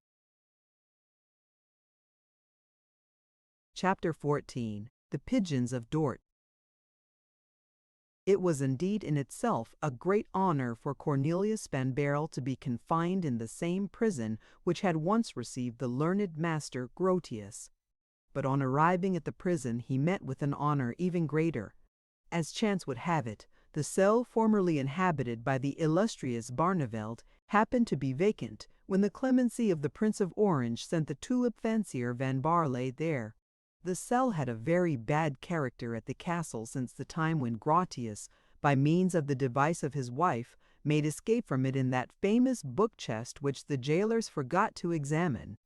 On the other hand, it seemed to Van Baerle an auspicious omen that this very cell was assigned to him, for according to his ideas, a jailer ought never to have given to a second pigeon the cage from which the first had so easily flown.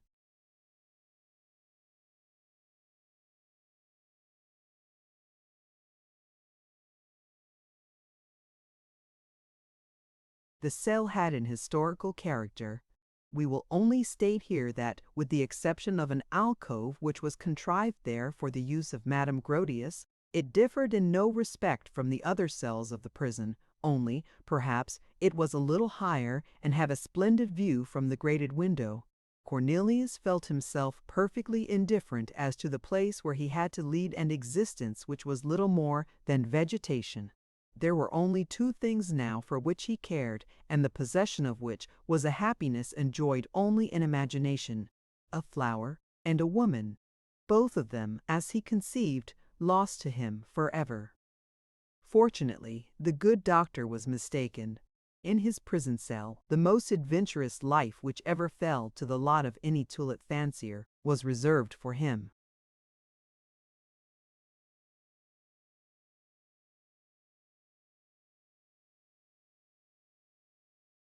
One morning, whilst at his window inhaling the fresh air which came from the river, and casting a longing look to the windmills of his dear old city Dort, which were looming in the distance behind a forest of chimneys, he saw flocks of pigeons coming from that quarter to perch, fluttering on the pointed gables of Lowstein.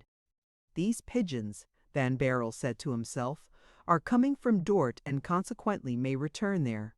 By fastening a little note to the wing of one of these pigeons, one might have a chance to send a message there." Then, after a few moments' consideration, he exclaimed, "I will do it." A man grows very patient who is 28 years of age, and condemned to a prison for life, that is to say, to something like 22 or 23,000 days of captivity.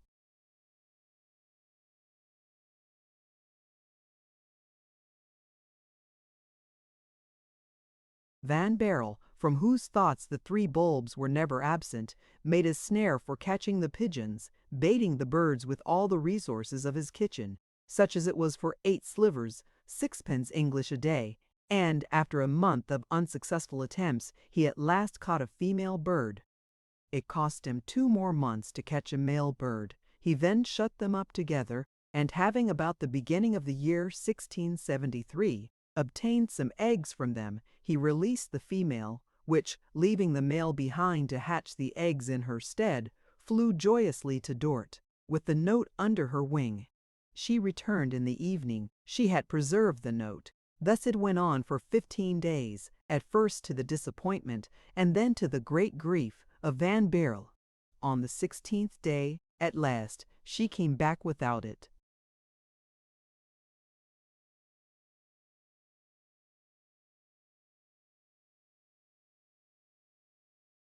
Van Baerle had addressed it to his nurse, the old Frisian woman, and implored any charitable soul who might find it to convey it to her as safely and as speedily as possible.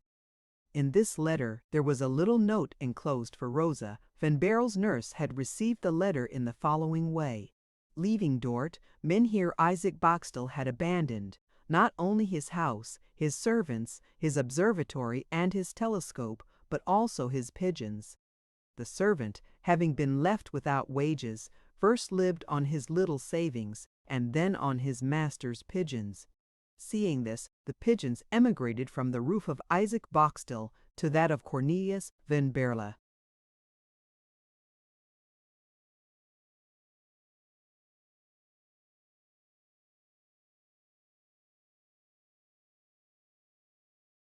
The nurse was a kind-hearted woman who could not live without something to love.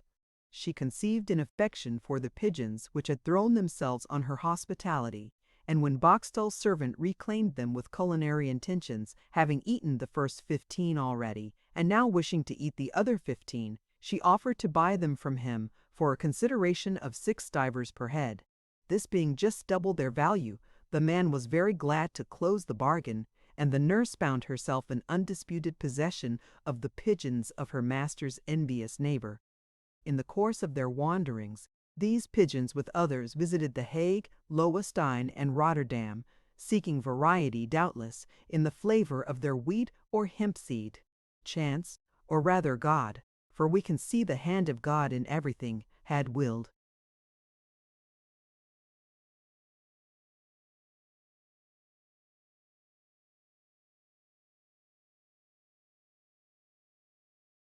that Cornelius van Baerle should happen to hit upon one of these very pigeons. Therefore, if the envious wretch had not left Dort to follow his rival to The Hague in the first place, and then to Gorkum or to Lowenstein, for the 2 places are separated only by the confluence of the Wal and the Meuse, Van Baerle's letter would have fallen into his hands and not the nurse's, in which event the poor prisoner, like the raven of the Roman cobbler, would have thrown away his time, his trouble, and, instead of having to relate the series of exciting events which are about to flow petade, down the next article, the note, as we have said, had reached Van Baerle's nurse. And also it came to pass that one evening in the beginning of February, just when the stars were beginning to twinkle, Cornelius heard on the staircase of the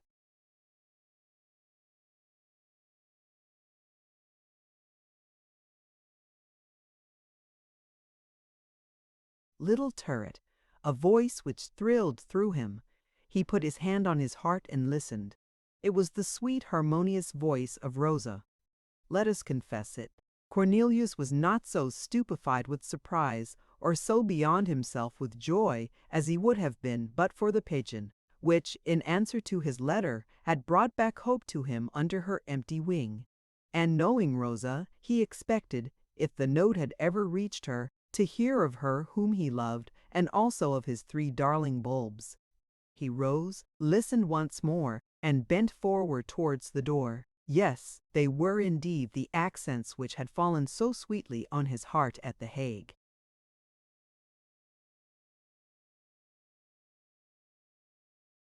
The question now was whether Rosa, who had made the journey from The Hague to Lowenstein, and who Cornelius did not understand how had succeeded even in penetrating into the prison, would also be fortunate enough in penetrating to the prisoner himself. Whilst Cornelius, debating this point within himself, was building all sorts of castles in the air, and was struggling between hope and fear, the shutter of the grating in the door opened, and Rosa, beaming with joy, and beautiful in her pretty national costume, but still more beautiful from the grief which for the last 5 months had blanched her cheeks, pressed her little face against the wire grating of the window, saying to him, "Oh, sir, here I am." Cornelius stretched out his arms and, looking to heaven, uttered a cry of joy.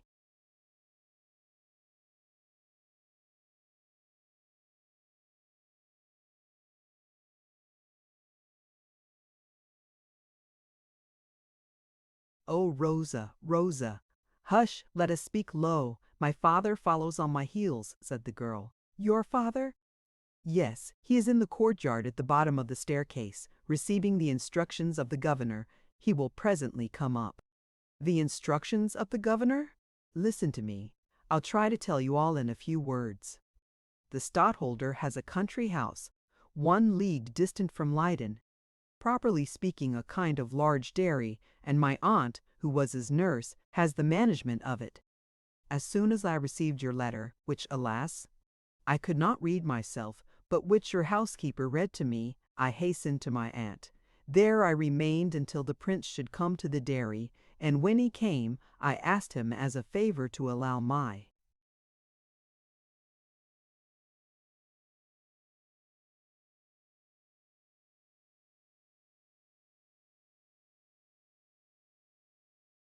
father to exchange his post at the prison of The Hague with the jailer of the fortress of Lowenstein.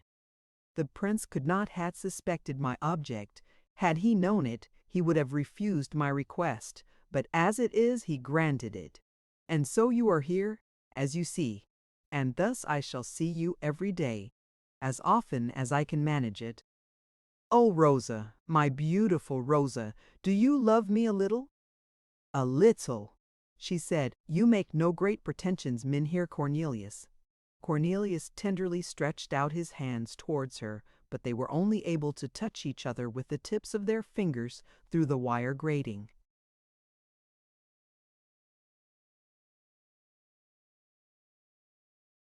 Here is my father, said she. Rosa then abruptly drew back from the door and ran to meet old Griffiths, who made his appearance at the top of the staircase. Chapter 15. The Little Grated Window. Griffiths was followed by the mastiff. The turnkey took the animal round the jail, so that if needs be he might recognize the prisoners. Father, said Rosa, here is the famous prison from which Mynheer Grotius escaped. You know Mynheer Grotius? Oh, yes, that rogue Grotius, a friend of that villain Barneveld, whom I saw executed when I was a child. Ah, so Grotius, and that's the chamber from which he escaped. Well, I'll answer for it that no one shall escape after him in my time. And thus opening the door, he began in the dark to talk to the prisoner.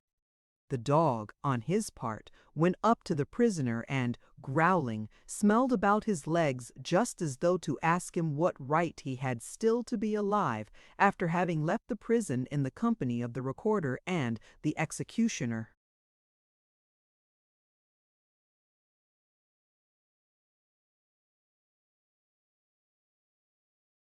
But the fair Rosa called him to her side. Well, my master, said Griffiths, holding up his lantern to throw a little light around, you see in me your new jailer. I am head turnkey, and have all the cells under my care. I am not vicious, but I'm not to be trifled with as far as discipline goes. My good master Griffiths, I know you perfectly well, said the prisoner, approaching within the circle of light cast around by the lantern. Halloa! That's you, Mynheer van Baerle, said Griffiths. That's you! Well, I declare, it's astonishing how people do meet. Oh yes, and it's really a great pleasure to me, good Master Griffiths, to see that your arm is doing well, as you are able to hold your lantern with it. Griffiths knitted his brow. Now, that's just it, he said. People always make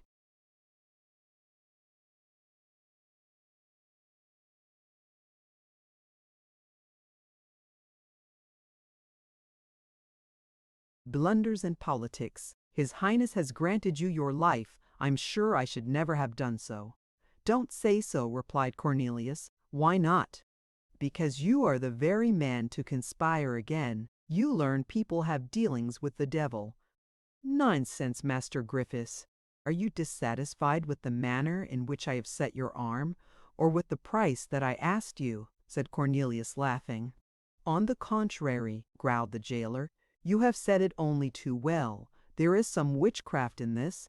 After 6 weeks, I was able to use it as if nothing had happened, so much so that the doctor of the Butenhof, who knows his trade well, wanted to break it again, to set it in the regular way, and promised me that I should have my blessed 3 months for my money before I should be able to.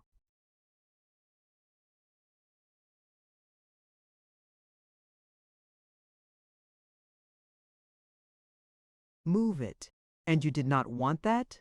I said nay, as long as I can make the sign of the cross with that arm. Griffiths was a Roman Catholic. I laugh at the devil.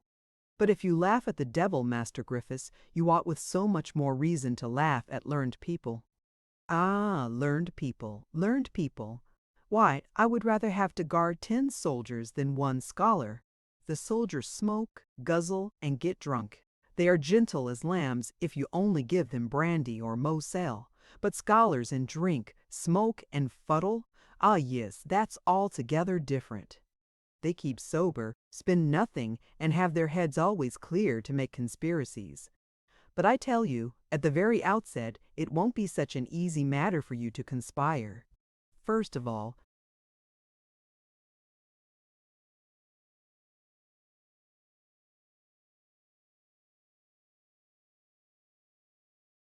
you will have no books, no paper, and no conjuring book. It's books that helped Mynheer Grotius to get off. I assure you, Master Griffiths, replied Van Baerle, that if I have entertained the idea of escaping, I most decidedly have it no longer. Well, well, said Griffiths, just look sharp, that's what I shall do also. But for all that, I say His Highness has made a great mistake. Not to have cut off my head. Thank you, Master Griffiths. Just so. Look whether the Mynheer de Witt don't keep very quiet now. That's very shocking what you say now, Master Griffiths, cried Van Baerle, turning away his head to conceal his disgust. You forget that one of those unfortunate gentlemen was my friend, and the other my second father. Yes, but I also remember that the one as well as the other was a conspirator. And, moreover, I am speaking from Christian charity. Oh, indeed! Explain that a little to me, my good Master Griffiths. I do not quite understand it. Well then, if you had remained on the block of Master Harbrook, what? You would not suffer any longer. Whereas I will not disguise it from you, I shall lead you a sad life of it. Thank you for the promise, Master Griffiths. And whilst the prisoner smiled ironically at the old jailer, Rosa, from the outside, answered by a bright smile, which carried sweet consolation to the heart.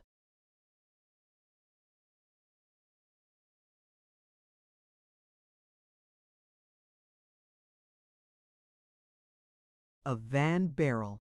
Griffiths stepped towards the window. It was still light enough to see, although indistinctly, through the grey haze of the evening, the vast expanse of the horizon. What view has one from here? Asked Griffiths. Why, a very fine and pleasant one, said Cornelius, looking at Rosa. Yes, yes, too much of a view, too much. And at this moment the two pigeons, scared by the sight and especially by the voice of the stranger, left their nest and disappeared, quite frightened in the evening mist. Halloa, what's this? Cried Griffiths. My pigeons, answered Cornelius. Your pigeons, cried the jailer. Your pigeons has a prisoner anything of his own. Why then, said Cornelius, the pigeons which a merciful Father in heaven has lent to me. So, here we have a breach of the rules already, replied Griffiths. Pigeons! Ah, young man, I'll tell you one thing, that before tomorrow is over, your pigeons will boil in my pot. First of all, you should catch them, Master Griffiths. You won't allow these pigeons to be mine. Well, I'd vow they are even less yours than mine. Omittance is no acquittance, growled the jailer, and I shall certainly wring their necks before 24 hours are over, you may be sure of that.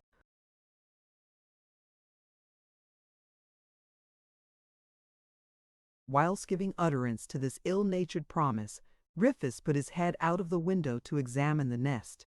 This gave Van Baerle time to run to the door and squeeze the hand of Rosa, who whispered to him, "At 9 o'clock this evening." Griffiths, quite taken up with the desire of catching the pigeons next day, as he had promised he would do, saw and heard nothing of this short interlude, and after having closed the window, he took the arm of his daughter, left the cell, turned the key twice, drew the bolts, and went off to make the same kind promise to the other prisoners. He had scarcely withdrawn when Cornelius went to the door to listen to the sound of his footsteps, and, as soon as they had died away, he ran to the window and completely demolished the nest of the pigeons.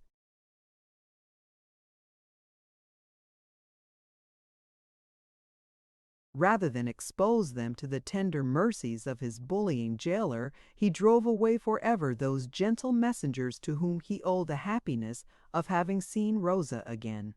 This visit of the jailer, his brutal threats, and the gloomy prospect of the harshness with which, as he had before experienced. Griffiths watched his prisoners. All this was unable to extinguish in Cornelius the sweet thoughts, and especially the sweet hope, which the presence of Rosa had reawakened in his heart. He waited eagerly to hear the clock of the Tower of Loewestein strike 9. The last chime was still vibrating through the air, when Cornelius heard on the staircase the light step and the rustle of the flowing dress of the fair Frisian maid, and soon after a light appeared at the little grated window in the door, on which the prisoner fixed his earnest gaze.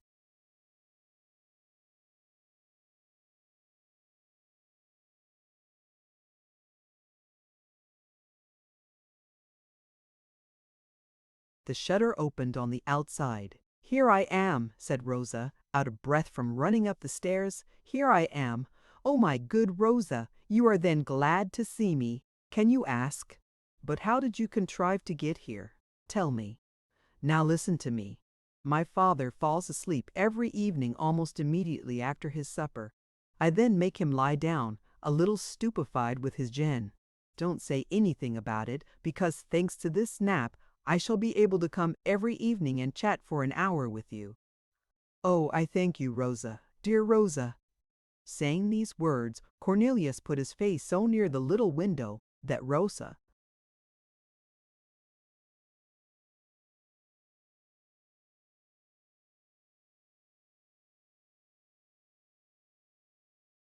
withdrew hers. "I have brought back to you your bulbs." Cornelius's heart leaped with joy. He had not yet dared to ask Rosa what she had done with the precious treasure which he had entrusted to her. "Oh, you have preserved them, then? Did you not give them to me as a thing which was dear to you?" "Yes, but as I have given them to you, it seems to me that they belong to you." "They would have belonged to me after your death, but, fortunately, you are alive now. Oh, how I blessed His Highness in my heart! If God grants to him all the happiness that I have wished him, certainly Prince William will be the happiest man on earth. When I looked at the Bible of your godfather Cornelius, I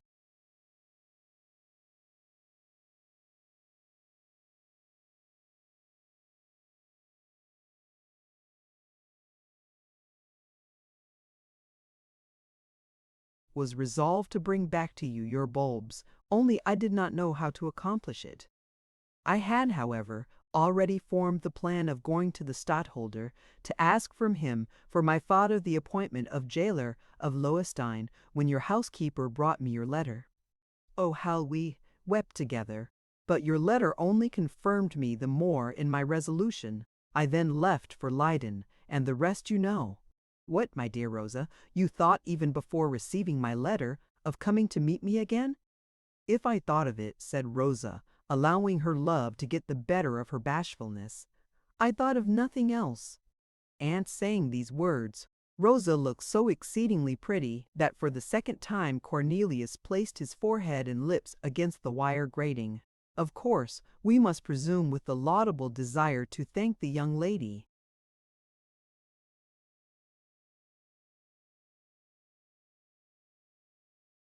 Rosa, however, drew back as before.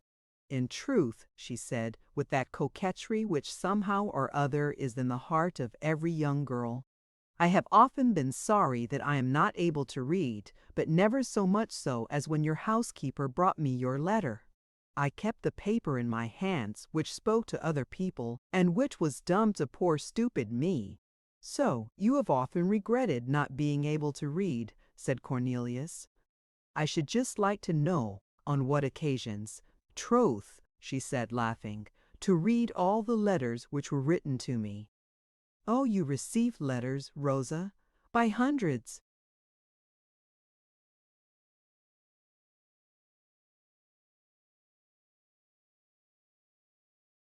"But who wrote to you? Who?" "Why, in the first place, all the students who passed over the Boynenhof, all the officers who went to parade, all the clerks, and even the merchants who saw me at my little window." "And what did you do with all these notes, my dear Rosa?" "Formerly," she answered, "I got some friend to read them to me, which was capital fun, but since a certain time, well, what use is it to attend to all this nonsense?" Since a certain time I have burned them." "Since a certain time!" exclaimed Cornelius with a look beaming with love and joy. Rosa cast down her eyes, blushing. In her sweet confusion she did not observe the lips of Cornelius, which, alas, only met the cold wire grating. Yet, in spite of this obstacle, they communicated to the lips of the young girl the glowing breath of the most tender kiss. At this sudden outburst of tenderness, Rosa grew very pale, perhaps paler than she had been on the day of the execution. She uttered a plaintive sob, closed her fine eyes, and fled, trying in vain to still the beating of her heart. And thus Cornelius was again alone. Rosa had fled so precipitately that she completely forgot to return to Cornelius the 3 bulbs of the Black Tulip.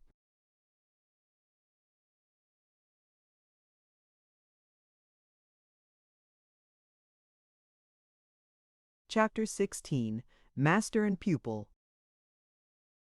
The worthy Master Griffiths, as the reader may have seen, was far from sharing the kindly feeling of his daughter for the godson of Cornelius de Witt. There being only 5 prisoners at Lowstein, the post of turnkey was not a very onerous one, but rather a sort of sinecure given after a long period of service.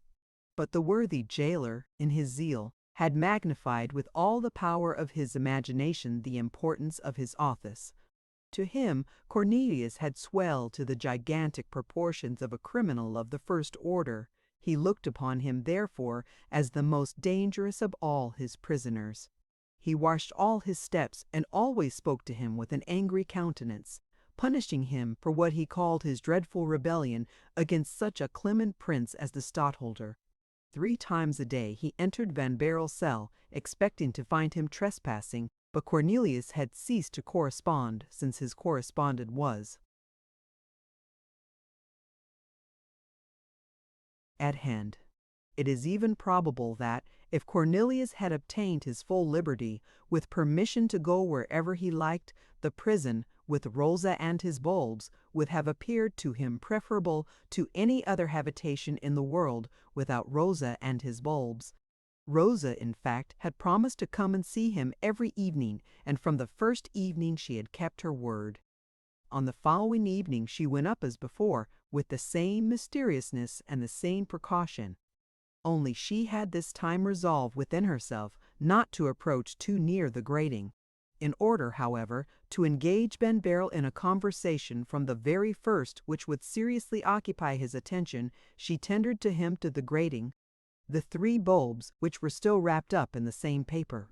But to the great astonishment of Rosa, Van Baerle pushed back her white hand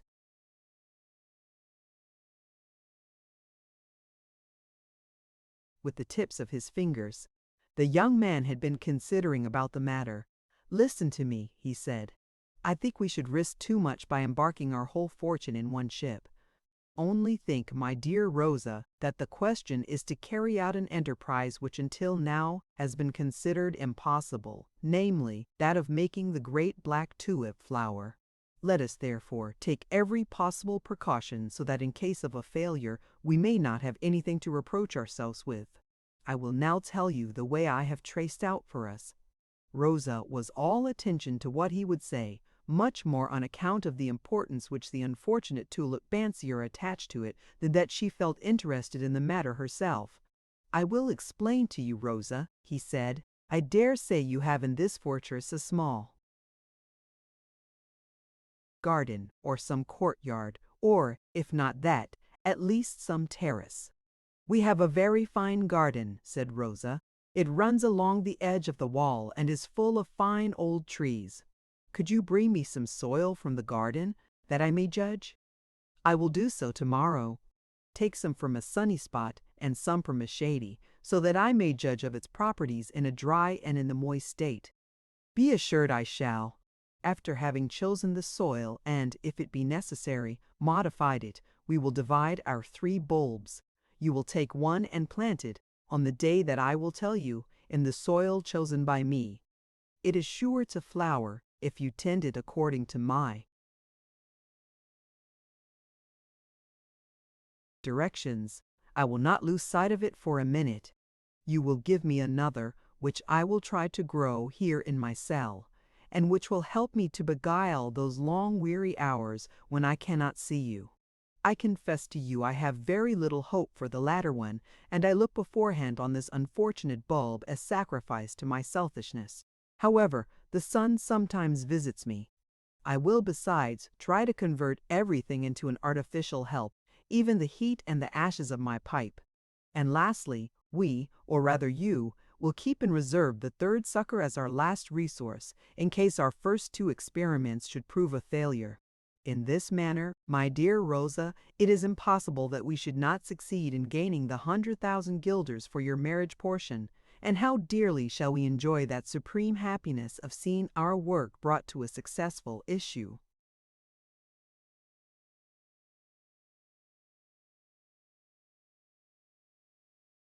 I know it all now, said Rosa. I will bring you the soil tomorrow, and you will choose it for your bulb and for mine. As to that in which yours is to grow, I shall have several journeys to convey it to you, as I cannot bring much at a time. There is no hurry for it, dear Rosa. Our tulips need not be put into the ground for a month at least, so you see we have plenty of time before us. Only I hope that, in planting your bulb, you will strictly follow all my instructions. I promise you I will. And when you have once planted it, you will communicate to me all the circumstances which may interest our nursling, such as change of weather, footprints on the walks, or footprints in the borders. You will listen at night whether our garden is not resorted to by cats. A couple of those untoward animals laid waste 2 of my borders at Dort.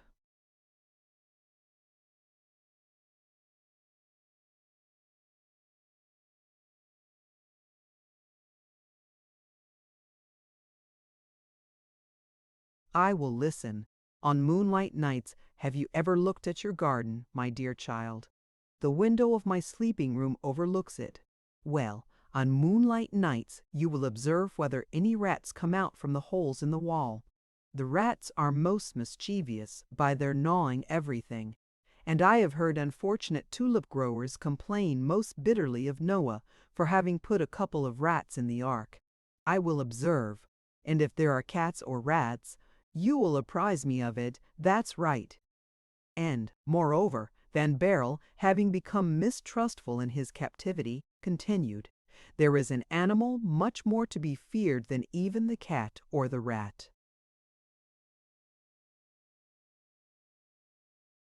What animal? Man. You comprehend, my dear Rosa, a man may steal a guilder and risk the prison for such a trifle, and consequently it is much more likely that someone might steal 100,000 guilders. No one ever enters the garden but myself. Thank you, my dear Rosa. All the joy of my life has still to come from you. And as the lips of Van Baerle approached the grating with the same ardor as the day before, and as, moreover, the hour for retiring had struck, Rosa drew back her head and stretched out her hand. In this pretty little hand, of which the coquettish damsel was particularly proud, was the bulb.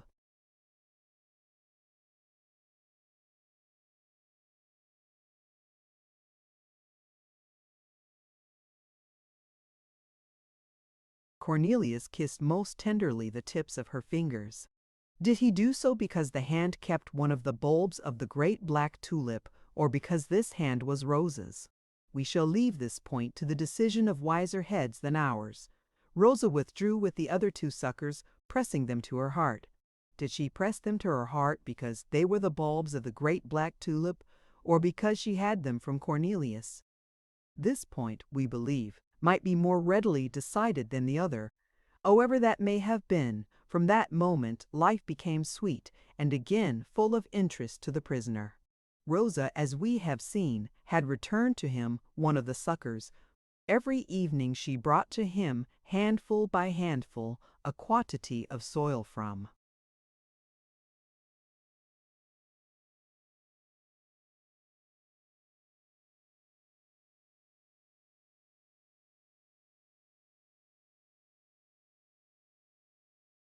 That part of the garden which he had found to be the best, and which indeed was excellent.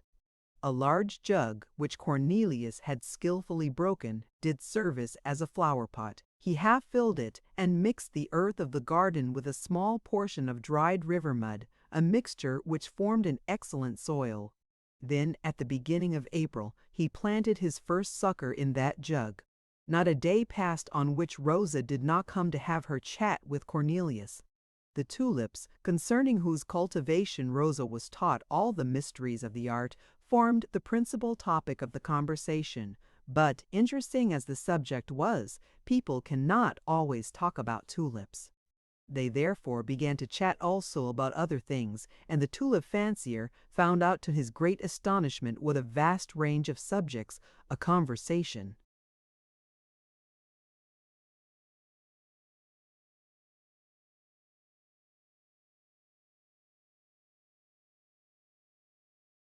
may comprise. Only Rosa had made it a habit to keep her pretty face invariably 6 inches distant from the grating, having perhaps become distrustful of herself.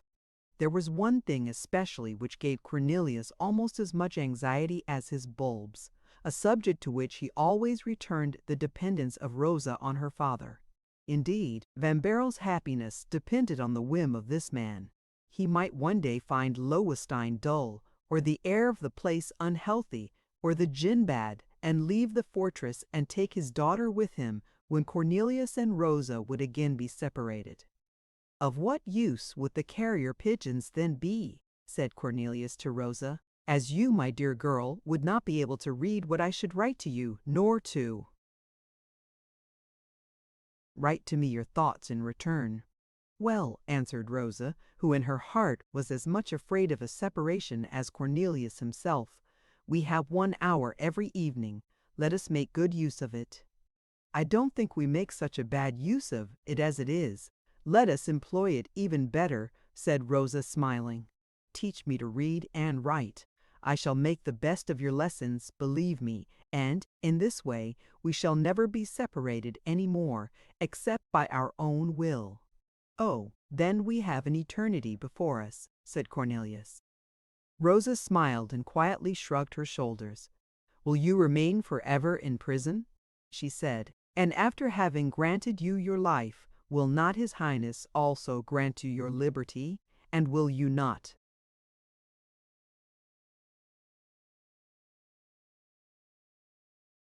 then recover your fortune and be a rich man? And then, when you are driving in your own coach, riding your own horse, will you still look at poor Rosa, the daughter of a jailer, scarcely better than a hangman?" Cornelius tried to contradict her, and certainly he would have done so with all his heart and with all the sincerity of a soul full of love. She, however, smilingly interrupted him, saying, "How is your tulip going on?" To speak to Cornelius of his tulip was an expedient resorted to by her to make him forget everything, even Rosa herself. "Very well indeed," he said. "The coat is growing black, the sprouting has commenced, the veins of the bulb are swelling. In 8 days hence, and perhaps sooner, we may distinguish the first buds of the leaves protruding." "And yours, Rosa?" "Oh, I have done things on a large scale and according to your directions." "Now let me hear, Rosa, what you have done," said Cornelius with as tender an anxiety as he had lately shown to herself. "Well," she said, smiling, for in her own heart she could not help studying this double love of the prisoner for herself and for the black tulip, "I have done things on a large scale. I have prepared a bed as you described it to me, on a clear spot, far from trees and walls, in a soil slightly mixed with sand, rather moist than dry, without a fragment of stone or pebble. Well done, Rosa, well done. I am now only waiting for your further orders to put in the bulb. You know that I must be behindhand with you, as I have in my favor all the chances of good air, of the sun, and abundance of moisture."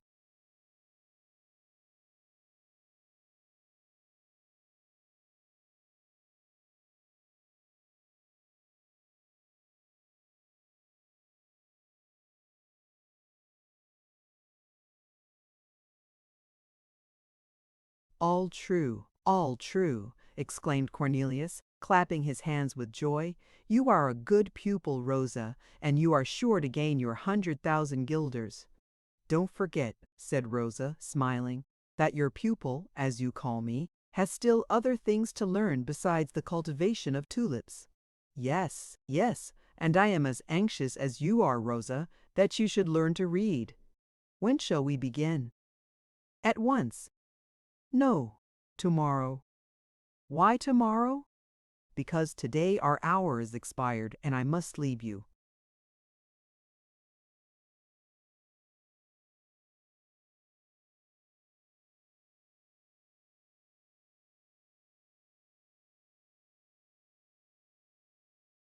"Already, but what shall we read?" "Oh," said Rosa, "I have a book which I hope will bring us luck." "Tomorrow, then." "Yes, tomorrow."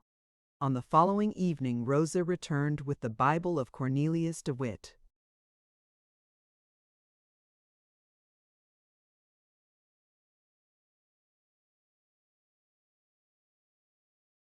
Chapter 17. The First Bulb. On the following evening, as we have said, Rosa returned with the Bible of Cornelius de Witt. Then began between the master and the pupil one of those charming scenes which are the delight of the novelist who has to describe them. The grated window, the only opening through which the two lovers were able to communicate, was too high for conveniently reading a book, although it had been quite convenient for them to read each other's faces. Rosa therefore had to press the open book against the grating edgewise, holding above it in her right hand the lamp, but Cornelius hit upon the lucky idea of fixing it to the bars, so as to afford her a little rest. Rosa was then enabled to follow with her finger the letters and syllables which she was to spell for Cornelius, who with a straw pointed out the letters to his attentive pupil through the holes of the grating.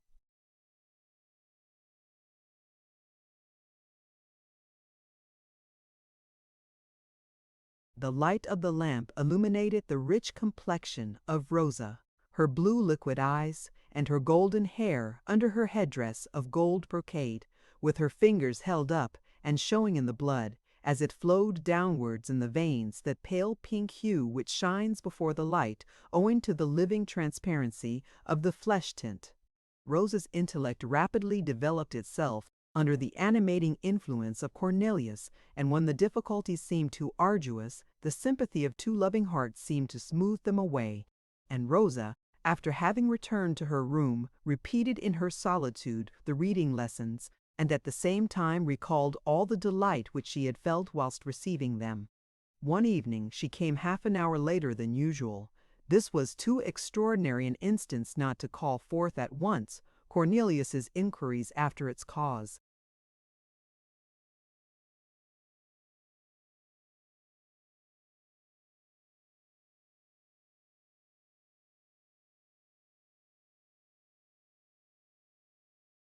"Oh, do not be angry with me," she said. "It is not my fault. My father has renewed an acquaintance with an old crony who used to visit him at The Hague, and to ask him to let him see the prison. He is a good sort of fellow, fond of his bottle, tells funny stories, and moreover is very free with his money, so as always to be ready to stand a treat." "You don't know anything further of him?" asked Cornelius, surprised. "No," she answered. "It's only for about a fortnight that my father has taken such a fancy to this friend who is so assiduous in visiting him." "Ah, so," said Cornelius, shaking his head uneasily, as every new incident seemed to him to forebode some catastrophe. "Very likely some spy, one of those who are sent into jails to watch both prisoners and their keepers." "I don't believe that," said Rosa, smiling. "If that worthy person is spying after anyone, it is certainly not after my father." "After whom, then? Me, for instance. You?" "Why not?" said Rosa, smiling. "Ah, that's true," Cornelius observed with a sigh. "You will not always have suitors in vain. This man may become your husband. I don't say anything to the contrary. What cause have you to entertain such a happy prospect?" "Rather say, this spear, Mynheer Cornelius."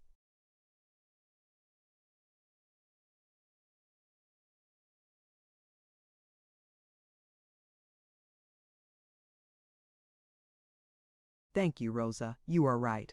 Well, I will say then this fear. I have only this reason. Tell me, I am anxious to hear. This man came several times before to the Butna, at the Hague.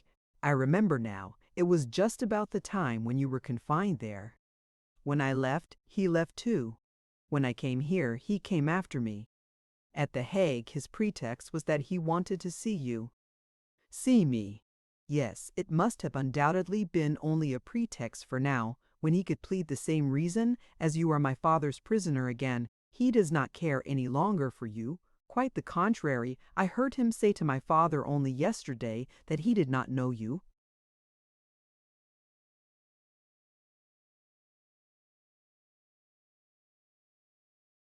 Go on, Rosa, pray do, that I may guess who that man is, and what he wants. Are you quite sure, Mynheer Cornelius, that none of your friends can interest himself for you? I have no friends, Rosa. I have only my old nurse whom you know and who knows you. Alas, poor Sue! She would come herself and use no roundabout ways. She would at once say to your father, or to you, "My good sir, or my good miss, my child is here. See how grieved I am. Let me see him only for 1 hour, and I'll pray for you as long as I live." No, no, continued Cornelius, with the exception of my poor old Sue, I have no friends in this world. Then I come back to what I thought before, and the more so as last evening at sunset, whilst I was arranging the border where I am to plant your bulb, I saw a shadow gliding between the alder trees and the aspens. I did not appear to see him, but it was this man. He concealed himself and saw me digging the ground.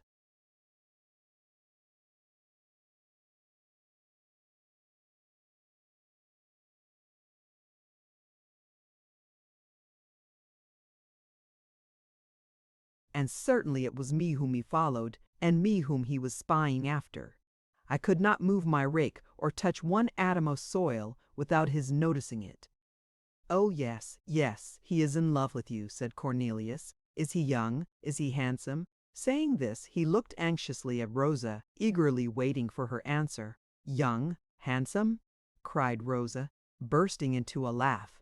"He is hideous to look at, crooked, nearly 50 years of age, and never dares to look me in the face or to speak except in an undertone.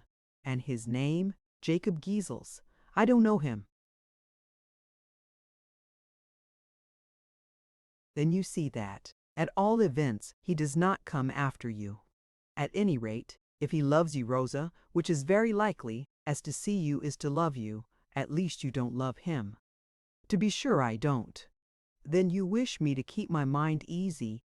I should certainly ask you to do so. Well then, now as you begin to know how to read, you will read all that I write to you of the pangs of jealousy and of absence, won't you, Rosa? I shall read it, if you write with good big letters. Then, as the turn which the conversation took began to make Rosa uneasy, she asked,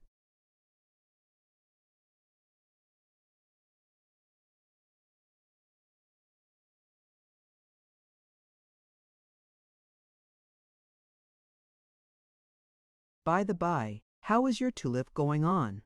"Oh, Rosa, only imagine my joy. This morning I looked at it in the sun, and after having moved the soil aside which covers the bulb, I saw the first sprouting of the leaves. This small germ has caused me a much greater emotion than the order of His Highness which turned aside the sword already raised at the Butenhof." "You hope, then?" said Rosa, smiling. "Yes, yes, I hope. And I, in my turn, when shall I plant my bulb?" "Oh, the first favorable day, I will tell you. But, whatever you do, let nobody help you, and don't confide your secret to anyone in the world. Do you see, a connoisseur by merely looking at the bulb would be able to distinguish its value. And so, my dearest Rosa, be careful in locking up the third sucker which remains." To you. It is still wrapped up in the same paper in which you put it, and just as you gave it me. I have laid it at the bottom of my chest under my point lace, which keeps it dry without pressing upon it. But good night, my poor captive gentleman. "How, already?" It must be, coming so late and going so soon. My father might grow impatient not seeing me return, and that precious lover might suspect a rival. Here she listened uneasily.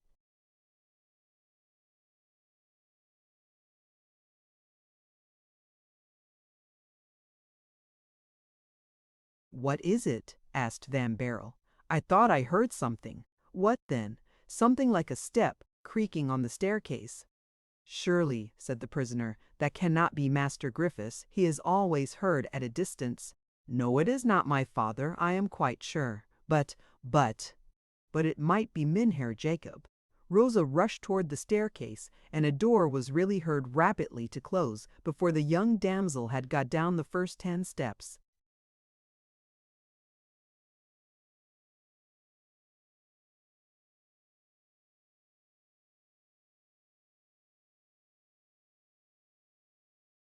Cornelius was very uneasy about it, but it was after all only a prelude to greater anxieties. The flowing day passed without any remarkable incident. Griffiths made his 3 visits and discovered nothing. He never came at the same hours as he hoped thus to discover the secrets of the prisoner. Van Baerle, therefore, had devised a contrivance, a sort of pulley, by means of which he was able to lower or to raise his jug below the ledge of tiles and stone before his window. The strings by which this was effected he had found means to cover with that moss which generally grows on tiles, or in the crannies of the walls. Griffiths suspected nothing, and the device succeeded for 8 days. One morning, however, when Cornelius, absorbed in the contemplation of his bulb, from which a germ of vegetation was already peeping forth, had not heard old Griffiths coming upstairs, as a gale of wind was blowing which shook the whole tower, the door suddenly opened.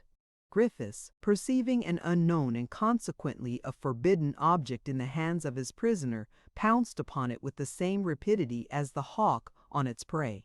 As ill luck would have it, his coarse hard hand, the same which he had broken, and which Cornelius van Baerle had set so well, grasped at once in the midst of the jug, on the spot where the bulb was lying in the soil. "What have you got here?" he roared. "Ah, have I caught you?" And with this he grabbed in the soil. "I? Nothing, nothing," cried Cornelius, trembling. "Ah, have I caught you?" "A jug and earth in it. There is some criminal secret at the bottom of all this."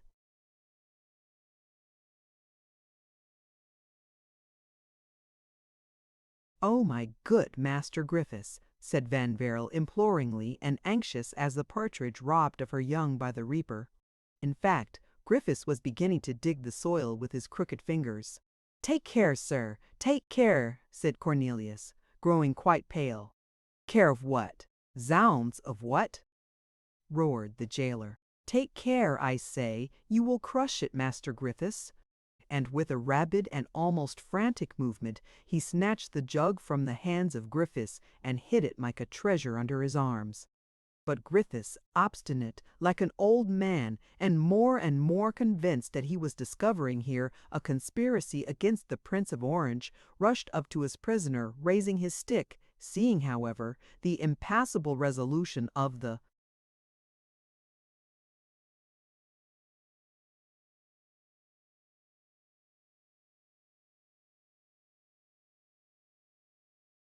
captive to protect his flower pot. He was convinced that Cornelius trembled much less for his head than for his jug. He therefore tried to wrest it from him by force. "Halloa!" said the jailer, furious. "Here, you see, you are rebelling." "Leave me my tulip," cried Van Baerle. "Ah, yes, tulip," replied the old man. "We know well the shifts of prisoners." "But I vow to you—" "Let go," repeated Griffiths, stamping his foot. "Let go, or I shall call the guard." "Call whoever you like, but you shall not have this flower except with my life." Griffiths, exasperated, plunged his finger a second time into the soil, and now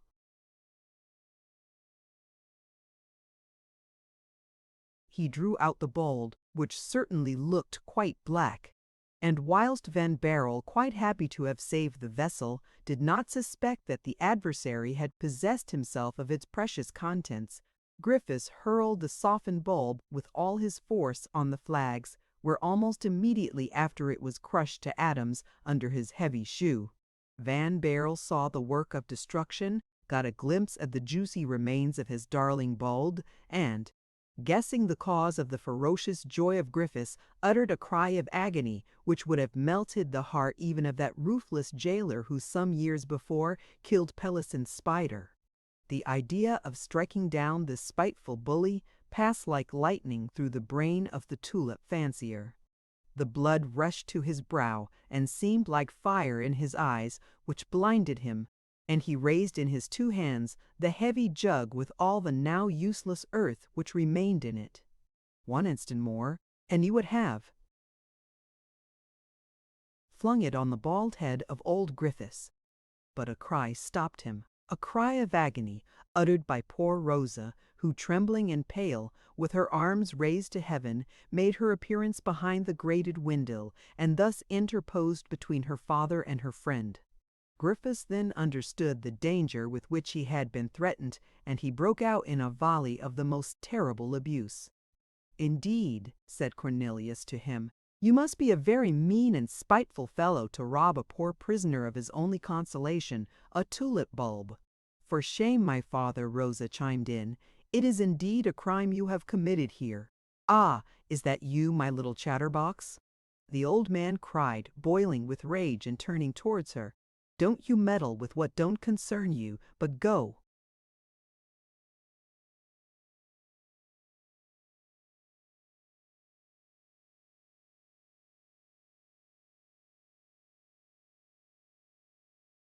Down as quickly as possible. "Unfortunate me," continued Cornelius, overwhelmed with grief.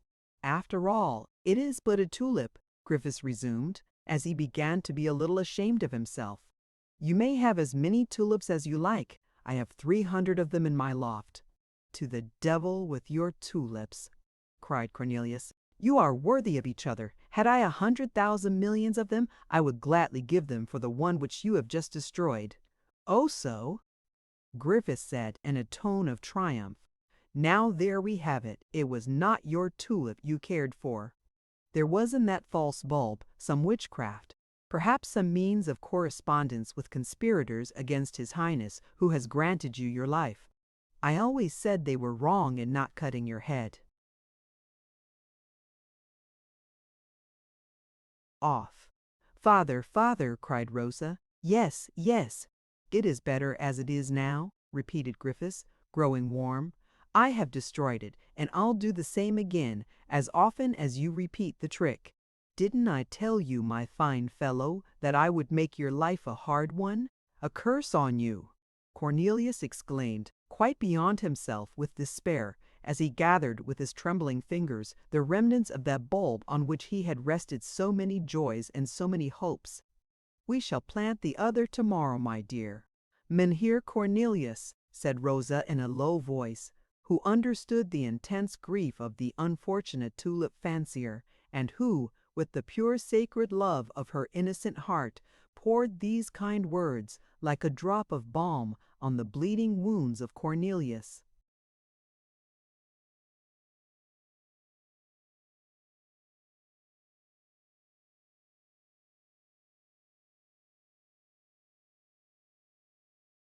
Chapter 18. Rosa's Lover. Rosa had scarcely pronounced these consolatory words when a voice was heard from the staircase, asking Griffiths how matters were going on. "Do you hear, father?" said Rosa. "What?" "Master Jacob calls you. He is uneasy." "There was such a noise," said Griffiths. "Wouldn't you have thought he would murder me, this doctor?" They are always very troublesome fellows, these scholars. Then, pointing with his finger towards the staircase, he said to Rosa, "Just lead the way, miss." After this he locked the door, and called out, "I shall be with you directly, friend."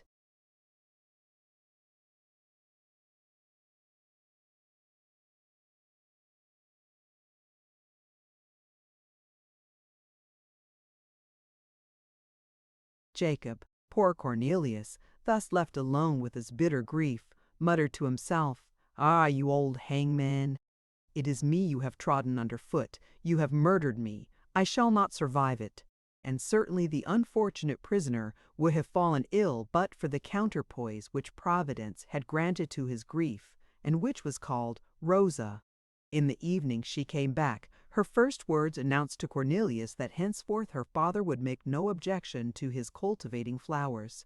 "And how do you know that?" the prisoner asked with a doleful look. "I know it because he has said so."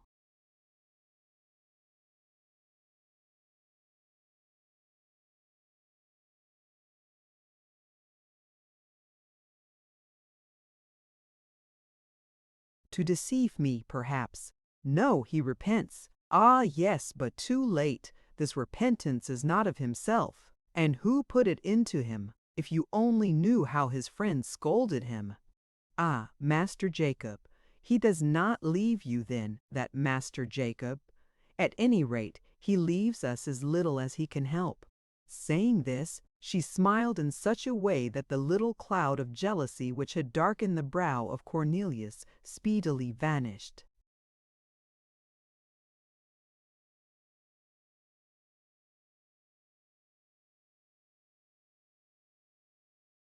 "How was it?" asked the prisoner.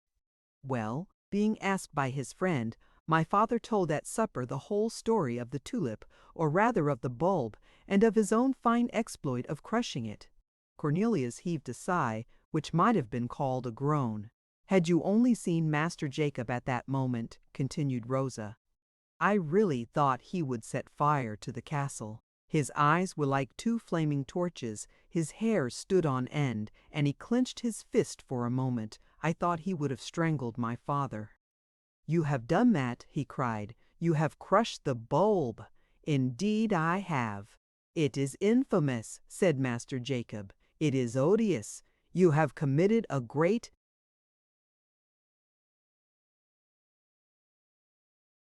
crime.' My father was quite dumbfounded. 'Are you mad too?' he asked his friend. 'Oh, what a worthy man is this Master Jacob!' muttered Cornelius. 'An honest soul, an excellent heart that he is. The truth is that it is impossible to treat a man more rudely than he did my father. He was really quite in despair, repeating over and over again, 'Crushed, crushed the bulb. My God, crushed.' Then turning toward me he asked, but it was not the only one that he had." "Did he ask that?" inquired Cornelius with some anxiety.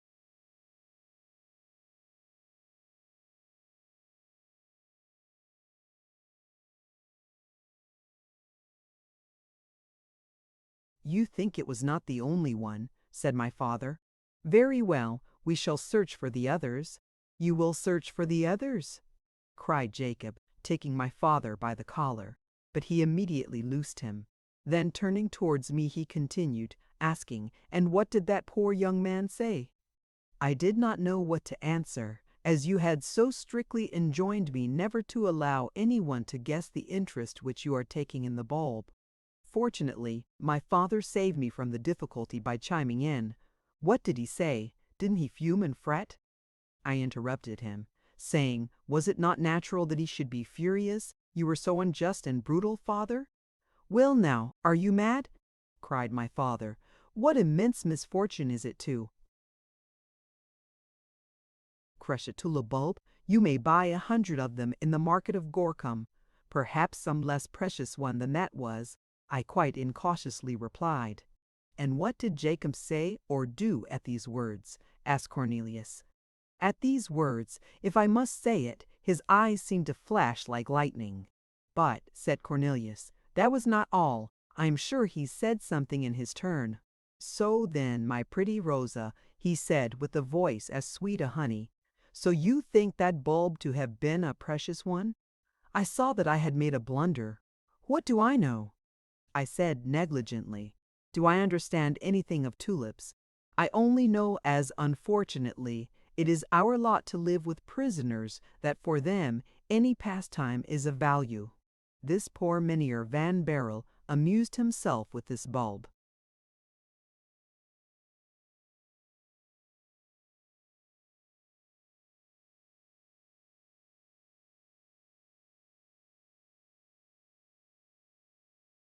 Well, I think it very cruel to take from him the only thing that he could have amused himself with. But first of all, said my father, we ought to know how he has contrived to procure this bulb. I turned my eyes away to avoid my father's look, but I met those of Jacob. It was as if he had tried to read my thoughts at the bottom of my heart. Some little show of anger sometimes saves an answer. I shrugged my shoulders, turned my back, and advanced towards the door. But I was kept by something which I heard, although it was uttered in a very low voice only. Jacob said to my father, "It would not be so difficult to ascertain that." "How so?" "You need only search his person, and if he has the other bulbs, we shall find them, as there usually are 3 suckers." "3 suckers," cried Cornelius. "Did you say that I have 3? The word certainly struck me just as much as it does you." I turned round. They were both of them so deeply engaged in their conversation that they did not observe my movement. "But," said my father, "perhaps he has not got his bulbs about him? Then take him down under some pretext or other, and I will search his cell in the meanwhile." "Hello, hello," said Cornelius. "But this Mr. Jacob of yours is a villain, it seems. I am afraid he is." "Tell me, Rosa," continued Cornelius with a pensive air. "What? Did you not tell me that on the day when you prepared your borders this man followed you?" "So he did. That he glided like a shadow behind the elder trees?" "Certainly."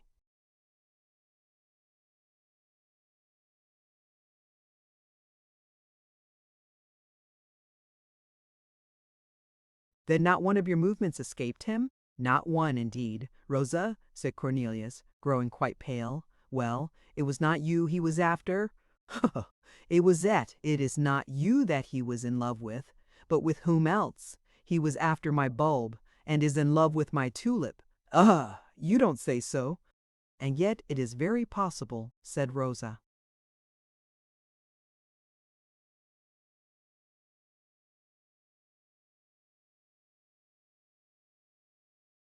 "Will you make sure of it? In what manner?" "Oh, it would be very easy. Tell me. Go tomorrow into the garden. Manage matters so that Jacob may know, as he did the first time, that you are going there, and that he may follow you. Feign to put the bulb into the ground. Leave the garden, but look through the keyhole of the door and watch him." "Well, and what then?" "What then? What's then? We shall do as he does." "Oh," said Rosa, with a sigh, "you are very fond of your bulbs."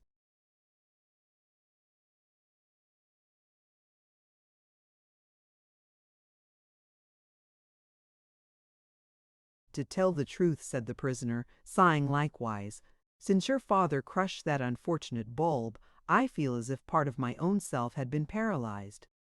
"Now just hear me," said Rosa. "Will you try something else?" "What?" "Will you accept the proposition of my father?" "Which proposition?" "Did not he offer to you tulip bulbs by hundreds?" "Indeed he did." "Accept 2 or 3, and along with them you may grow the 3rd sucker."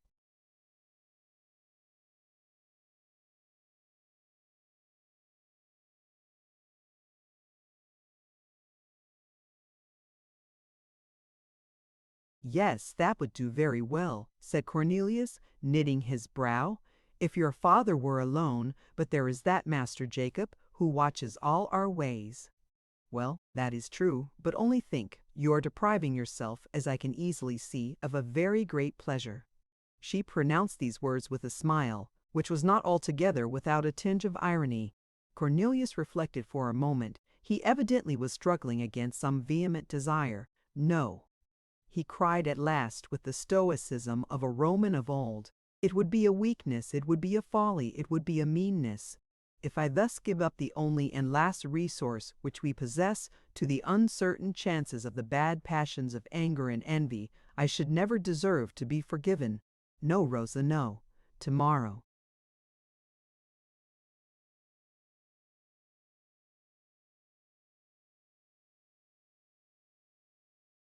"We shall come to a conclusion as to the spot to be chosen for your tulip. You will plant it according to my instructions. And as to the 3rd sucker, Cornelius here heaved a deep sigh. Watch over it as a miser over his first or last piece of gold, as the mother over her child, as the wounded over the last drop of blood in his veins. Watch over it, Rosa. Some voice within me tells me that it will be our saving, that it will be a source of good to us. Be easy, Mynheer Cornelius, said Rosa, with a sweet mixture of melancholy and gravity. Be easy, your wishes are commands to me.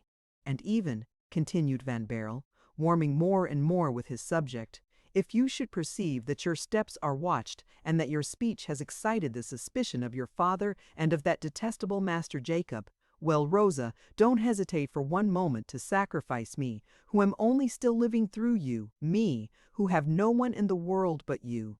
Sacrifice me, don't come to see.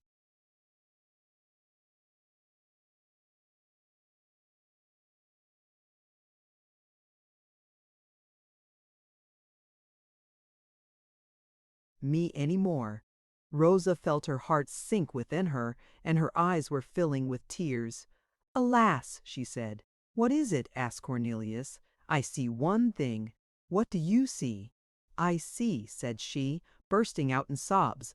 I see that you love your tulips with such love as to have no more room in your heart left for other affections. Saying this, she fled. Cornelius, after this, passed one of the worst nights he ever had in his life.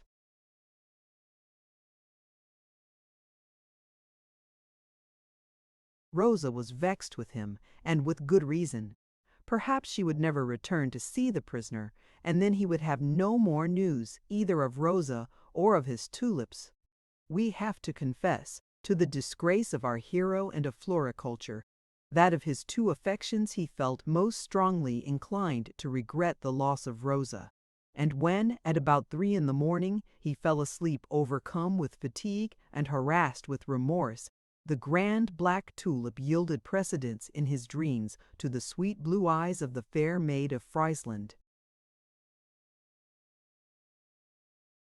Chapter 19. The Maid and the Flower. But poor Rosa, in her secluded chamber, could not have known of whom or of what Cornelius was dreaming. From what he had said, she was more ready to believe that he dreamed of the black tulip than of her, and yet Rosa was mistaken. But as there was no one to tell her so, and as the words of Cornelius's thoughtless speech had fallen upon her heart like drops of poison, she did not dream, but she wept.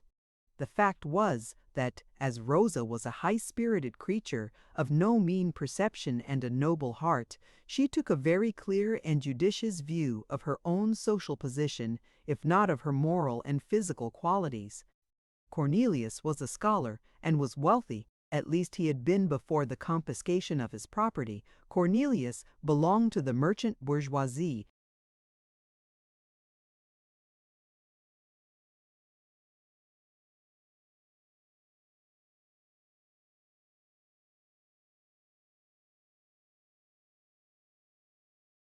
who were prouder of their richly emblazoned shop signs than the hereditary nobility of their heraldic bearings.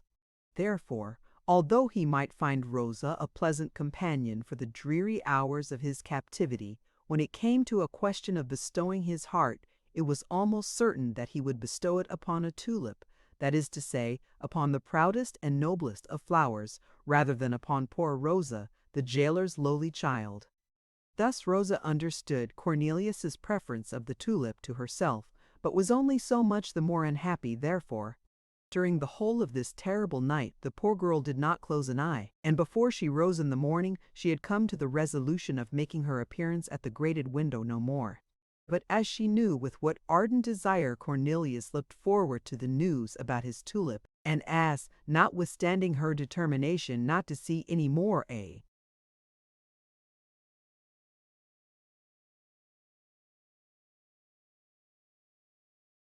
man her pity for whose fate was fast growing into love, she did not, on the other hand, wish to drive him to despair. She resolved to continue by herself the reading and writing lessons, and, fortunately, she had made sufficient progress to dispense with the help of a master when the master was not to be Cornelius. Rosa therefore applied herself most diligently to reading poor Cornelius de Witt's Bible, on the second fly-leaf of which the last will of Cornelius van Baerle was written. Alas, she muttered, when perusing again this document, which she never finished without a tear, the pearl of love rolling from her limpid eyes on her pale cheeks, alas! At that time I thought for one moment he loved me. Poor Rosa, she was mistaken. Never had the love of the prisoner been more sincere than at the time at which we are now arrived, when in the contest between the Black Tulip and Rosa, the Tulip had had to yield to her the first, and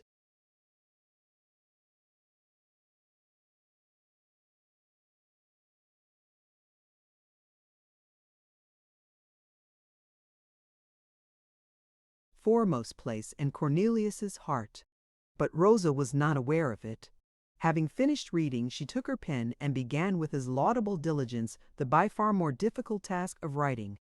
As, however, Rosa was already able to write a legible hand when Cornelius so uncautiously opened his heart, she did not despair of progressing quickly enough to write, after 8 days at the latest, to the prisoner an account of his tulip.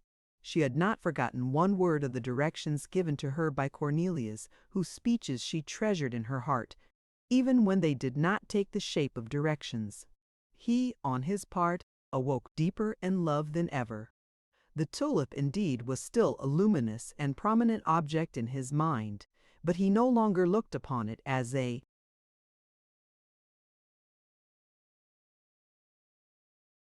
treasure to which he ought to sacrifice everything, and even Rosa, but as a marvelous combination of nature and art with which he would have been happy to adorn the bosom of his beloved one. Yet during the whole of that day he was haunted with a vague uneasiness, at the bottom of which was the fear lest Rosa should not come in the evening to pay him her usual visit. This thought took more and more hold of him, until at the approach of evening his whole mind was absorbed in it. How his heart beat when darkness closed in! The words which he had said to Rosa on the evening before, and which had so deeply afflicted her, now came back to his mind more vividly than ever, and he asked himself how he could have told his gentle comforter to sacrifice him to his tulip, that is to say, to give up seeing him, if need be, whereas to him the sight of Rosa had become a condition of life. In Cornelius's cell one heard the chimes of the clock of the fortress. It struck.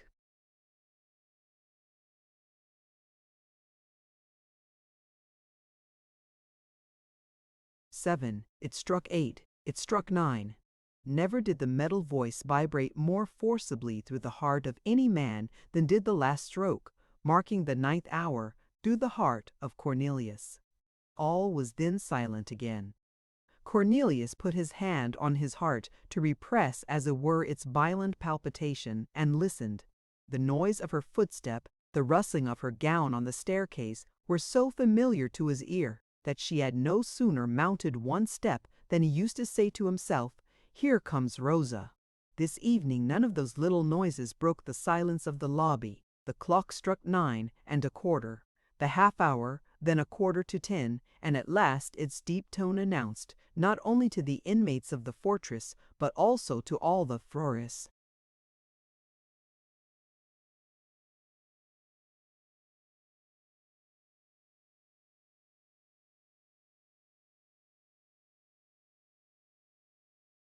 inhabitants of Lowenstein, that it was 10.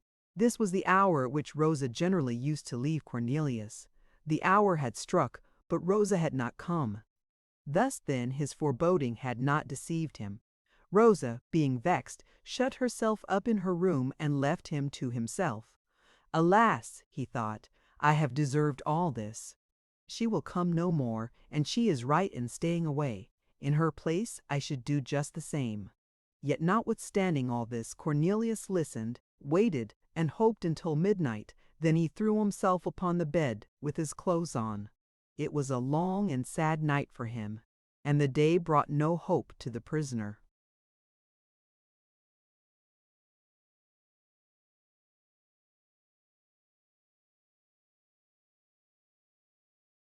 At 8 in the morning, the door of his cell opened. But Cornelius did not even turn his head. He had heard the heavy step of Griffiths in the lobby, but this step had perfectly satisfied the prisoner that his jailer was coming alone. Thus Cornelius did not even look at Griffiths, and yet he would have been so glad to draw him out and to inquire about Rosa. He even very nearly made this inquiry, strange as it would needs have appeared to her father. To tell the truth, there was in all this some selfish hope to hear from Griffiths that his daughter was ill. Except on extraordinary occasions, Rosa never came during the day. Cornelius therefore did not really expect her as long as the day lasted. Yet his sudden starts, his listening at the door, his rapid glances at every little noise towards the grated window, showed clearly that the prisoner entertained some latent hope that Rosa would, somehow or other, break her rule.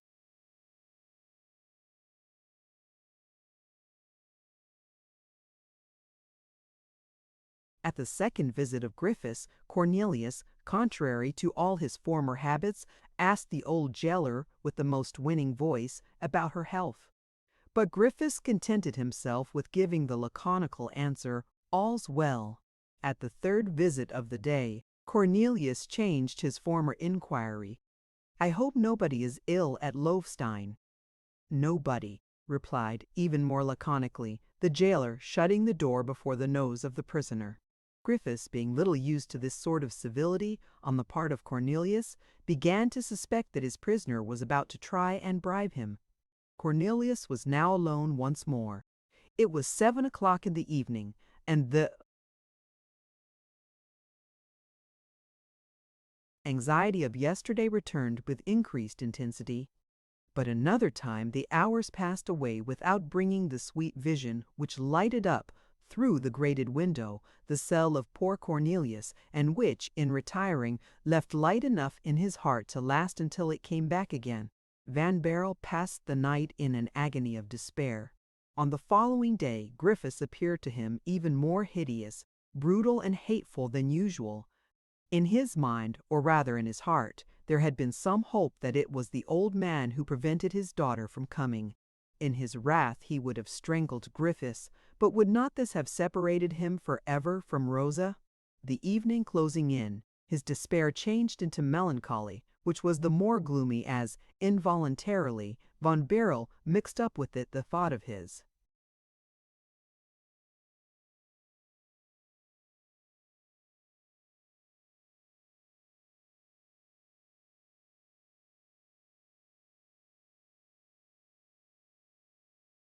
poor Tulip. It was now just that week in April which the most experienced gardeners point out as the precise time when tulips ought to be planted. He had said to Rosa, "I shall tell you the day when you are to put the bulb in the ground." He had intended to fix, at the vainly hoped for interview the following day, as the time for that momentous operation. The weather was propitious. The air, though still damp, began to be tempered by those pale rays of the April sun which, being the first, appear so congenial, although so pale. How if Rosa allowed the right moment for planting the bulb to pass by? If, in addition to the grief of seeing her no more, he should have to deplore the misfortune of seeing his tulip fail on account of its having been planted too late, or of its not having been planted at all? These two vexations combined might well make him leave off eating and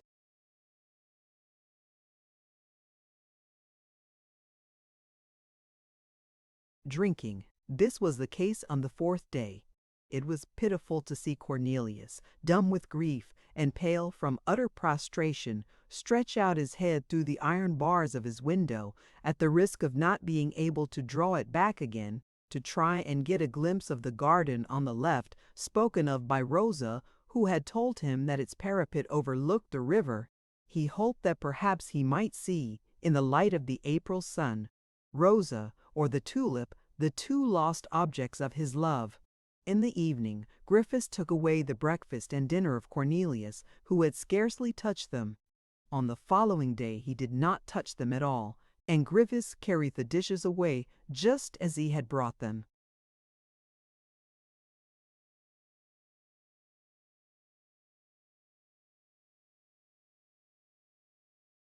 Cornelius had remained in bed the whole day. "Well," said Griffiths, coming down from the last visit, "I think we shall soon get rid of our scholar." Rosa was startled. "Nonsense," said Jacob. "What do you mean? He doesn't drink, he doesn't eat, he doesn't leave his bed. He will get out of it, like Mynheer Grotius, in a chest.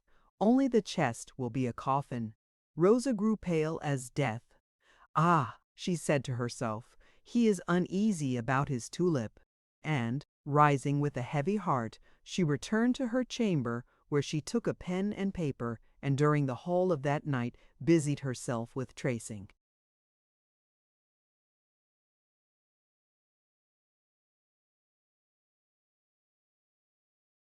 Letters. On the following morning, when Cornelius got up to drag himself to the window, he perceived a paper which had been slipped under the door. He pounced upon it, opened it, and read the following words, in a handwriting which he could scarcely have recognized as that of Rosa, so much had she improved during her short absence of 7 days. "Be easy, your tulip is going on well." Although these few words of Rosa's somewhat soothed the grief of Cornelius, yet he felt not the less the irony which was at the bottom of them. Rosa, then, was not ill, she was offended. She had not been forcibly prevented from coming, but had voluntarily stayed away. Thus Rosa, being at liberty, found in her own will the force not to come and see him, who was dying with grief at not having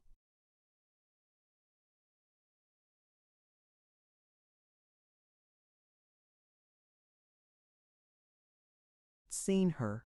Cornelius had paper and a pencil which Rosa had brought to him. He guessed that she expected an answer, but that she would not come before the evening to fetch it.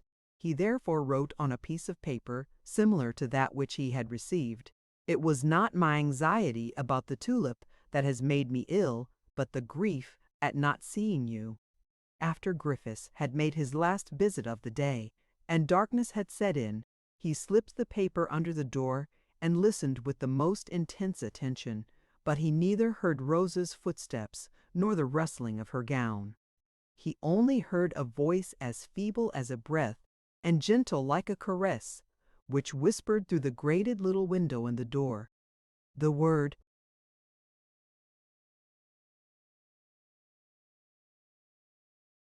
tomorrow. Now tomorrow was the 8th day. For 8 days Cornelius and Rosa had not seen each other. Chapter 20. The events which took place during those 8 days. On the following evening, at the usual hour, Van Baerle heard someone scratch at the grated little window, just as Rosa had been in the habit of doing in the heyday of their friendship. Cornelius, being, as may easily be imagined, not far off from the door, perceived Rosa, who at last was waiting again for him with her lamp in her hand. Seeing him so sad and pale, she was startled, and said, "You are ill, Mynheer Cornelius." "Yes, I am," he answered, as indeed he was suffering in mind and in body. "I saw that you did not eat," said Rosa. "My father told me that you remained in bed all day. I then wrote to calm your uneasiness concerning the fate of the most precious object of your anxiety." "And I," said Cornelius, "I have answered. Seeing your return, my dear Rosa, I thought you had received my letter. It is true I have received it. You cannot this time excuse yourself with not being able to read. Not only do you read very fluently, but also you have made marvelous progress in writing. Indeed, I have not only received, but also read your note. Accordingly, I am come to see whether there might not be some remedy to restore you to health." "Restore me to health?" cried Cornelius. "But have you any good news to communicate to me?" Saying this, the poor prisoner looked at Rosa, his eyes sparkling with hope. Whether she did not or would not understand this look, Rosa answered gravely, "I have only to speak to you about your tulip, which, as I well know, is the object uppermost in your mind." Rosa pronounced those few words in a freezing tone, which cut deeply into the heart of Cornelius. He did not suspect what lay hidden under this appearance of indifference with which the poor girl affected to speak of her rival, the Black Tulip. "Oh," muttered Cornelius, "again! Again! Have I not told you, Rosa, that I thought but of you? That it was you alone whom I regretted, you whom I missed, you whose absence I felt more than the loss of liberty and of life itself?" Rosa smiled with a melancholy air. "Ah," she said, "your tulip has been in such danger." Cornelius trembled involuntarily and showed himself clearly to be caught in the trap, if ever the remark was meant as such. "Danger!" he cried, quite alarmed. "What danger?" Rosa looked at him with gentle compassion. She felt that what she wished was beyond the power of this man, and that he must be taken as he was, with his little foible. "Yes," she said, "you have guessed the truth. That suitor and amorous swain, Jacob, did not come on my account." "And what did he come for?" Cornelius anxiously asked. "He came for the sake of the tulip." "Alas!" said Cornelius, growing even paler at this piece of information than he.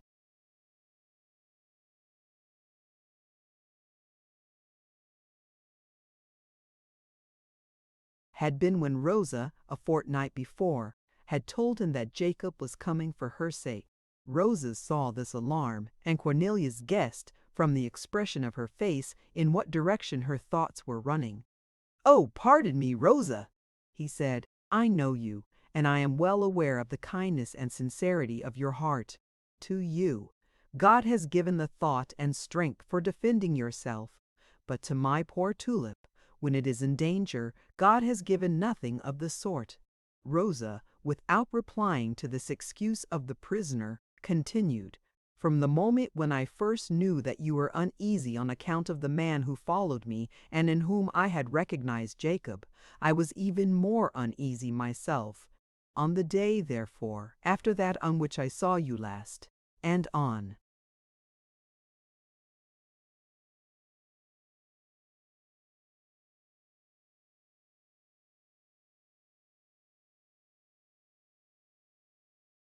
which you said," Cornelius interrupted her. "Once more, pardon me, Rosa," he cried. "I was wrong in saying to you what I said. I have asked your pardon for that unfortunate speech before. I ask it again. Shall I always ask it in vain?"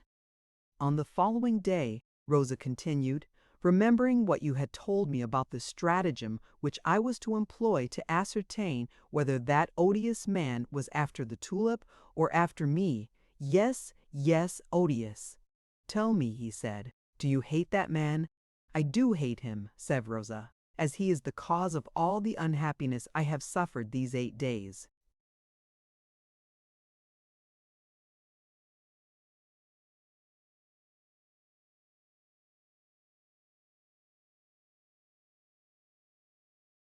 You too have been unhappy, Rosa. I thank you 1,000 times for this kind confession. Well, on the day after that unfortunate one, I went down into the garden and proceeded towards the border where I was to plant your tulip, looking round all the while to see whether I was again followed as I was last time." "And then?" Cornelius asked. "And then the same shadow glided between the gate and the wall, and once more disappeared behind the elder trees." "You feigned not to see him, didn't you?" Cornelius asked, remembering all the details of the advice which he had given to Rosa. "Yes, and I stooped over the border, in which I dug with a spade, as if I was going to put the bulb in."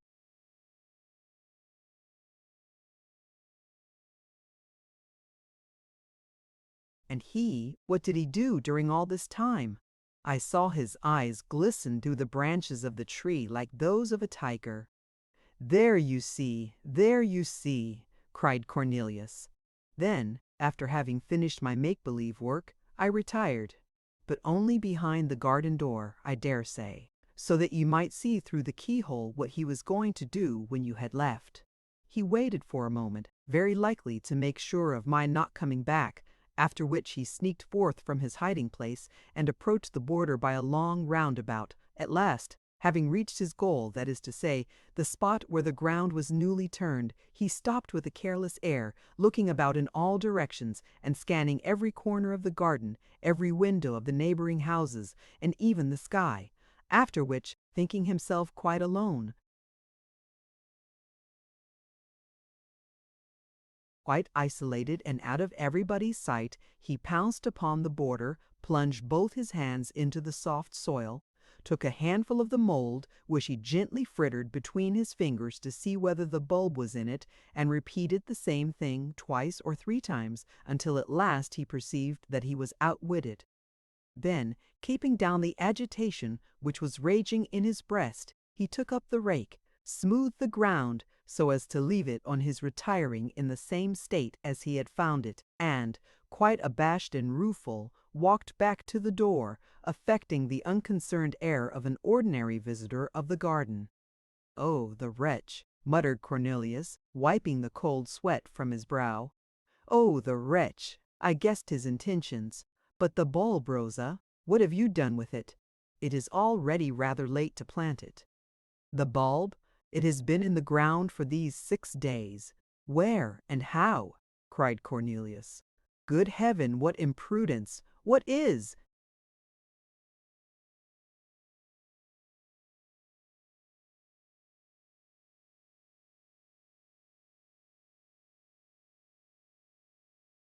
It? In what sort of soil is it?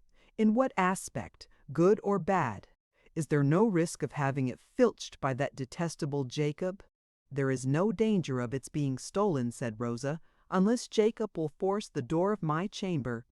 "Oh, then it is with you in your bedroom?" said Cornelius, somewhat relieved. "But in what soil, in what vessel? You don't let it grow, I hope, in water like those good ladies of Haarlem and Dort, who imagine that water could replace the earth?" "You may make yourself comfortable on that score," said Rosa, smiling. "Your bulb is not growing in water. I breathe again. It is in a good sound stone pot, just about the size of the jug in which you had."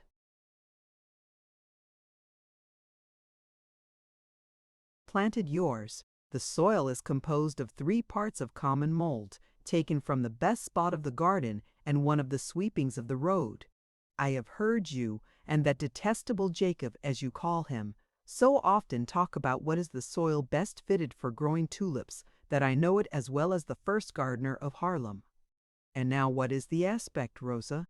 "At present it has the sun all day long, that is to say, when the sun shines.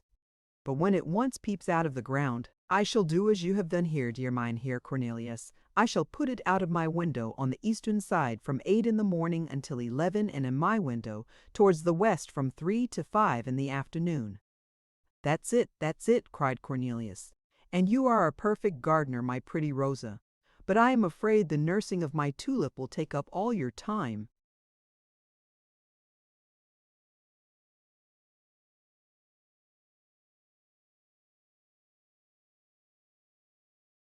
"Yes, it will," said Rosa. "But never mind. Your tulip is my daughter. I shall devote to it the same time as I should to a child of mine if I were a mother." "Only by becoming its mother," Rosa added smilingly, "can I cease to be its rival." "My kind and pretty Rosa," muttered Cornelius, casting on her a glance in which there was much more of the lover than of the gardener, and which afforded Rosa some consolation. Then, after a silence of some moments, during which Cornelius had grasped through the openings of the grating for the receding hand of Rosa, he said, "Do you mean to say that the bulb has now been in the ground for 6 days?" "Yes, 6 days, Mynheer Cornelius," she answered, "and it does not yet show leaf."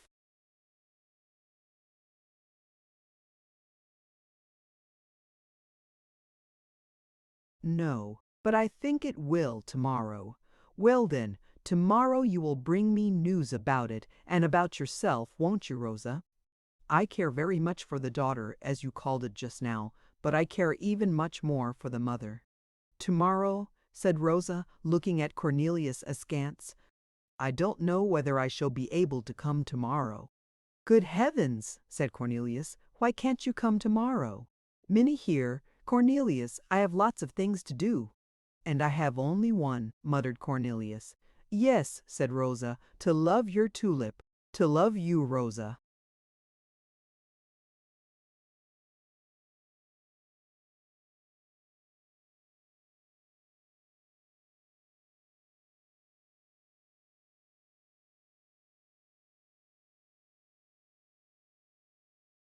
Rosa shook her head, after which followed a pause. "Well," Cornelius at last broke the silence. "Well, Rosa, everything changes in the realm of nature. The flowers of spring are succeeded by other flowers, and the bees, which so tenderly caress the violets and the wallflowers, will flutter with just as much love about the honeysuckles, the rose, the jessamine, and the carnation." "What does all this mean?" asked Rosa. "You have abandoned me, Miss Rosa, to seek your pleasure elsewhere. You have done well, and I will not complain. What claim have I to your fidelity? My fidelity," Rosa exclaimed, with her eyes full of tears, and without caring any longer to hide from Cornelius this dew of pearls dropping on her cheeks. "My fidelity! Have I not been faithful to you?"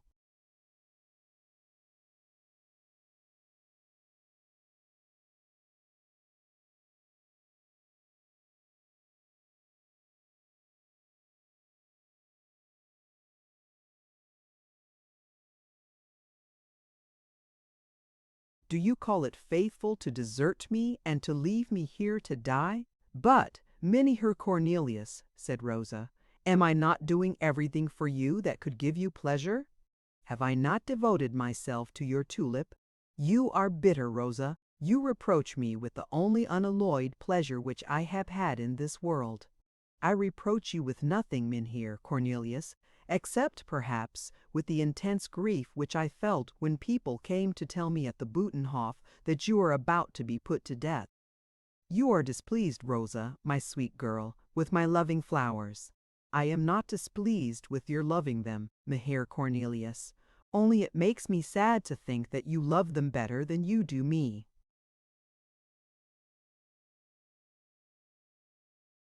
"Oh, my dear, dear Rosa, look how my hands tremble. Look at my pale cheek. Hear how my heart beats. It is for you, my love, not for the black tulip.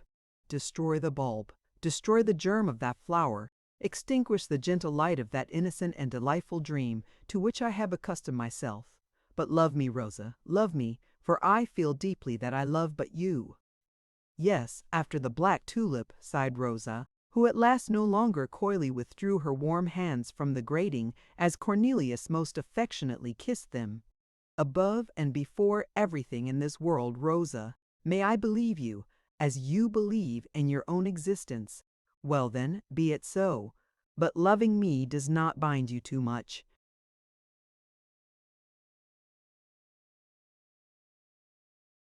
Unfortunately, it does not bind me more than I am bound. But it binds you, Rosa, you."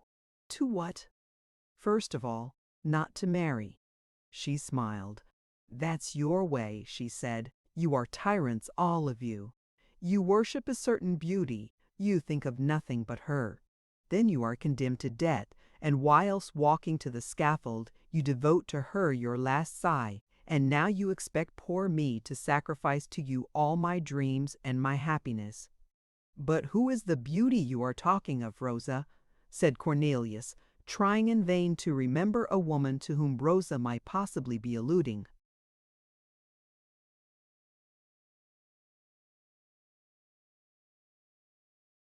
"The dark beauty with the slender waist, small feet, and a noble head.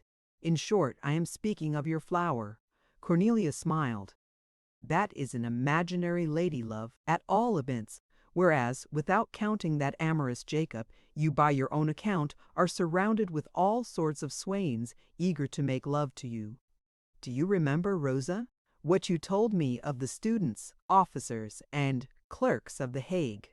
Are there no clerks, officers, or students at Loewestein?" "Indeed there are, and lots of them." "Who write letters? They do write."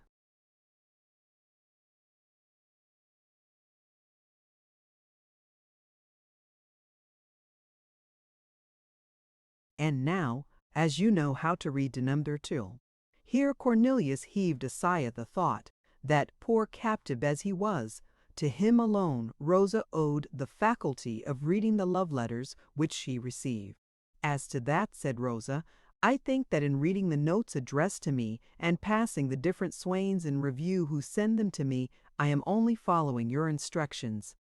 "How so?" "My instructions?" "Indeed, your instructions, sir," said Rosa, sighing in her turn. "Have you forgotten the will written by your hand on the Bible of Cornelius de Witt?" "I have not forgotten it, for now, as I know how to read, I read it every day over and over again. In that will you bid me to love and marry a handsome young man of 26 or 8 years. I am on the lookout for that young man, and as the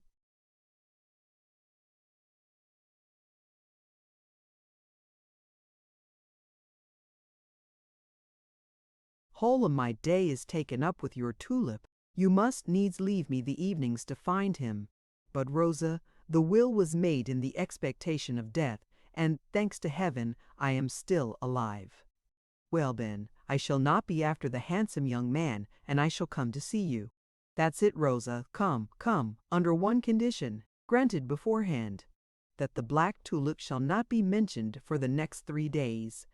It shall never be mentioned any more, if you wish it, Rosa."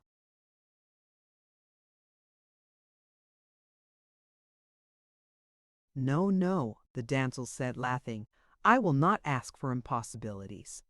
And, saying this, she brought her fresh cheek, as if unconsciously, so near the iron grating that Cornelius was able to touch it with his lips. Rosa uttered a little scream, which, however, was full of love, and disappeared.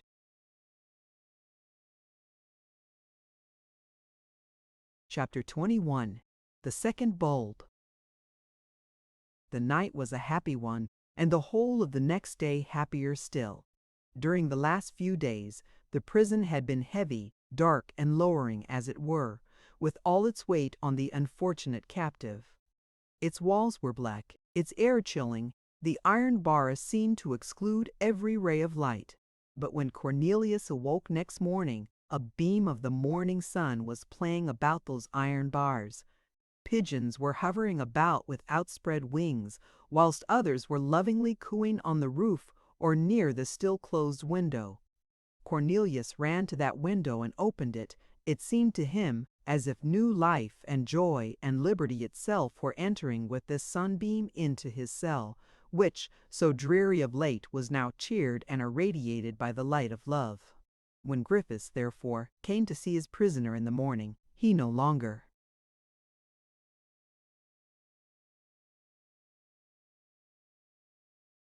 found him amorose and lying in bed, but standing at the window and singing the little ditty. "Halloa!" exclaimed the jailer. "How are you this morning?" asked Cornelius. Griffiths looked at him with a scowl. "And how is the dog and Master Jacob and our pretty Rosa?" Griffiths ground his teeth, saying, "Here is your breakfast." "Thank you, friend Cerberus," said the prisoner. "You are just in time. I am very hungry."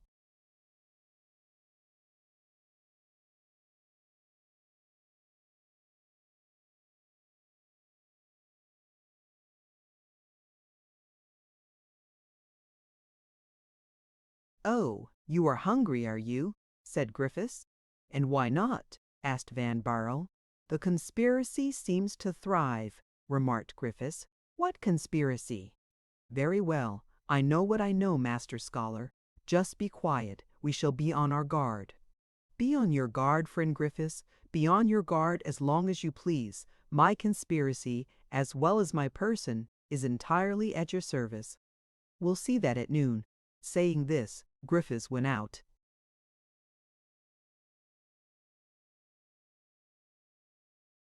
"At noon?" repeated Cornelius. "What does that mean?" "Well, let us wait until the clock strikes 12, and we shall see." It was very easy for Cornelius to wait for 12 at midday, as he was already waiting for 9 at night. It struck 12, and there were heard on the staircase not only the steps of Griffiths, but also those of 3 or 4 soldiers, who were coming up with him. The door opened. Griffiths entered, led his men in, and shut the door after them. There, now search. They searched not only the pockets of Cornelius, but even his person, yet they found nothing.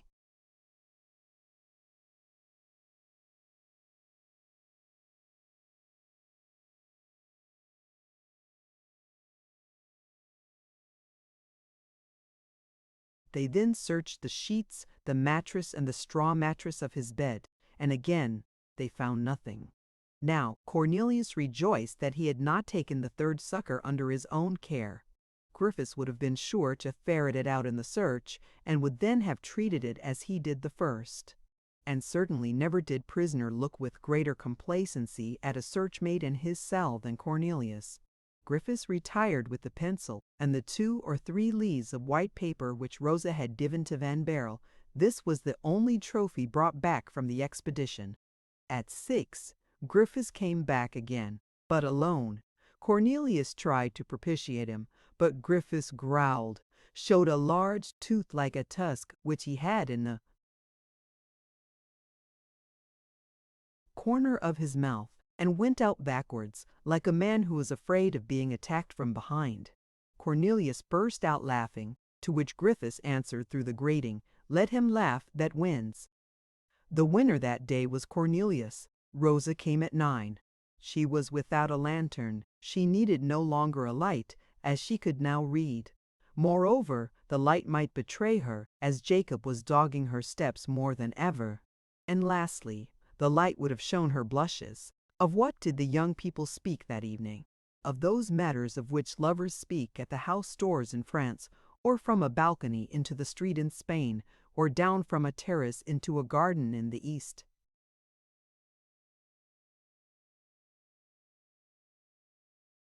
They spoke of those things which give wings to the hours. They spoke of everything except the black tulip. At last, when the clock struck 10, they parted as usual. Cornelius was happy, as thoroughly happy as a tulip fancier would be to whom one has not spoken of his tulip. He found Rosa pretty, good, graceful, and charming.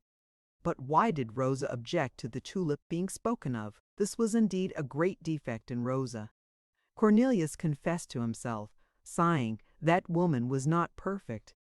Part of the night he thought of this imperfection. That is to say, so long as he was awake, he thought of Rosa.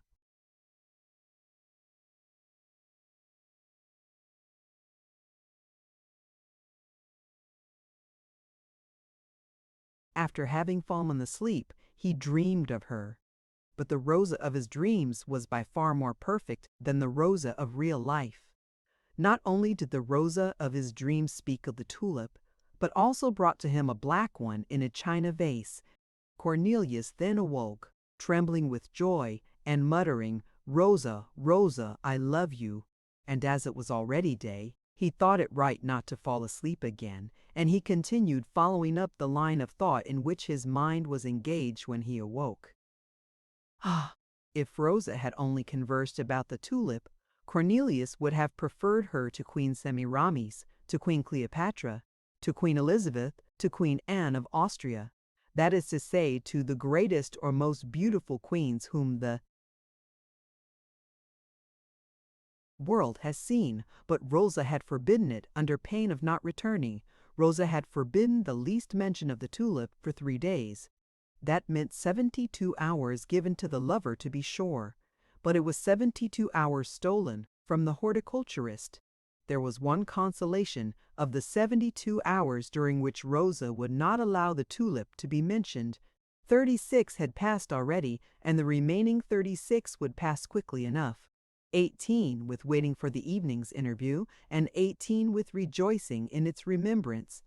Rosa came at the same hour, and Cornelius submitted most heroically to the pangs which the compulsory silence concerning the tulip gave him.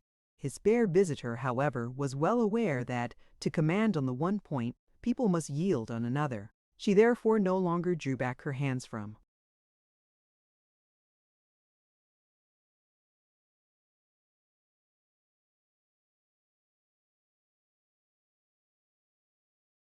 the grating, and even allowed Cornelius tenderly to kiss her beautiful golden tresses. Poor girl! She had no idea that these playful little lovers' tricks were much more dangerous than speaking of the tulip was. But she became aware of the fact as she returned with a beating heart, with glowing cheeks, dry lips, and moist eyes. And on the following evening, after the first exchange of salutations, she retired a step, looking at him with a glance, the expression of which would have rejoiced his heart could he but have seen it. "Well," she said, "she is up. She is up." "Who? What?" asked Cornelius, who did not venture on a belief that Rosa would, of her own accord, have abridged the term of his probation. "She, well, my daughter, the tulip," said Rosa.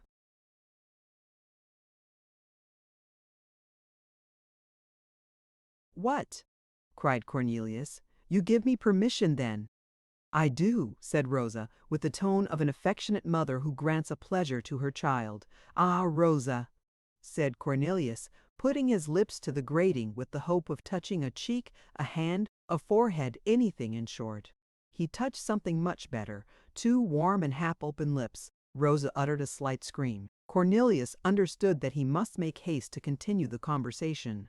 He guessed that this unexpected kiss had frightened Rosa. "Is it growing up straight?" "Straight as a rocket," said Rosa. "How high?" "At least 2 inches." "Oh, Rosa, take good care of it, and we shall soon see it grow quickly." "Can I take more care of it?" said she. "Indeed, I think of nothing else but the tulip." "Of nothing else, Rosa? Why, now I shall grow jealous in my turn." "Oh, you know that. To think of the tulip is to think of you. I never lose sight of it. I see it from my bed. On awaking, it is the first object that meets my eyes, and on falling asleep, the last on which they rest. During the day I sit and work by its side, for I have never left my chamber since I put it there. You are right, Rosa. It is your dowry, you know."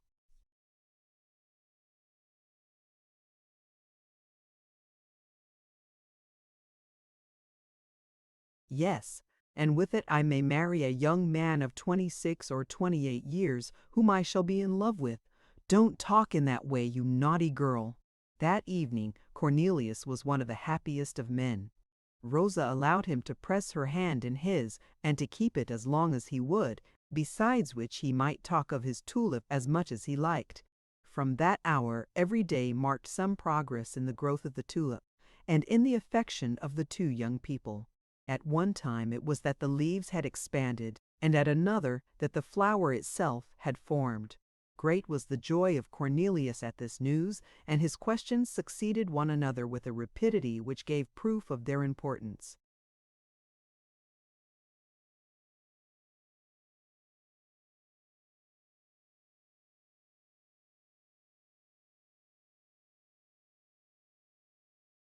"Formed!" exclaimed Cornelius. "Is it really formed?" "It is," repeated Rosa. Cornelius trembled with joy, so much so that he was obliged to hold by the grating. "Good heavens!" he exclaimed. Then, turning again to Rosa, he continued his questions. "Is the oval regular, the cylinder full, and are the points very green?" "The oval is almost 1 inch long, and tapers like a needle. The cylinder swells at the sides, and the points are ready to open." 2 days after Rosa announced that they were open. "Open, Rosa!" cried Cornelius. "Is the involucrum open? But then one may see and already distinguish—" Here the prisoner paused, anxiously taking breath. "Yes," answered Rosa. "One may already distinguish a thread of different color, as thin as a hair." "And its color?" asked Cornelius, trembling. "Oh," answered Rosa, "it is very dark." "Brown?" "Darker than that." "Darker than that?" "Darker, my good Rosa, darker. Thank you. Dark as—"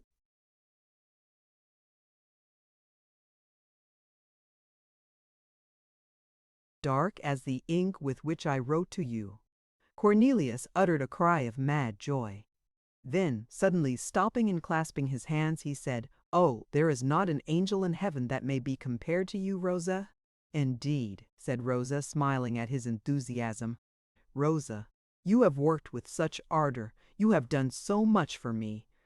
Rosa, my tulip is about to flower, and it will flower black. Rosa, Rosa, You are the most perfect being on earth. After the tulip, though. Ah, be quiet, you malicious little creature, be quiet, for shame! Do not spoil my pleasure. But tell me, Rosa, as the tulip is so far advanced, it will flower in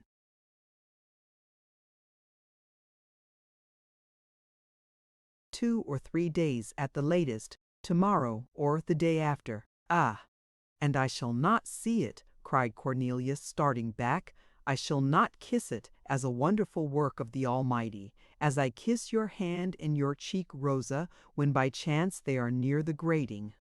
Rosa drew near, not by accident, but intentionally, and Cornelius kissed her tenderly. Faith, I shall cull it if you wish it. Oh, no, no, Rosa. When it is open, place it carefully in the shade, and immediately send a message to Haarlem, to the president of the Horticultural Society, that the grand black tulip is in flower. I know well it is far to Haarlem, but with money you will find a messenger. Have you any money, Rosa?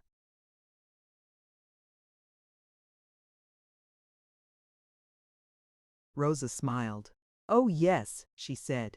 Enough, said Cornelius. I have 300 guilders. Oh, if you have 300 guilders, you must not send a messenger, Rosa, but you must go to Haarlem yourself. But what in the meantime is to become of the flower? Oh, the flower, you must take it with you. You understand that you must not separate from it for an instant.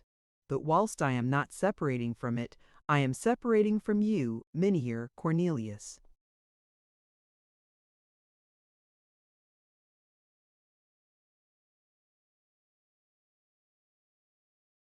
Ah, that's true, my sweet Rosa. Oh, my God, how wicked men are! What have I done to offend them, and why have they deprived me of my liberty? You are right, Rosa, I cannot live without you. Well, you will send someone to Haarlem, that's settled. Really, the matter is wonderful enough for the president to put himself to some trouble. He will come himself to Lowstein to see the tulip. Then, suddenly checking himself, he said with a faltering voice, Rosa, Rosa, if after all it should not flower black. Oh, surely, surely, you will know tomorrow or the day after. And to wait until evening to know it, Rosa.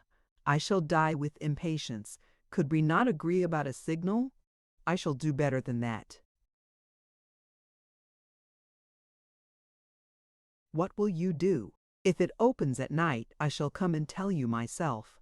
If it is day, I shall pass your door and slip you a note, either under the door or through the grating, during the time between my father's first and second inspection. Yes, Rosa, let it be so. One word of yours, announcing this news to me, will be a double happiness. There, 10 o'clock strikes, said Rosa. I must now leave you. Yes, yes, said Cornelius. Go, Rosa, go. Rosa withdrew, almost melancholy, for Cornelius had all but sent her away. It is true that he did so in order that she might watch over his black tulip.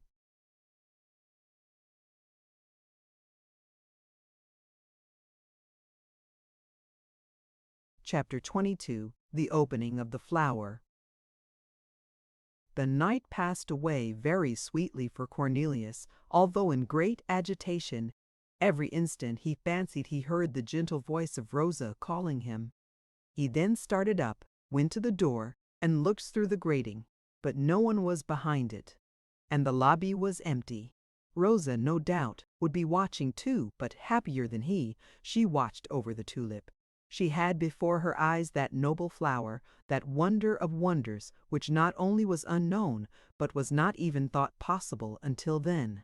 What would the world say when it heard that the black tulip was found, that it existed, and that it was the prisoner Van Baerle who had found it? How Cornelius would have spurned the offer of his liberty in exchange for his tulip. Day came without any news. The tulip was not yet in flower.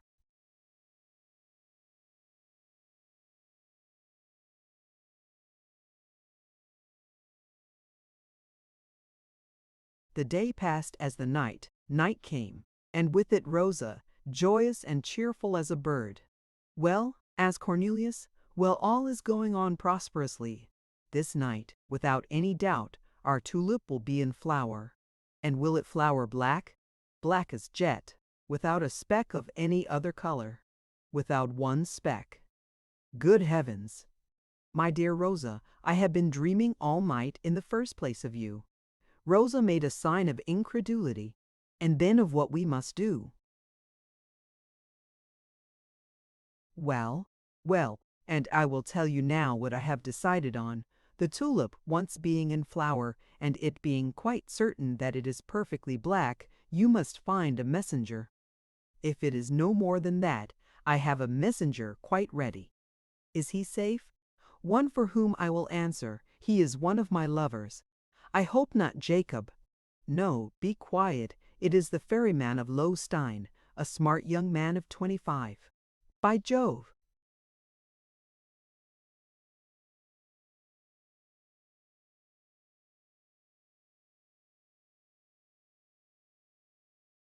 Be quiet, said Rosa, smiling. He is still under age, as you have yourself fixed it from 26 to 28.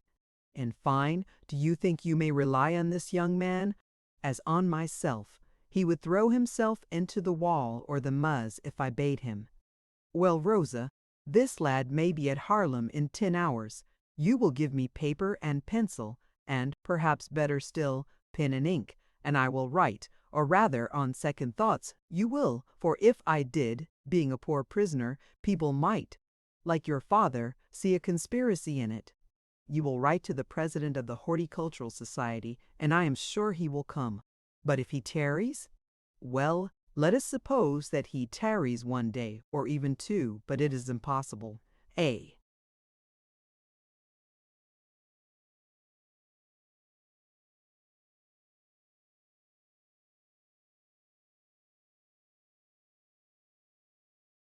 Tulip, fancier like him, will not tarry 1 hour, not 1 minute, not 1 second, to set out to see the 8th wonder of the world. But, as I said, if he tarried 1 or even 2 days, the tulip will still be in its full splendor. The flower once being seen by the president, and the protocol being drawn up, all is in order. You will only keep a duplicate of the protocol, and entrust the tulip to him. Ah! If we had been able to carry it ourselves, Rosa, it would never have left my hands but to pass into yours. But this is a dream which we must not entertain, continued Cornelius with a sigh. The eyes of strangers will see it flower to the last. And above all, Rosa, before the president has seen it, let it not be seen by anyone. Alas, if anyone saw the black tulip, it would be stolen. Oh! Did you not tell me yourself of what you apprehended from your lover Jacob? People will steal 1 guilder, why not 100,000?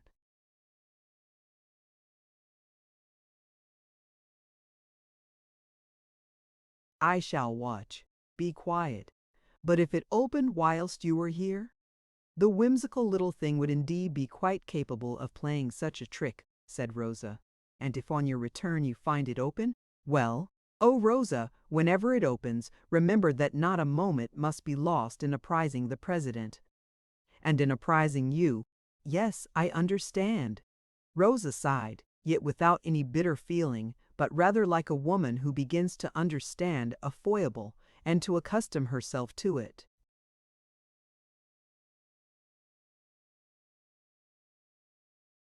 I return to your tulip, Mynheer van Baerle, and as soon as it opens I will give you news, which being done the messenger will set out immediately. Rosa, Rosa, I don't know to what wonder under the sun I shall compare you. Compare me to the black tulip, and I promise you I shall feel very much flattered. Good night, then, till we meet again, Mynheer Cornelius. Oh, say good night, my friend. Good night, my friend, said Rosa, a little consoled. Say, my very dear friend. Oh, my friend. Very dear friend, I entreat you, say, very dear Rosa, very dear. Very dear, yes, very dear, said Rosa, with a beating heart, beyond herself with happiness. And now that you had said, very dear, dear Rosa, say also, most happy, say happier and more blessed than ever man was under the sun. I only lack one thing, Rosa. And that is? your cheek, your fresh cheek, your soft, rosy cheek. Oh, Rosa, give it me of your own free will, and not by chance. Ah!" The prisoner's prayer ended in a sigh of ecstasy. His lips met those of the maiden, not by chance nor by stratagem, but as St. Prue's was to meet the lips of Julie 100 years later. Rosa made her escape.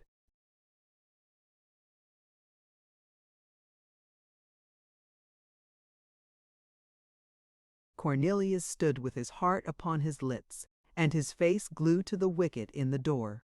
He was fairly choking with happiness and joy. He opened his window, and gazed long with swelling heart at the cloudless vault of heaven, and the moon, which shone like silver upon the twofold stream flowing from far beyond the hills. He filled his lungs with the pure, sweet air, while his brain dwelt upon thoughts of happiness, and his heart overflowed with gratitude and religious fervor.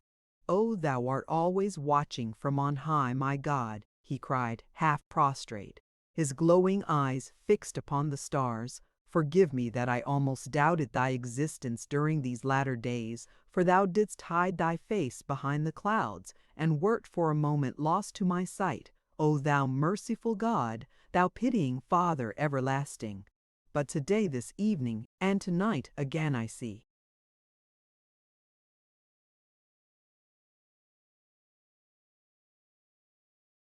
thee in all thy wondrous glory in the mirror of thy heavenly abode, and more clearly still in the mirror of my grateful heart." He was well again, the poor invalid, the wretched captive was free once more. During part of the night, Cornelius, with his heart full of joy and delight, remained at his window, gazing at the stars, and listening for every sound. Then, casting a glance from time to time towards the lobby, "Down there," he said, "is Rosa watching like myself, and waiting from minute to minute. Down there under Rosa's eyes is the mysterious flower which lives, which expands, which opens. Perhaps Rosa holds in this moment the stem of the tulip between her delicate fingers. Touch it gently, Rosa. Perhaps she touches with her lips its expanding chalice. Touch it cautiously, Rosa. Your lips are burning. Yes, perhaps at this moment the two objects of my dearest love caress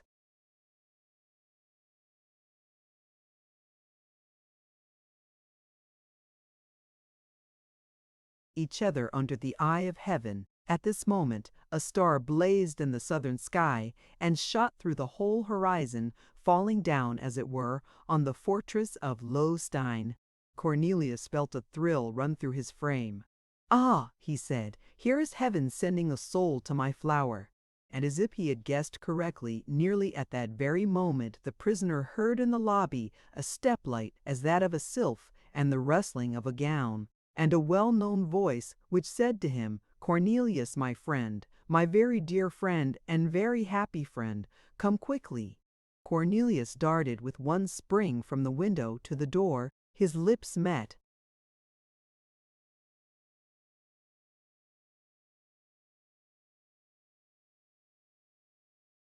Those of Rosa, who told him with the kiss, "It is open, it is black, here it is." "How, here it is!" exclaimed Cornelius. "Yes, yes, we ought indeed to run some little risk to give a great joy. Here it is, take it." And with one hand she raised to the level of the grating a dark lantern which she had lit in the meanwhile, whilst with the other she held to the same height the miraculous tulip. Cornelius uttered a cry and was nearly fainting. "Oh," muttered he, my God, thou dost reward me for my innocence and my captivity, as thou hast allowed two such flowers to grow at the grated."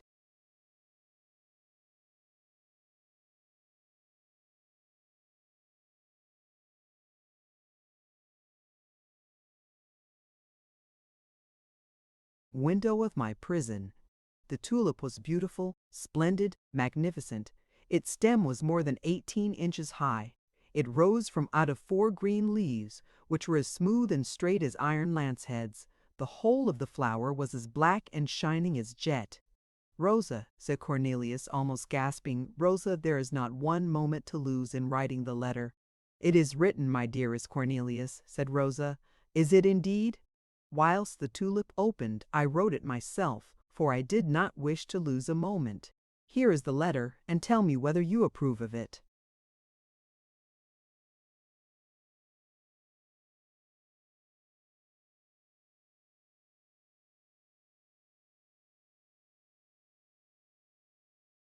Cornelius took the letter and read, in a handwriting which was much improved even since the last little note he had received from Rosa, as follows: Mynheer President, the Black Tulip is about to open, perhaps in 10 minutes. As soon as it is open, I shall send a messenger to you, with the request that you will come and fetch it in person from the fortress at Lowenstein. I am the daughter of the jailer Griffiths, almost as much of a captive as the prisoners of my father. I cannot therefore bring to you this wonderful flower. This is the reason why I beg you to come and fetch it yourself. It is my wish that it should be called Rosa Barlowsness. It has opened. It is perfectly black. Come, Mynheer President, come. I have the honor to be your humble servant, Rosa Griffiths.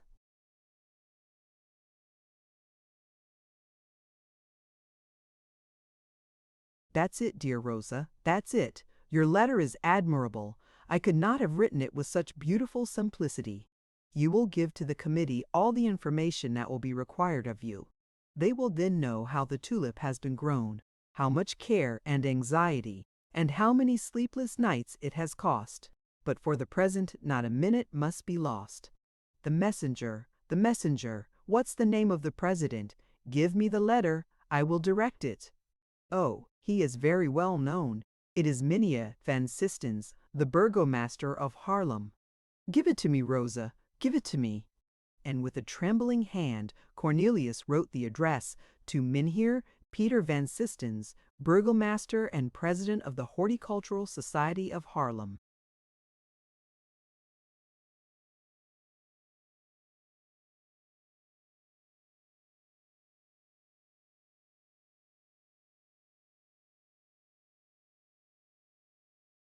And now, Rosa, go, said Cornelius, and let us implore the protection of God, who has so kindly watched over us until now. Chapter 23. The Rival. And in fact, the poor young people were in great need of protection. They had never been so near the destruction of their hopes as at this moment, when they thought themselves certain of their fulfillment. The reader cannot but have recognized in Jacob our old friend, or rather enemy, Isaac Boxtel, and has guessed, no doubt, that this worthy had followed from the Budenhof to Lowenstein the object of his love and the object of his hatred, the Black Tulip and Cornelius van Baerle. What, no one but a tulip fancier, and an envious tulip fancier, could have discovered the existence of the bulbs and the endeavors of the prisoner. Jealousy had enabled Boxtel, if not to discover, at least to guess. We have seen him, more successful under the name of Jacob than under that of Isaac, gain the friendship of Griffiths, which for several months he cultivated by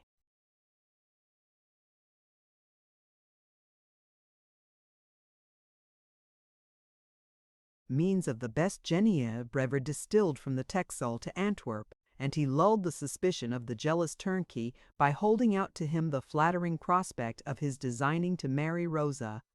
Besides thus offering a bait to the ambition of the father, he managed, at the same time, to interest his zeal as a jailer, picturing to him in the blackest colors the learned prisoner whom Griffiths had in his keeping, and who, as the sham Jacob had it, was in league with Satan, to the detriment of His Highness the Prince of Orange. At first he had also made some way with Rosa, not indeed in her affections, but inasmuch as by talking to her of marriage and of love, he had evaded all the suspicions which he might otherwise have excited. We have seen how his imprudence in following Rosa into the garden had unmasked him in the eyes of the young damsel, and how the instinctive fears of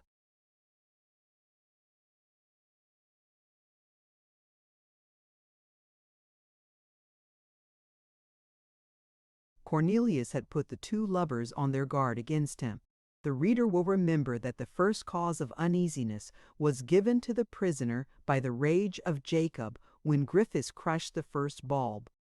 In that moment, Boxtel's exasperation was the more fierce, as, though suspecting that Cornelius possessed a second bulb, he by no means felt sure of it. From that moment, he began to dodge the steps of Rosa, not only following her to the garden, but also to the lobbies. Only as this time he followed her in the night, and barefooted, he was neither seen nor heard except once, when Rosa thought she saw something like a shadow on the staircase. Her discovery, however, was made too late, as Boxtel had heard from the mouth of the prisoner himself that a second bulb existed.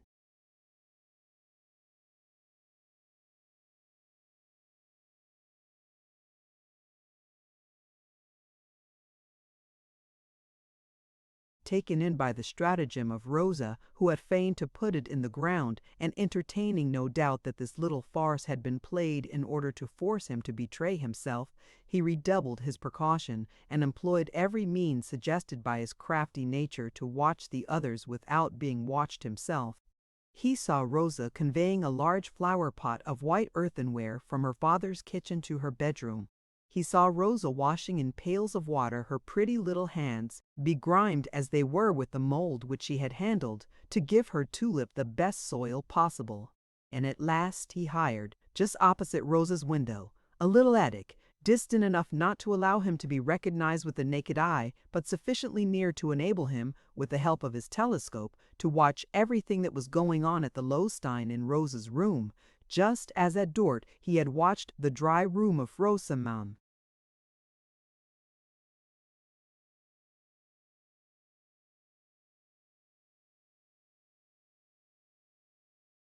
Cornelius. He had not been installed more than 3 days in his attic before all his doubts were removed. From morning to sunset the flower pot was in the window, and, like those charming female figures of Mieris and Metzys, Rosa appeared at that window as in a frame, formed by the first budding sprays of the wild vine, and the honeysuckle encircling her window. Rosa watched the flower pot with an interest which betrayed to Boxtel the real value of the object enclosed in it. This object could not be anything else but the second bulb, that is to say, the quintessence of all the hopes of the prisoner. When the nights threatened to be too cold, Rosa took in the flower pot.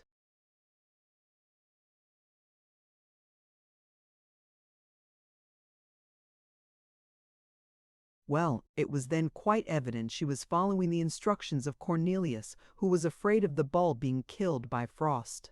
When the sun became too hot, Rosa likewise took in the pot from 11 in the morning until 2 in the afternoon. Another proof, Cornelius was afraid lest the soil should become too dry. But when the first leaves peeped out of the earth, Boxtel was fully convinced, and his telescope left him no longer in any uncertainty before they had grown 1 inch in height. Cornelius possessed 2 bulbs, and the second was entrusted to the love and care of Rosa, for it may well be imagined that the tender secret of the 2 lovers had not escaped the prying curiosity of Boxtel.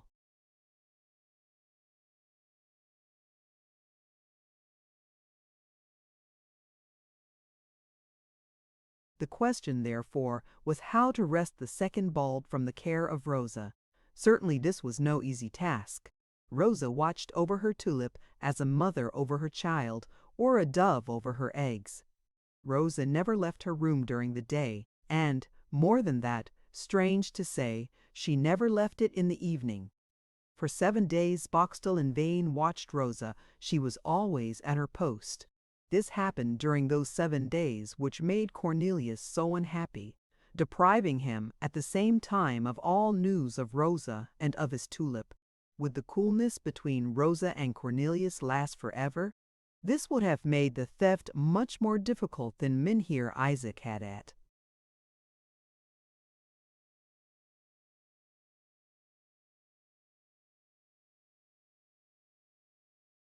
first expected. We say the theft, for Isaac had simply made up his mind to steal the tulip, and as it grew in the most profound secrecy, and as, moreover, his word, being that of a renowned tulip grower, would any day be taken against that of an unknown girl without any knowledge of horticulture, or against that of a prisoner convicted of high treason, he confidently hoped that, having once got possession of the bulb, he would be certain to obtain the prize, and then the tuba nigrithro corp mequing spreveluk. Mynheer Isaac had not yet quite decided which of these two names he would give to the tulip, but, as both meant the same thing, this was, after all, not the important point. The point was to steal the tulip. But in order that Boxtel might steal the tulip,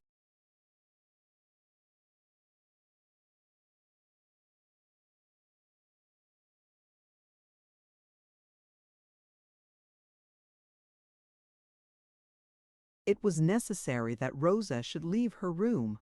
Great, therefore, was his joy when he saw the usual evening meetings of the lovers resumed.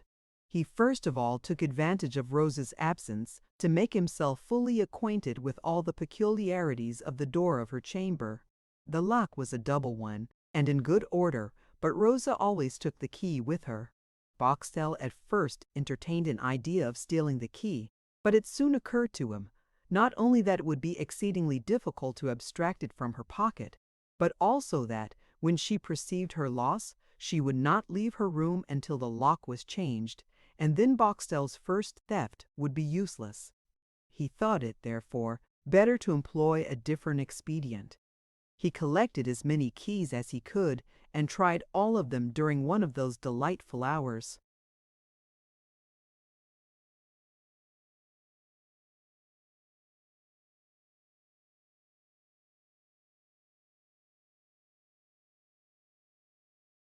Which Rosa and Cornelius passed together at the grating of the cell. Two of the keys entered the lock, and one of them turned round once, but not the second time. There was, therefore, only a little to be done to this key. Boxtel covered it with a slight coat of wax, and when he thus renewed the experiment, the obstacle which prevented the key from being turned a second time left its impression on the wax.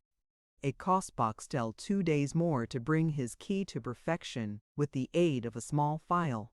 Rosa's door thus opened without noise and without difficulty, and Boxtel found himself in her room alone with the tulip.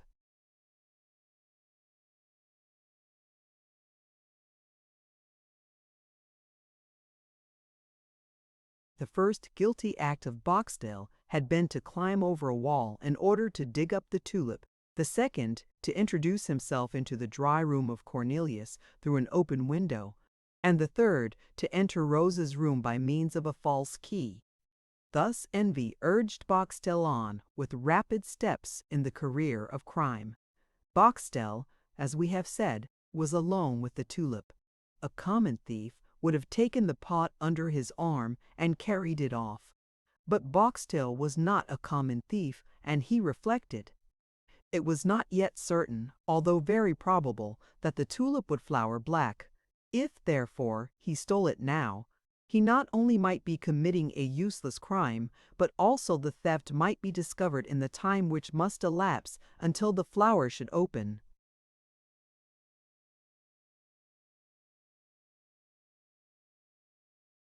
He therefore, as being in possession of the key, he might enter Rosa's chamber whenever he liked, thought it better to wait, and to take it either an hour before or after opening, and to start on the instant to Haarlem, where the tulip would be before the judges of the committee before anyone else could put in a reclamation.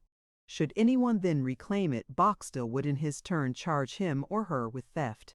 This was a deep-laid scheme, and quite worthy of its author. Thus, every evening during that delightful hour which the two lovers passed together at the grated window, Boxtel entered Rosa's chamber to watch the progress which the black tulip had made towards flowering. On the evening at which we have arrived, he was going to enter according to custom. But the two lovers, as we have seen, only exchanged a few words before Cornelius sent Rosa back to watch over the tulip. Seeing Rosa enter her room 10 minutes after she had left it, Boxtel guessed that the tulip had opened or was about to open. During that night, therefore, the great blow was to be struck. Boxtel presented himself before Griffiths with a double supply of Genièvre, that is to say, with a bottle in each pocket. Griffiths being once fuddled, Boxtel was very nearly master of the house. At 11 o'clock, Griffiths was dead drunk. At 2 in the morning, Boxtel saw Rosa leaving the chamber. but evidently she held in her arms something which she carried with great care. He did not doubt that this was the black tulip which was in flower.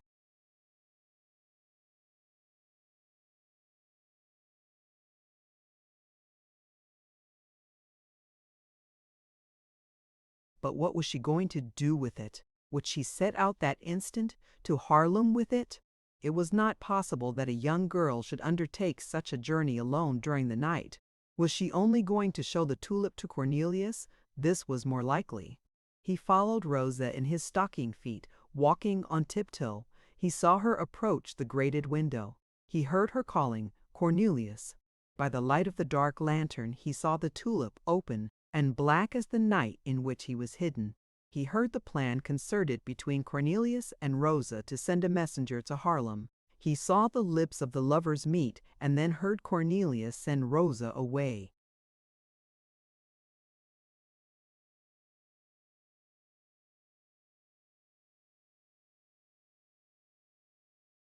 He saw Rosa extinguish the light and return to her chamber.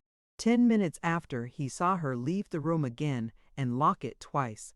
Boxtel, who saw all this whilst hiding himself on the landing place of the staircase above, descended step by step from his story as Rosa descended from hers, so that when she touched with her light foot the lowest step of the staircase, Boxtel touched with a still lighter hand the lock of Rosa's chamber. And in that hand, it must be understood, he held the false key which opened Rosa's door as easily as did the real one. And this is why, in the beginning of the chapter, we said that the poor young people were in great need of the protection of God.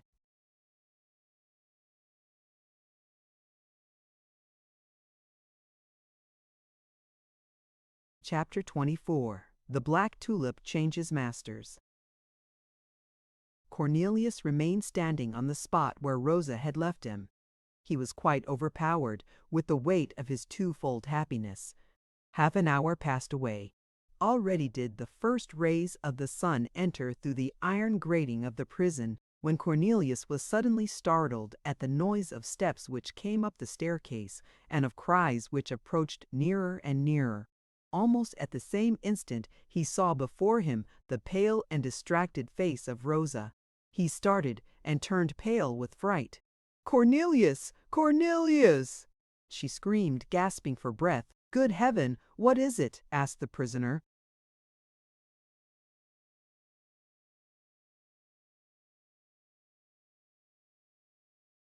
"Cornelius, the tulip. Well, how shall I tell you? Speak, speak, Rosa. Someone has stolen it from us." "Stolen, taken?"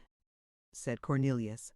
"Yes," said Rosa, leaning against the door to support herself. "Yes, taken, stolen." And saying this, she felt her limbs failing her, and she fell on her knees.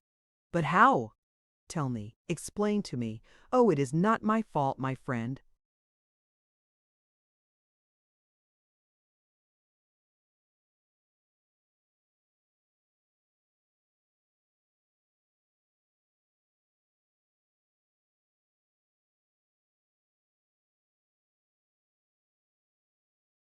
Poor Rosa! She no longer dared to call him my beloved one. "You have then left it alone," said Cornelius ruefully. "1 minute only, to instruct our messenger, who lives scarcely 50 yards off, on the banks of the wall. And during that time, notwithstanding all my injunctions, you left the key behind. Unfortunate child! No, no, no, this is what I cannot understand. The key was never out of my hands. I clenched it, as if I were afraid it would take wings. But how did it happen then? That's what I cannot make out. I had given the letter to my messenger. He started before I left his house. I came home, and my door was locked. Everything.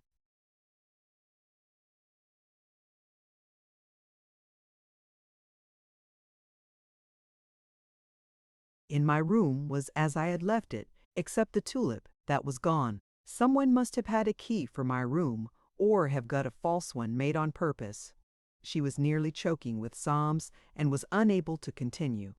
Cornelius, immovable and full of consternation, heard almost without understanding, and only muttered, "Stolen, stolen, and I am lost."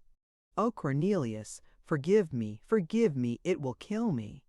Seeing Rosa's distress, Cornelius seized the iron bars of the grating and, furiously shaking them, called out, "Rosa, Rosa, we have been robbed, it is true. But shall we allow ourselves to be dejected for all that? No, no, the misfortune is great, but it may perhaps be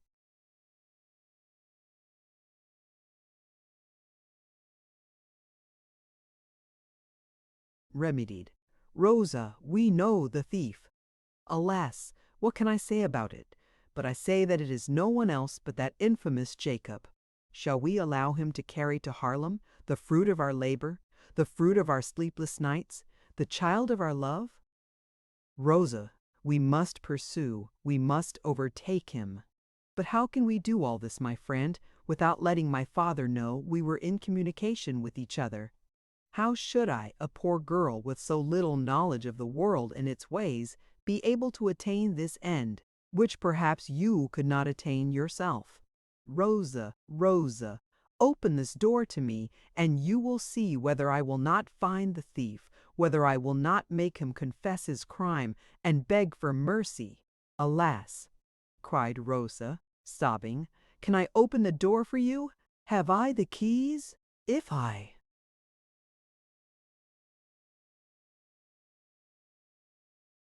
had them, would not you have been free long ago?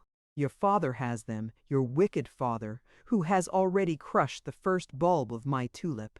Oh, the wretch! He is an accomplice of Jacob. Don't speak so loud, for heaven's sake." "Oh, Rosa, if you don't open the door to me," Cornelius cried in his rage, "I shall force these bars and kill everything I find in the prison. Be merciful, my friend. I tell you, Rosa, that I shall demolish this prison, stone for stone." And the unfortunate man, whose strength was increased tenfold by his rage, began to shake the door with a great noise, little heeding that the thunder of his voice was re-echoing through the spiral staircase.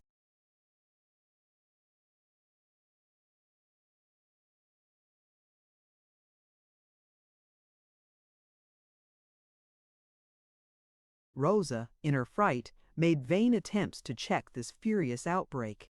"I tell you that I shall kill that infamous Griffiths," roared Cornelius. "I tell you, I shall shed his blood as he did that of my Black Tulip."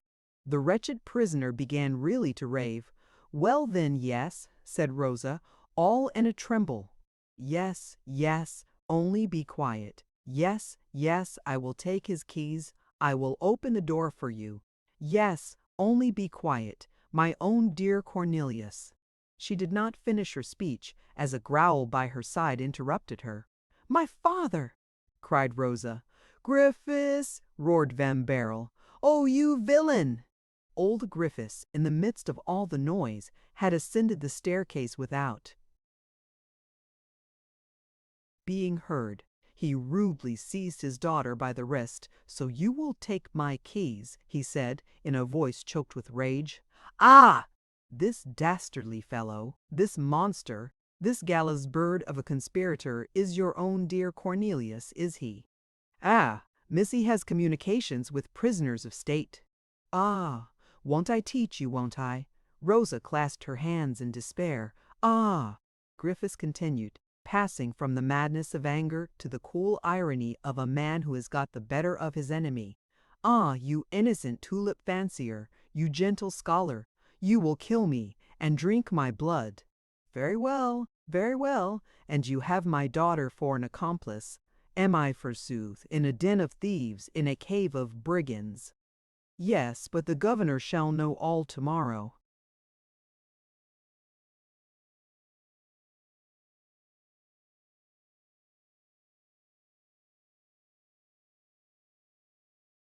And His Highness the Stadtholder the day after. We know the law. We shall give a second edition of the Buitenhof, Master Scholar, and a good one this time. Yes, yes, just gnaw your paws like a bear in his cage, and you, my fine little lady, devour your dear Cornelius with your eyes. I tell you, my lambkins, you shall not much longer have the felicity of conspiring together. Away with you, unnatural daughter! And as to you, Master Scholar, We shall see each other again. Just be quiet, we shall."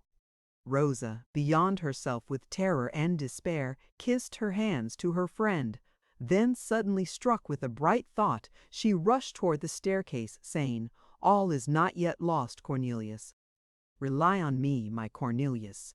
Her father followed her, growling.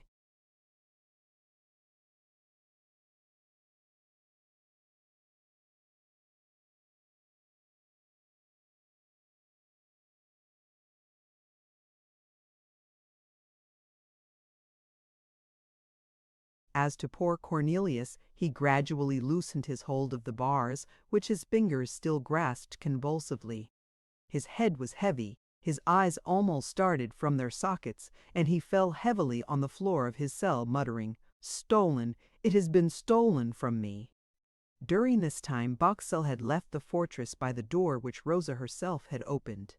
He carried the Black Tulip wrapped up in a cloak, and, throwing himself into a coach, which was waiting for him at Gorkum, he drove off without, as may well be imagined, having informed his friend Griffiths of his sudden departure. And now, as we have seen him enter his coach, we shall, with the consent of the reader, follow him to the end of his journey. He proceeded but slowly, as the Black Tulip could not bear travelling post-haste.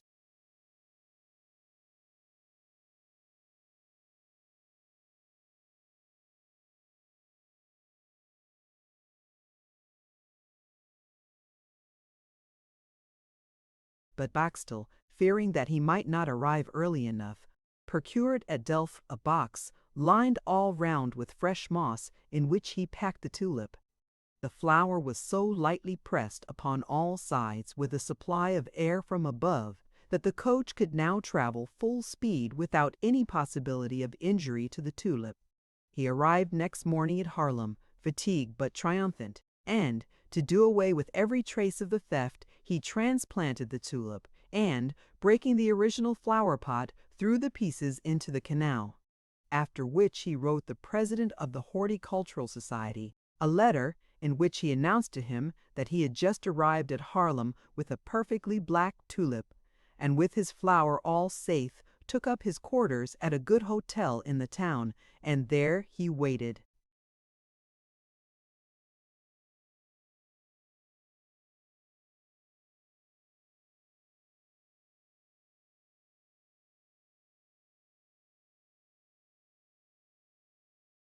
Chapter 25. The President Van Sistens. Rosa, on leaving Cornelius, had fixed on her plan, which was no other than to restore to Cornelius the stolen tulip, or never to see him again. She had seen the despair of the prisoner, and she knew that it was derived from a double source, and that it was incurable. On the one hand, separation became inevitable, Griffiths having at the same time surprised the secret of their love and of their secret meetings. On the other hand, all the hopes on the fulfillment of which Cornelius van Baerle had rested his ambition for the last 7 years were now crushed. Rosa was one of those women who are dejected by trifles, but who in great emergencies are supplied by the misfortune itself with the energy for combating or with the resources for remedying it. She went to her room and cast a last glance about her to see whether she had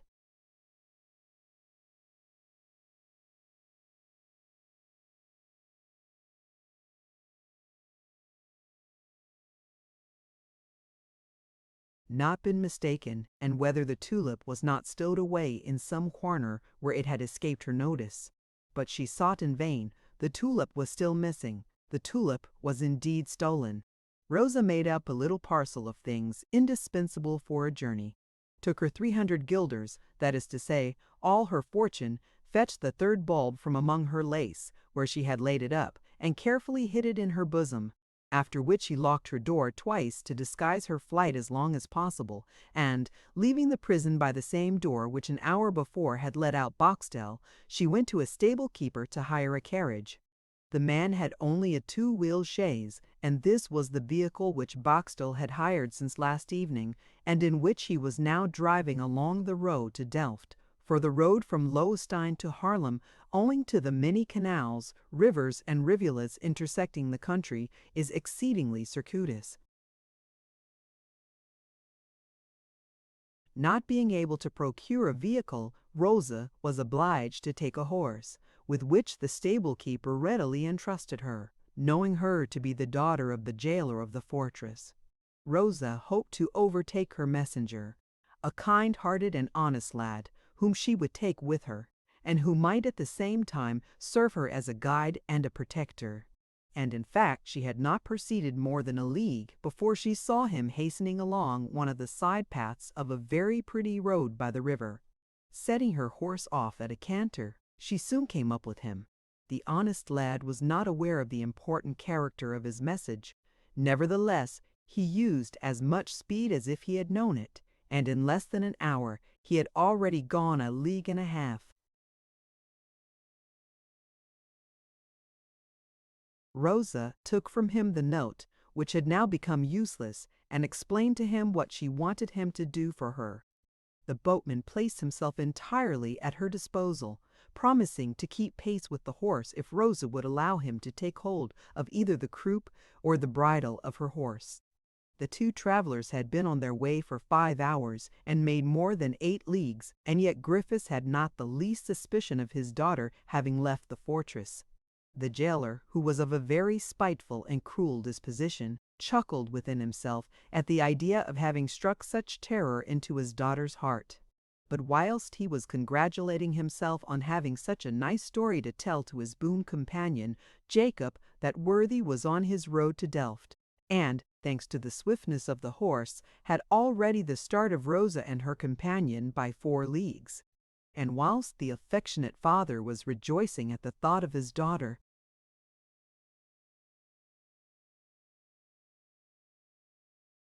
weeping in her room, Rosa was making the best of her way towards Haarlem. Thus the prisoner alone was where Griffiths thought him to be.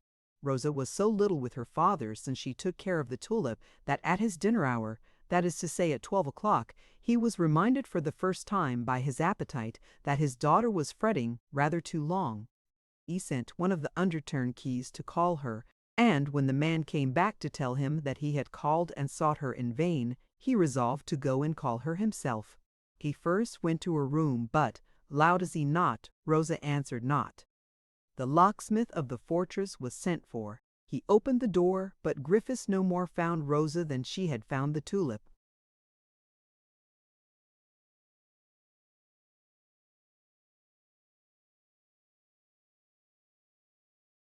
At that very moment she entered Rotterdam. Griffiths, therefore, had just as little chance of finding her in the kitchen as in her room, and just as little in the garden as in the kitchen. The reader may imagine the anger of the jailer when, after having made inquiries about the neighborhood, he heard that his daughter had hired a horse, and, like an adventuress, set out on a journey without saying where she was going.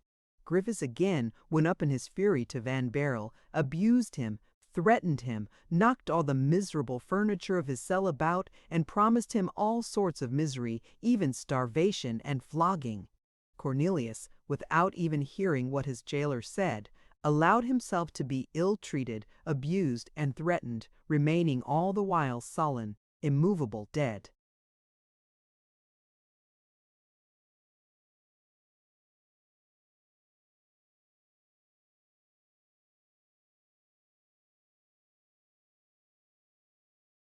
To every emotion and fear.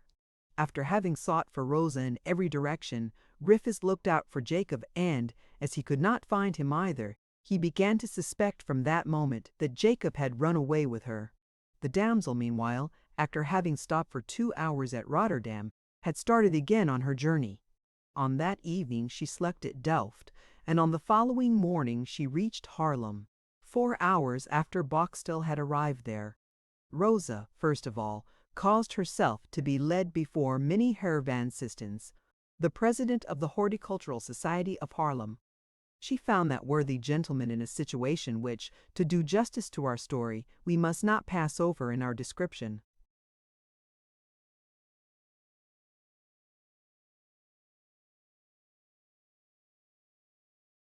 The president was drawing up a report to the committee of the society.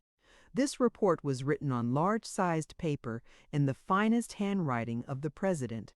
Rosa was announced simply as Rosa Griffiths, but as her name, well as it might sound, was unknown to the president, she was refused admittance.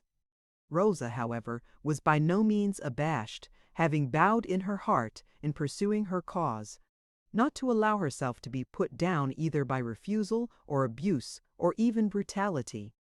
"Announce to the president," she said to the servant, "that I want to speak to him about the Black Tulip." These words seemed to be an open sesame, for she soon found herself in the office of the president, Van Sistens, who gallantly rose from his chair to meet her. He was a spare little man, resembling the stem of a flower, his head forming its chalice, and his two limp arms representing the double leaf of the tulip. The resemblance was rendered complete by his waddling gait, which made him even more like that flower when it bends under a breeze. "Well, miss," he said, "you are coming, I am told, about the affair of the Black Tulip." To the president of the Horticultural Society, the Tulipa nigra was a first-rate power, which, in its character as Queen of the Tulips, might send ambassadors. "Yes, sir," answered Rosa. "I come at least to speak of it." "Is it doing well, then?" asked Van Sistens, with a smile of tender veneration.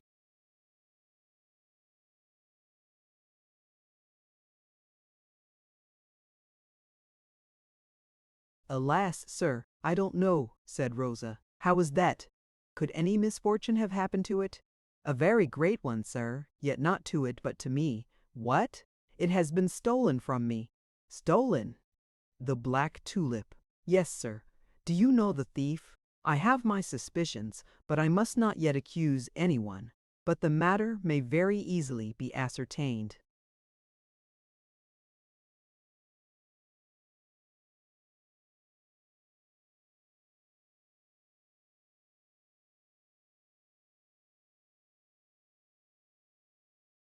"How is that?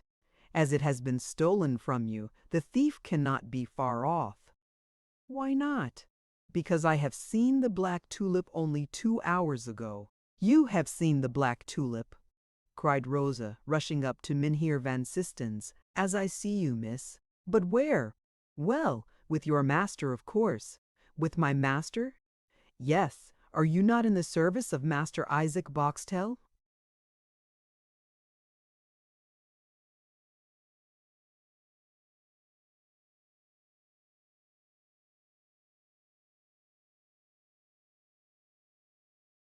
"I? Yes, you. But for whom do you take me, sir? And for whom do you take me?" "I hope, sir, I take you for what you are, that is to say, for the Honorable Mynheer Van Sistens, Burgomaster of Haarlem, and President of the Horticultural Society." "And what is it you told me just now?" "I told you, sir, that my tulip has been stolen." "Then your tulip is that of Mynheer Boxtel." "Well, my child, you express yourself very badly. The tulip has been stolen, not from you, but from Mynheer Boxtel. I repeat to you, sir, that I do not know who this Mynheer Boxtel is, and that I have now heard his name pronounced for the first time." "You do not know who Mynheer Boxtel is, and you also had a black tulip, but is there any other besides mine?" asked Rosa, trembling. "Yes, that of Mynheer Boxtel. How is it?" "Black, of course." "Without speck?" "Without a single speck, or even point."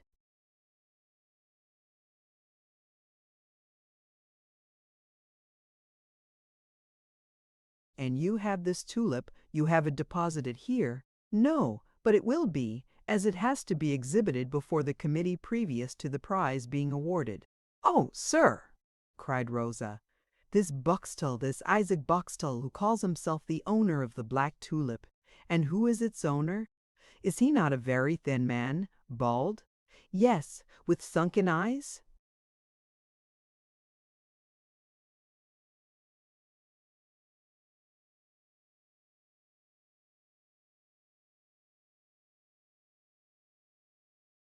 "I think he has. Restless, stooping, and bow-legged. In truth, you draw Master Boxtel's portrait feature by feature, And the tulip, sir? Is it not in a pot of white and blue earthenware, with yellowish flowers in a basket on 3 sides? Oh, as to that, I am not quite sure. I looked more at the flower than at the pot. Oh, sir, that's my tulip, which has been stolen from me. I came here to reclaim it before you and from you. Oh, oh, said Van Sistens, looking at Rosa. What? You are here to claim the tulip of Master Boxtel? Well, I must say, you are cool enough. Honored sir, a little put out by this apostrophe. I do not say that I am. Coming to claim the tulip of Master Boxtel, but to reclaim my own. Yours? Yes, the one which I have myself planted and nursed. Well then, go and find out Master Boxtel at the White Swan Inn, and you can then settle matters with him. As for me, considering that the cause seems to me as difficult to judge as that which was brought before King Solomon, and that I do not pretend to be as wise as he was, I shall content myself with making my report, establishing the existence of the black tulip, and ordering the 100,000 guilders to be paid to its grower. Goodbye, my child. Oh, sir, said Rosa imploringly. Only my child, continued Van Sistens, as you are young and pretty, and as there may be still some good in you, I'll give you some good advice. Be prudent in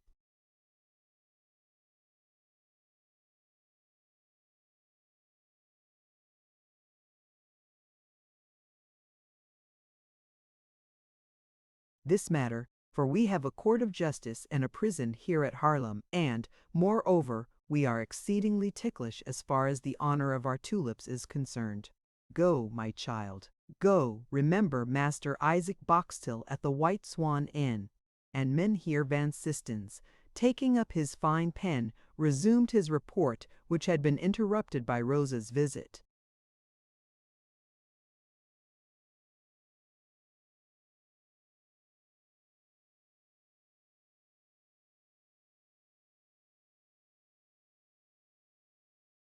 Chapter 26. A member of the Horticultural Society.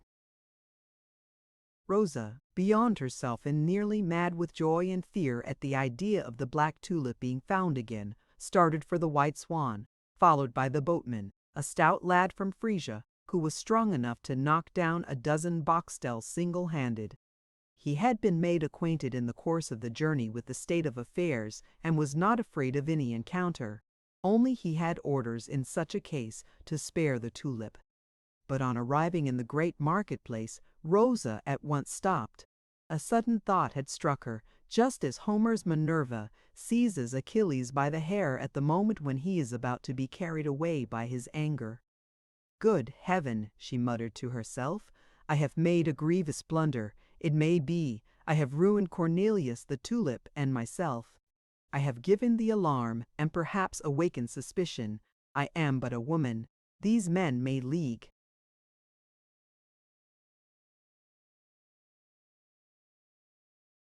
themselves against me, and then I shall be lost. If I am lost, that matters nothing but Cornelius and the tulip. She reflected for a moment. If I go to that Boxtel and do not know him, if that Boxtel is not my Jacob but another fancier who has also discovered the black tulip, or if my tulip has been stolen by someone else, or has already passed into the hands of a third person, if I do not recognize the man, only the tulip, how shall I prove that it belongs to me? On the other hand, if I recognize this Boxtel as Jacob, who knows what will come out of it? Whilst we are contesting with each other, the tulip will die. In the meanwhile, a great noise was heard, like the distant roar of the sea, at the other extremity of the marketplace. People were running about, doors opening and shutting. Rosa alone was unconscious of all this hubbub among the multitude. We must return to the president, she muttered. Well then, let us return, said the boatman. They took a small street which led them straight to the mansion of Mynheer Van Sistens, who, with his best pen in his finest hand, continued to draw up his report. Everywhere on her way, Rosa heard people speaking only of the black tulip and the prize of 100,000 guilders. The news had spread like wildfire through the town. Rosa had not a little difficulty in penetrating a second time into the office of Mynheer van Systens, who, however, was again moved by the magic name of the Black Tulip. But when he recognized Rosa, whom in his own mind he had set down as mad,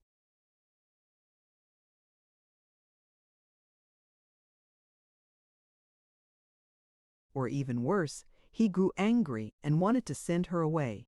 Rosa, however, clasped her hands and said with that tone of honest truth which generally finds its way to the hearts of men, "For heaven's sake, sir, do not turn me away. Listen to what I have to tell you, and if it be not possible for you to do me justice, at least you will not one day have to reproach yourself before God for having made yourself the accomplice of a bad action." Van Systens stamped his foot with impatience. It was the second time that Rosa interrupted him in the midst of a composition which stimulated his vanity, both as a burgomaster and as president of the Horticultural Society. "But my report," he cried, "my report on the Black Tulip!" "Mynheer van Systens," Rosa continued with the firmness of innocence and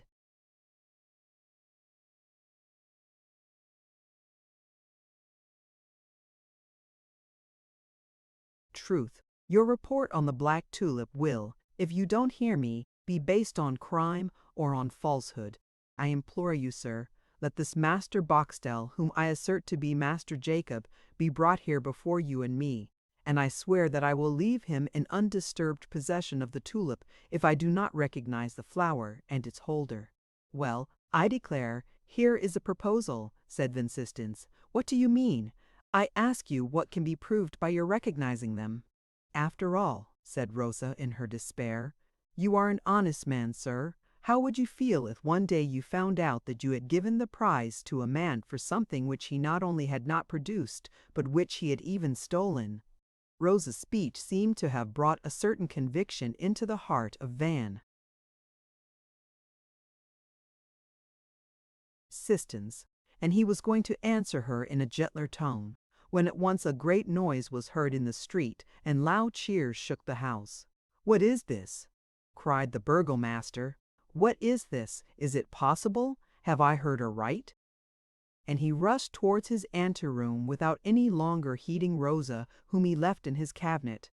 Scarcely had he reached his anteroom when he cried out aloud on seeing his staircase invaded, up to the very landing place, by the multitude which was accompanying, or rather following, a young man, simply clad in a violet-colored velvet, embroidered with silver, who with a certain aristocratic slowness ascended the white stone steps of the house. In his wake followed two officers, one of the navy and the other of the cavalry.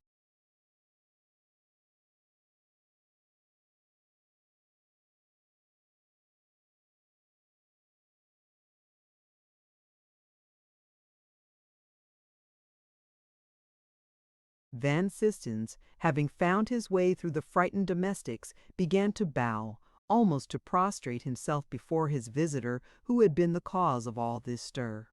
"Monseigneur," he called out, "Monseigneur, what distinguished honor is your Highness bestowing forever on my humble house by your visit?"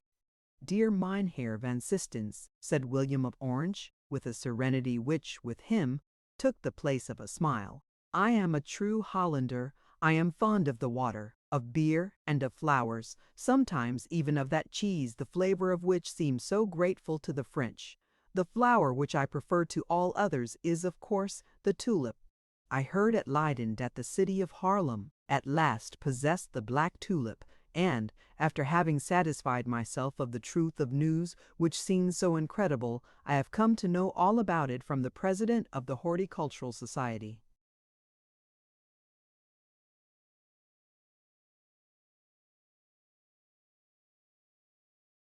"Oh, Monseigneur, Monseigneur," said Van Systens, "what glory to the society if its endeavors are pleasing to your Highness. Have you got the flower here?"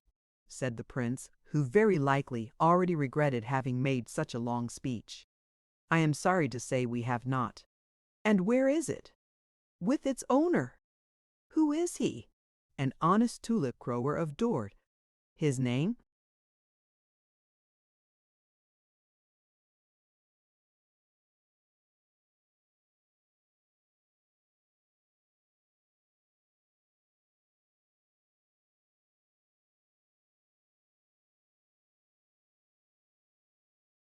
Boxtel. His quarters? At the White Swan. I shall send for him, and if in the meanwhile your Highness will do me the honor of stepping into my drawing-room, he will be sure, knowing that your Highness is here, to lose no time in bringing his tulip. Very well, send for him. Yes, your Highness, but what is it? Oh, nothing of any consequence, Monseigneur. Everything is of consequence, Monseigneur Van Sistens.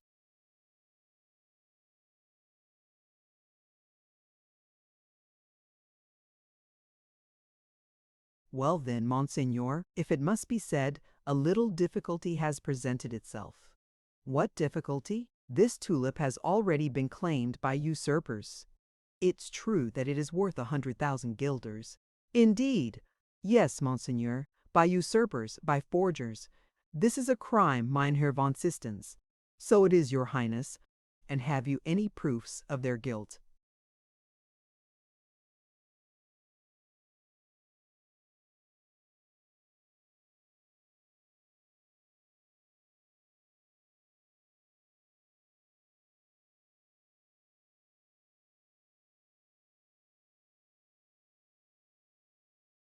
No, Monseigneur, the guilty woman, sir. I ought to say the woman who claims the tulip, Monseigneur, is here in the room close by. And what do you think of her? I think, Monseigneur, that the bait of 100,000 guilders may have tempted her. And so she claims the tulip? Yes, Monseigneur. And what proof does she offer?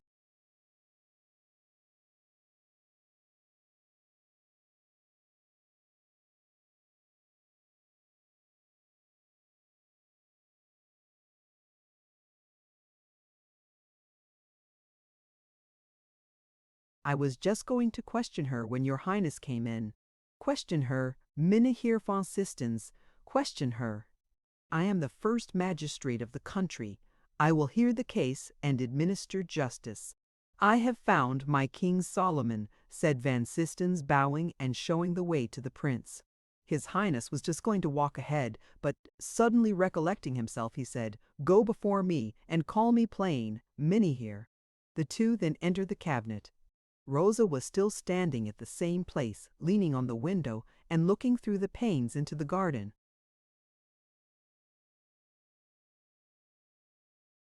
Ah, a Frisian girl, said the prince, as he observed Rosa's gold brocade headdress and red petticoat. At the noise of their footsteps, she turned round, but scarcely saw the prince, who seated himself in the darkest corner of the apartment. All her attention, as may be easily imagined, was fixed on that important person who was called Van Sistens, so that she had no time to notice the humble stranger who was following the master of the house, and who, for aught she knew, might be somebody or nobody. The humble stranger took a book down from the shelf and made Van Sistens a sign to commence the examination forthwith. Van Sistens, likewise at the invitation of the young man in the violet coat, sat down in his turn and quite happy and proud of the importance thus cast upon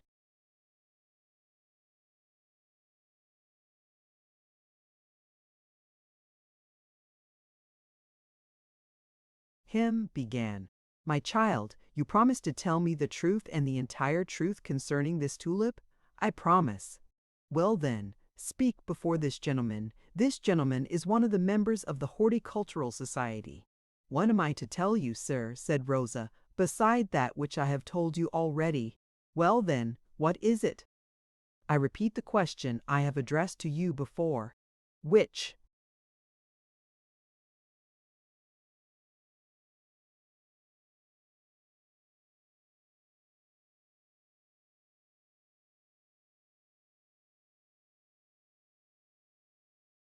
That you will order Mynheer Boxtel to come here with his tulip.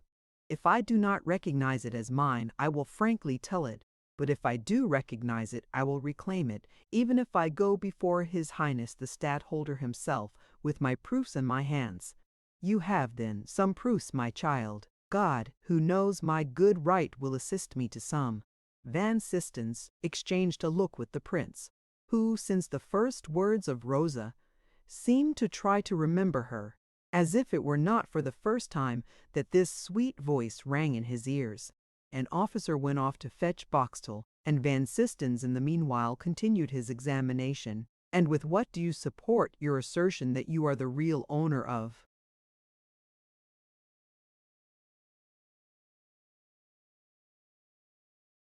the Black Tulip? With the very simple fact of my having planted and grown it in my own chamber. In your chamber? Where was your chamber? At Lowstein. You are from Lowstein? I am the daughter of the jailer of the fortress. The prince made a little movement, as much as to say, "Well, that's it, I remember now." And, all the while feigning to be engaged with his book, he watched Rosa with even more attention than he had before.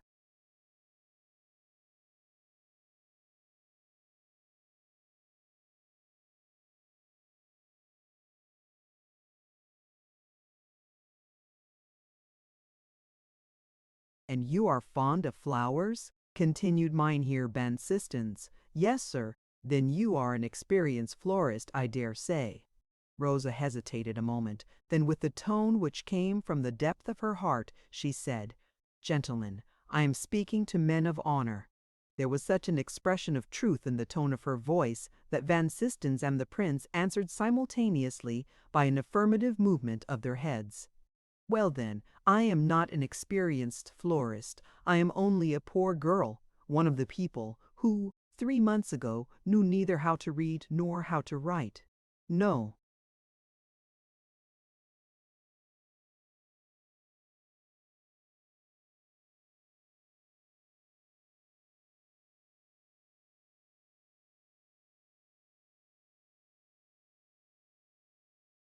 "The Black Tulip has not been found by myself." "But by whom else?" "By a poor prisoner of Lowstein." "By a prisoner of Lowstein," repeated the prince. The tone of his voice startled Rosa, who was sure she had heard it before. "By a prisoner of state, then," continued the prince, "as there are none else there." Having said this, he began to read again, at least in appearance. "Yes," said Rosa, with a faltering voice. "Yes, by a prisoner of state." Van Sistens trembled as he heard such a confession made in the presence of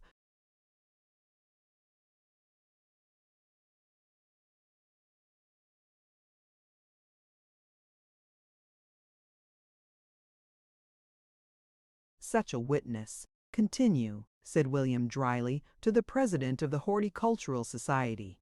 "Ah, sir," said Rosa, addressing the person whom she thought to be her real judge, "I am going to incriminate myself very seriously." "Certainly," said Van Sistens, "the prisoner of state ought to be kept in close confinement at Lowstein." "Alas, sir." "And from what you tell me, you took advantage of your position as daughter of the jailer to communicate with a prisoner of state about the cultivation of flowers." "So it is, sir," Rosa murmured in dismay. "Yes, I am bound to confess I saw him."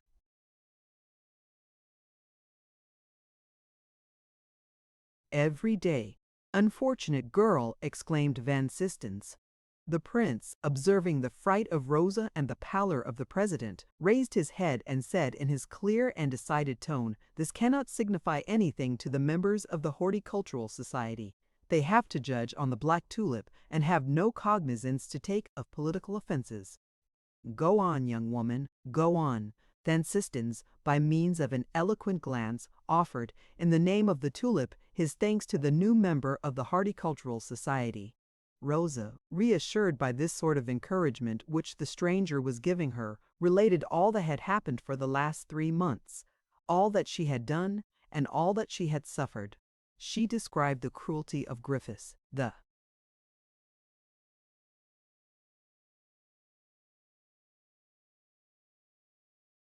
destruction of the first bulb, the grief of the prisoner, the precautions taken to ensure the success of the second bulb, the patience of the prisoner and his anxiety during their separation, how he was about to starve himself because he had no longer any news of his tulip, his joy when she went to see him again, and, lastly, their despair when they found that the tulip which had come into flower was stolen just 1 hour after it had opened. All this was detailed with an accent of truth which, although producing no change in the impassible mien of the prince, did not fail to take effect on Van Sistens. "But," said the prince, "it cannot be long since you knew the prisoner." Rosa opened her large eyes and looked at the stranger, who drew back into the dark corner, as if he wished to escape her observation.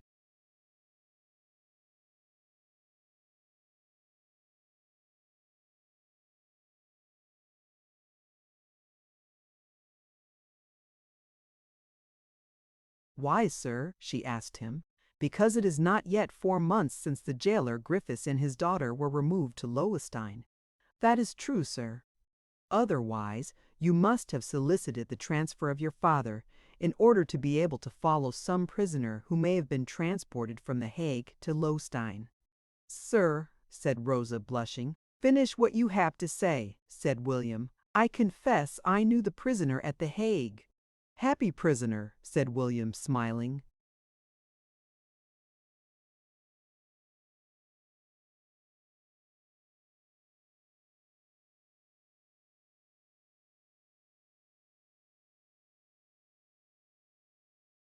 At this moment, the officer who had been sent for Boxtel returned, and announced to the prince that the person whom he had been to fetch was following on his heels with his tulip. Chapter 27. The Third Bulb. Boxtel's return was scarcely announced when he entered in person the drawing-room of Mynheer Van Sistens, followed by 2 men who carried in a box their precious burden and deposited it on a table. The prince, on being informed, left the cabinet, passed into the drawing-room, admired the flower, and silently resumed his seat in the dark corner where he had himself placed his chair. Rosa, trembling, pale, and terrified, expected to be invited in her turn to see the tulip. She now heard the voice of Boxtel. "It is he!" she exclaimed. The prince made her a sign to go and look through the open door into the drawing-room.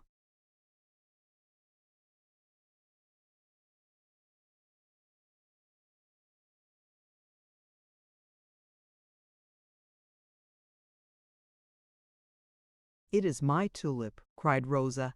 "I recognize it. Oh, my poor Cornelius!" And saying this, she burst into tears. The prince rose from his seat, went to the door, where he stood for some time with the full light falling upon his figure.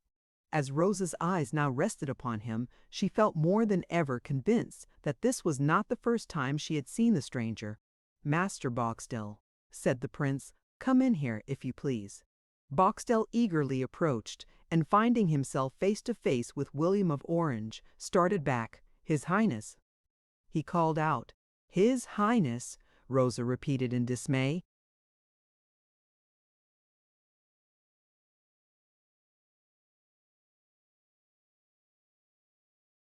Hearing this exclamation on his left, Boxtel turned round and perceived Rosa. At this sight the whole frame of the thief shook, as if under the influence of a galvanic shock. "Ah!" muttered the prince to himself, "he is confused." But Boxtel, making a violent effort to control his feelings, was already himself again. "Master Boxtel," said William, "you seem to have discovered the secret of growing the black tulip?" "Yes, your Highness," answered Boxtel, in a voice which still betrayed some confusion. It is true his agitation might have been attributable to the emotion which the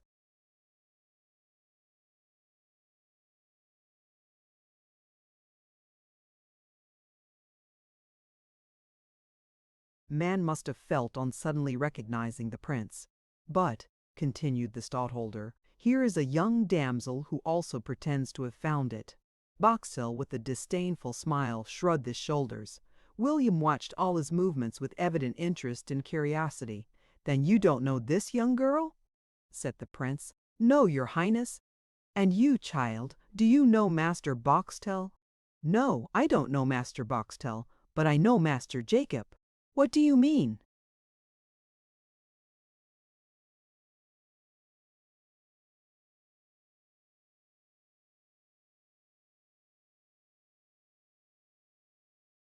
I mean to say that at Lowstein the man who here calls himself Isaac Boxtel went by the name of Master Jacob. What do you say to that, Master Boxtel? I say that this damsel lies, your highness. You deny, therefore, having ever been at Lowstein? Boxtel hesitated. The fixed and searching glance of the proud eye of the prince prevented him from lying. I cannot deny having been at Lowstein, your highness, but I deny having stolen the tulip. You have stolen it, and that from my room, cried Rosa with indignation. I deny it.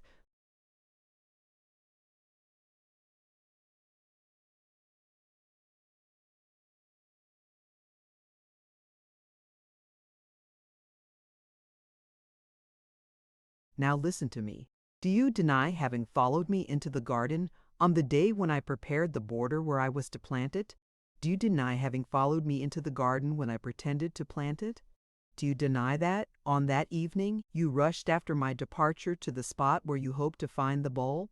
Do you deny having dug in the ground with your hands? But, thank God, in vain, as it was a stratagem to discover your intentions. Say, do you deny all this? Boxtel did not deem it fit to answer these several charges, but, turning to the prince, continued, I have now for 20 years grown tulips at Dort. I have even acquired some reputation in this art. One of my hybrids is entered in the catalogue under the name of an illustrious personage. I have dedicated it to the King of Portugal. The truth in the matter is, as I shall now tell your highness, this damsel knew that I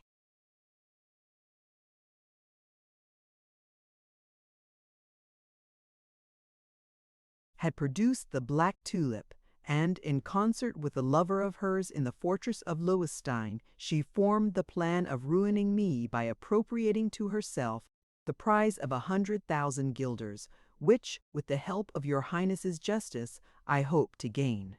Yeah, cried Rosa, beyond herself with anger. Silence, said the prince.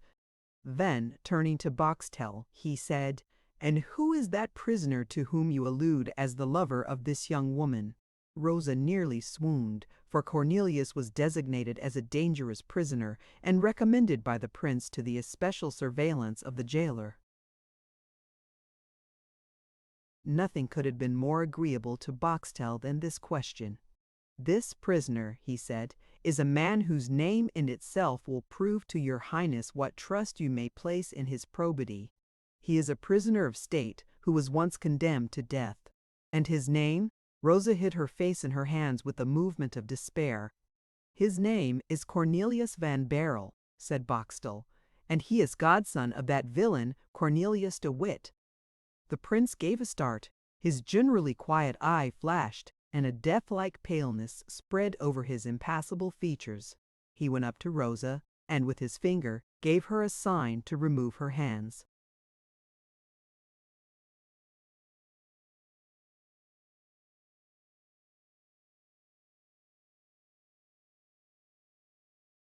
From her face, Rosa obeyed, as if under mesmeric influence, without having seen the sign. It was, then, to follow this man that you came to me at Leyden to solicit for the transfer of your father? Rosa hung down her head and, nearly choking, said, Yes, your highness. Go on, said the prince to Boxtel. I have nothing more to say, Isaac continued. Your highness knows all, but there is one thing which I did not intend to say, because I did not wish to make this girl blush for her ingratitude. I came to Lowstein because I had business there. On this occasion I made the acquaintance of old Griffiths, and, falling in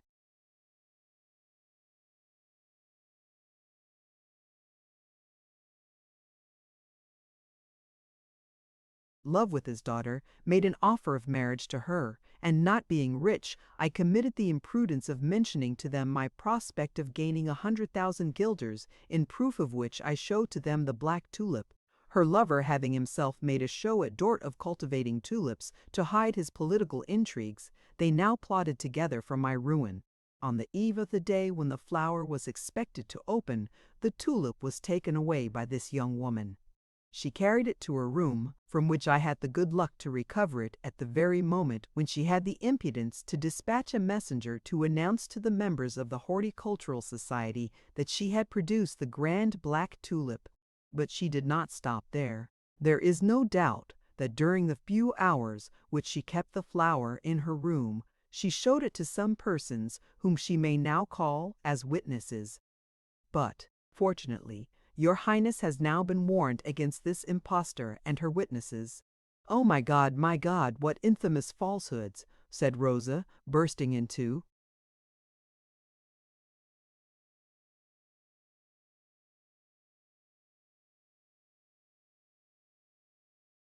tears, and throwing herself at the feet of the stadtholder, who, although thinking her guilty, felt pity for her dreadful agony. "You have done very wrong, my child," he said, "and your lover shall be punished for having thus badly advised you. For you are so young, and have such an honest look, that I am inclined to believe the mischief to have been his doing and not yours." "Monseigneur! Monseigneur!" cried Rosa. "Cornelius is not guilty." William started. "Not guilty of having advised you? That's what you want to say, is it not?" "What I wish to say, your Highness, is that Cornelius is as little guilty of the second crime imputed to him as he was of the first."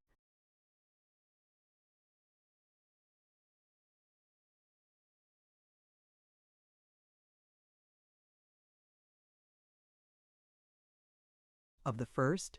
And do you know what was his first crime? Do you know of what he was accused and convicted? Of having, as an accomplice of Cornelius de Witt, concealed the correspondence of the Grand Pensionary and the Marquis de Louvois. Well, sir, he was ignorant of this correspondence being deposited with him. Completely ignorant. I am as certain as of my life that, if it were not so, he would have told me. For how could that pure mind have harbored a secret without revealing it to me?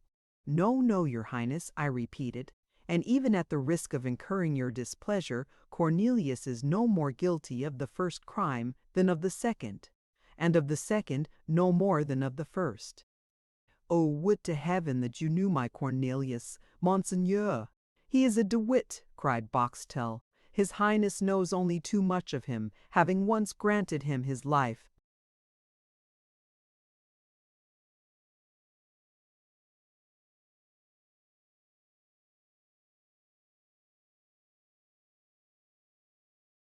"Silence," said the prince. "All these affairs of state, as I have already said, are completely out of the province of the Horticultural Society of Haarlem." Then knitting his brow, he added, "As to the tulip, make yourself easy, Master Boxtel. You shall have justice done to you." Boxtel bowed with a heart full of joy, and received the congratulations of the president. "You, my child," William of Orange continued, "you are going to commit a crime. I will not punish you, but the real evildoer shall pay the penalty for both. A man of his name may be a conspirator, and even a traitor, but he ought not to be a thief." "A thief!" cried Rosa. "Cornelius a thief? Pray, your Highness, do not say such a—"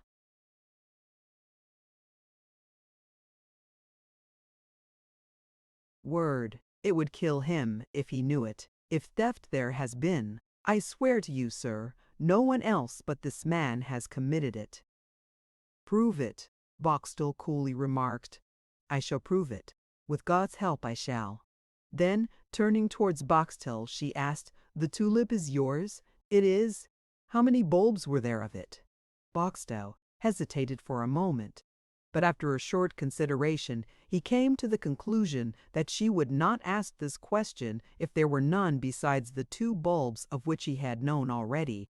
He therefore answered,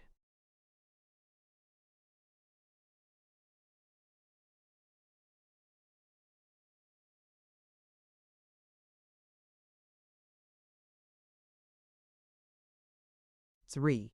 What has become of these bulbs? Oh, what has become of them? Well, one has failed, the second has produced the black tulip, and the third, the third, where is it?" "I have it at home," said Boxtel, quite confused.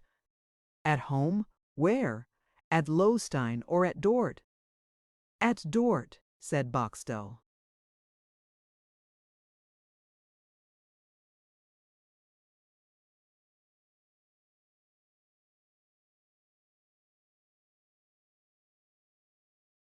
"You lie," cried Rosa. "Monseigneur," she continued, whilst turning round to the prince, "I will tell you the true story of these 3 bulbs.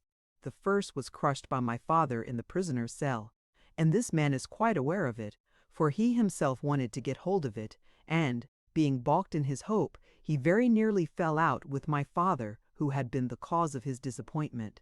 The second bulb, planted by me, has produced the black tulip, and the third and last." Saying this, she drew it from her bosom. "Here it is, in the very same paper in which it was wrapped up together with the 2 others. When about to be led to the scaffold, Cornelius van Baerle gave me all the 3. Take it, Monseigneur, take it." And Rosa, unfolding the paper, offered the bulb to the prince, who took it from her hands and examined it. "But, Monseigneur, this young woman may have stolen the bulb, as she did the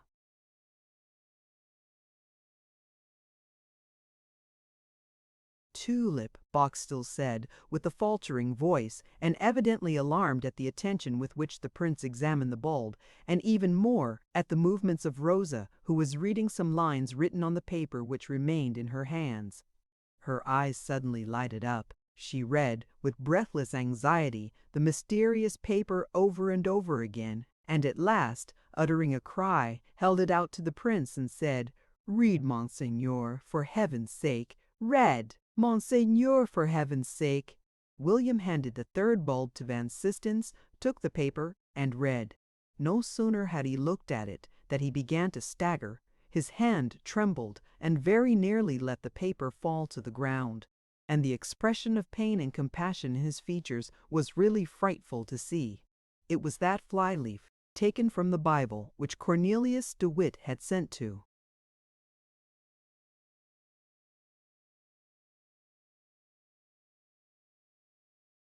Dort by Craik, the servant of his brother John, to request Van Baerle to burn the correspondence of the Grand Pensionary with the Marquis de Louvois.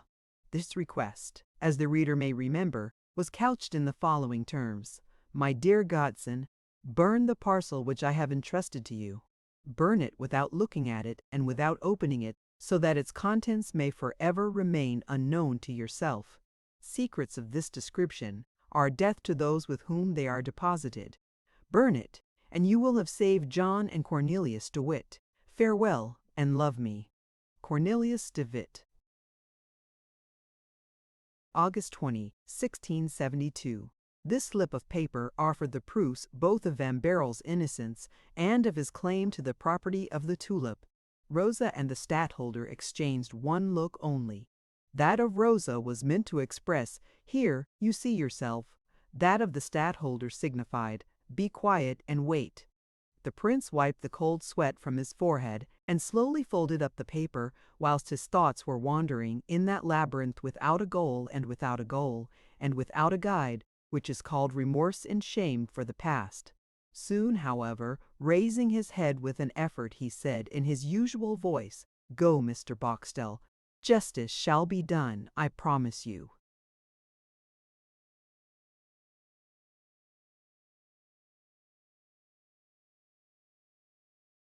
Then turning to the president, he added, "You, my dear Mr. Fos Amistens, take charge of this young woman and of the tulip. Goodbye." All bowed, and the prince left, among the deafening cheers of the crowd outside.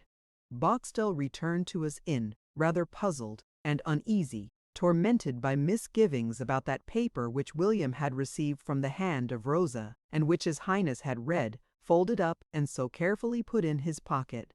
What was the meaning of all this? Rosa went up to the tulip, tenderly kissed its leaves, and, with a heart full of happiness and confidence in the ways of God, broke out in the words, "Thou knowest best for what end. Thou madest my good. Cornelius, teach me to."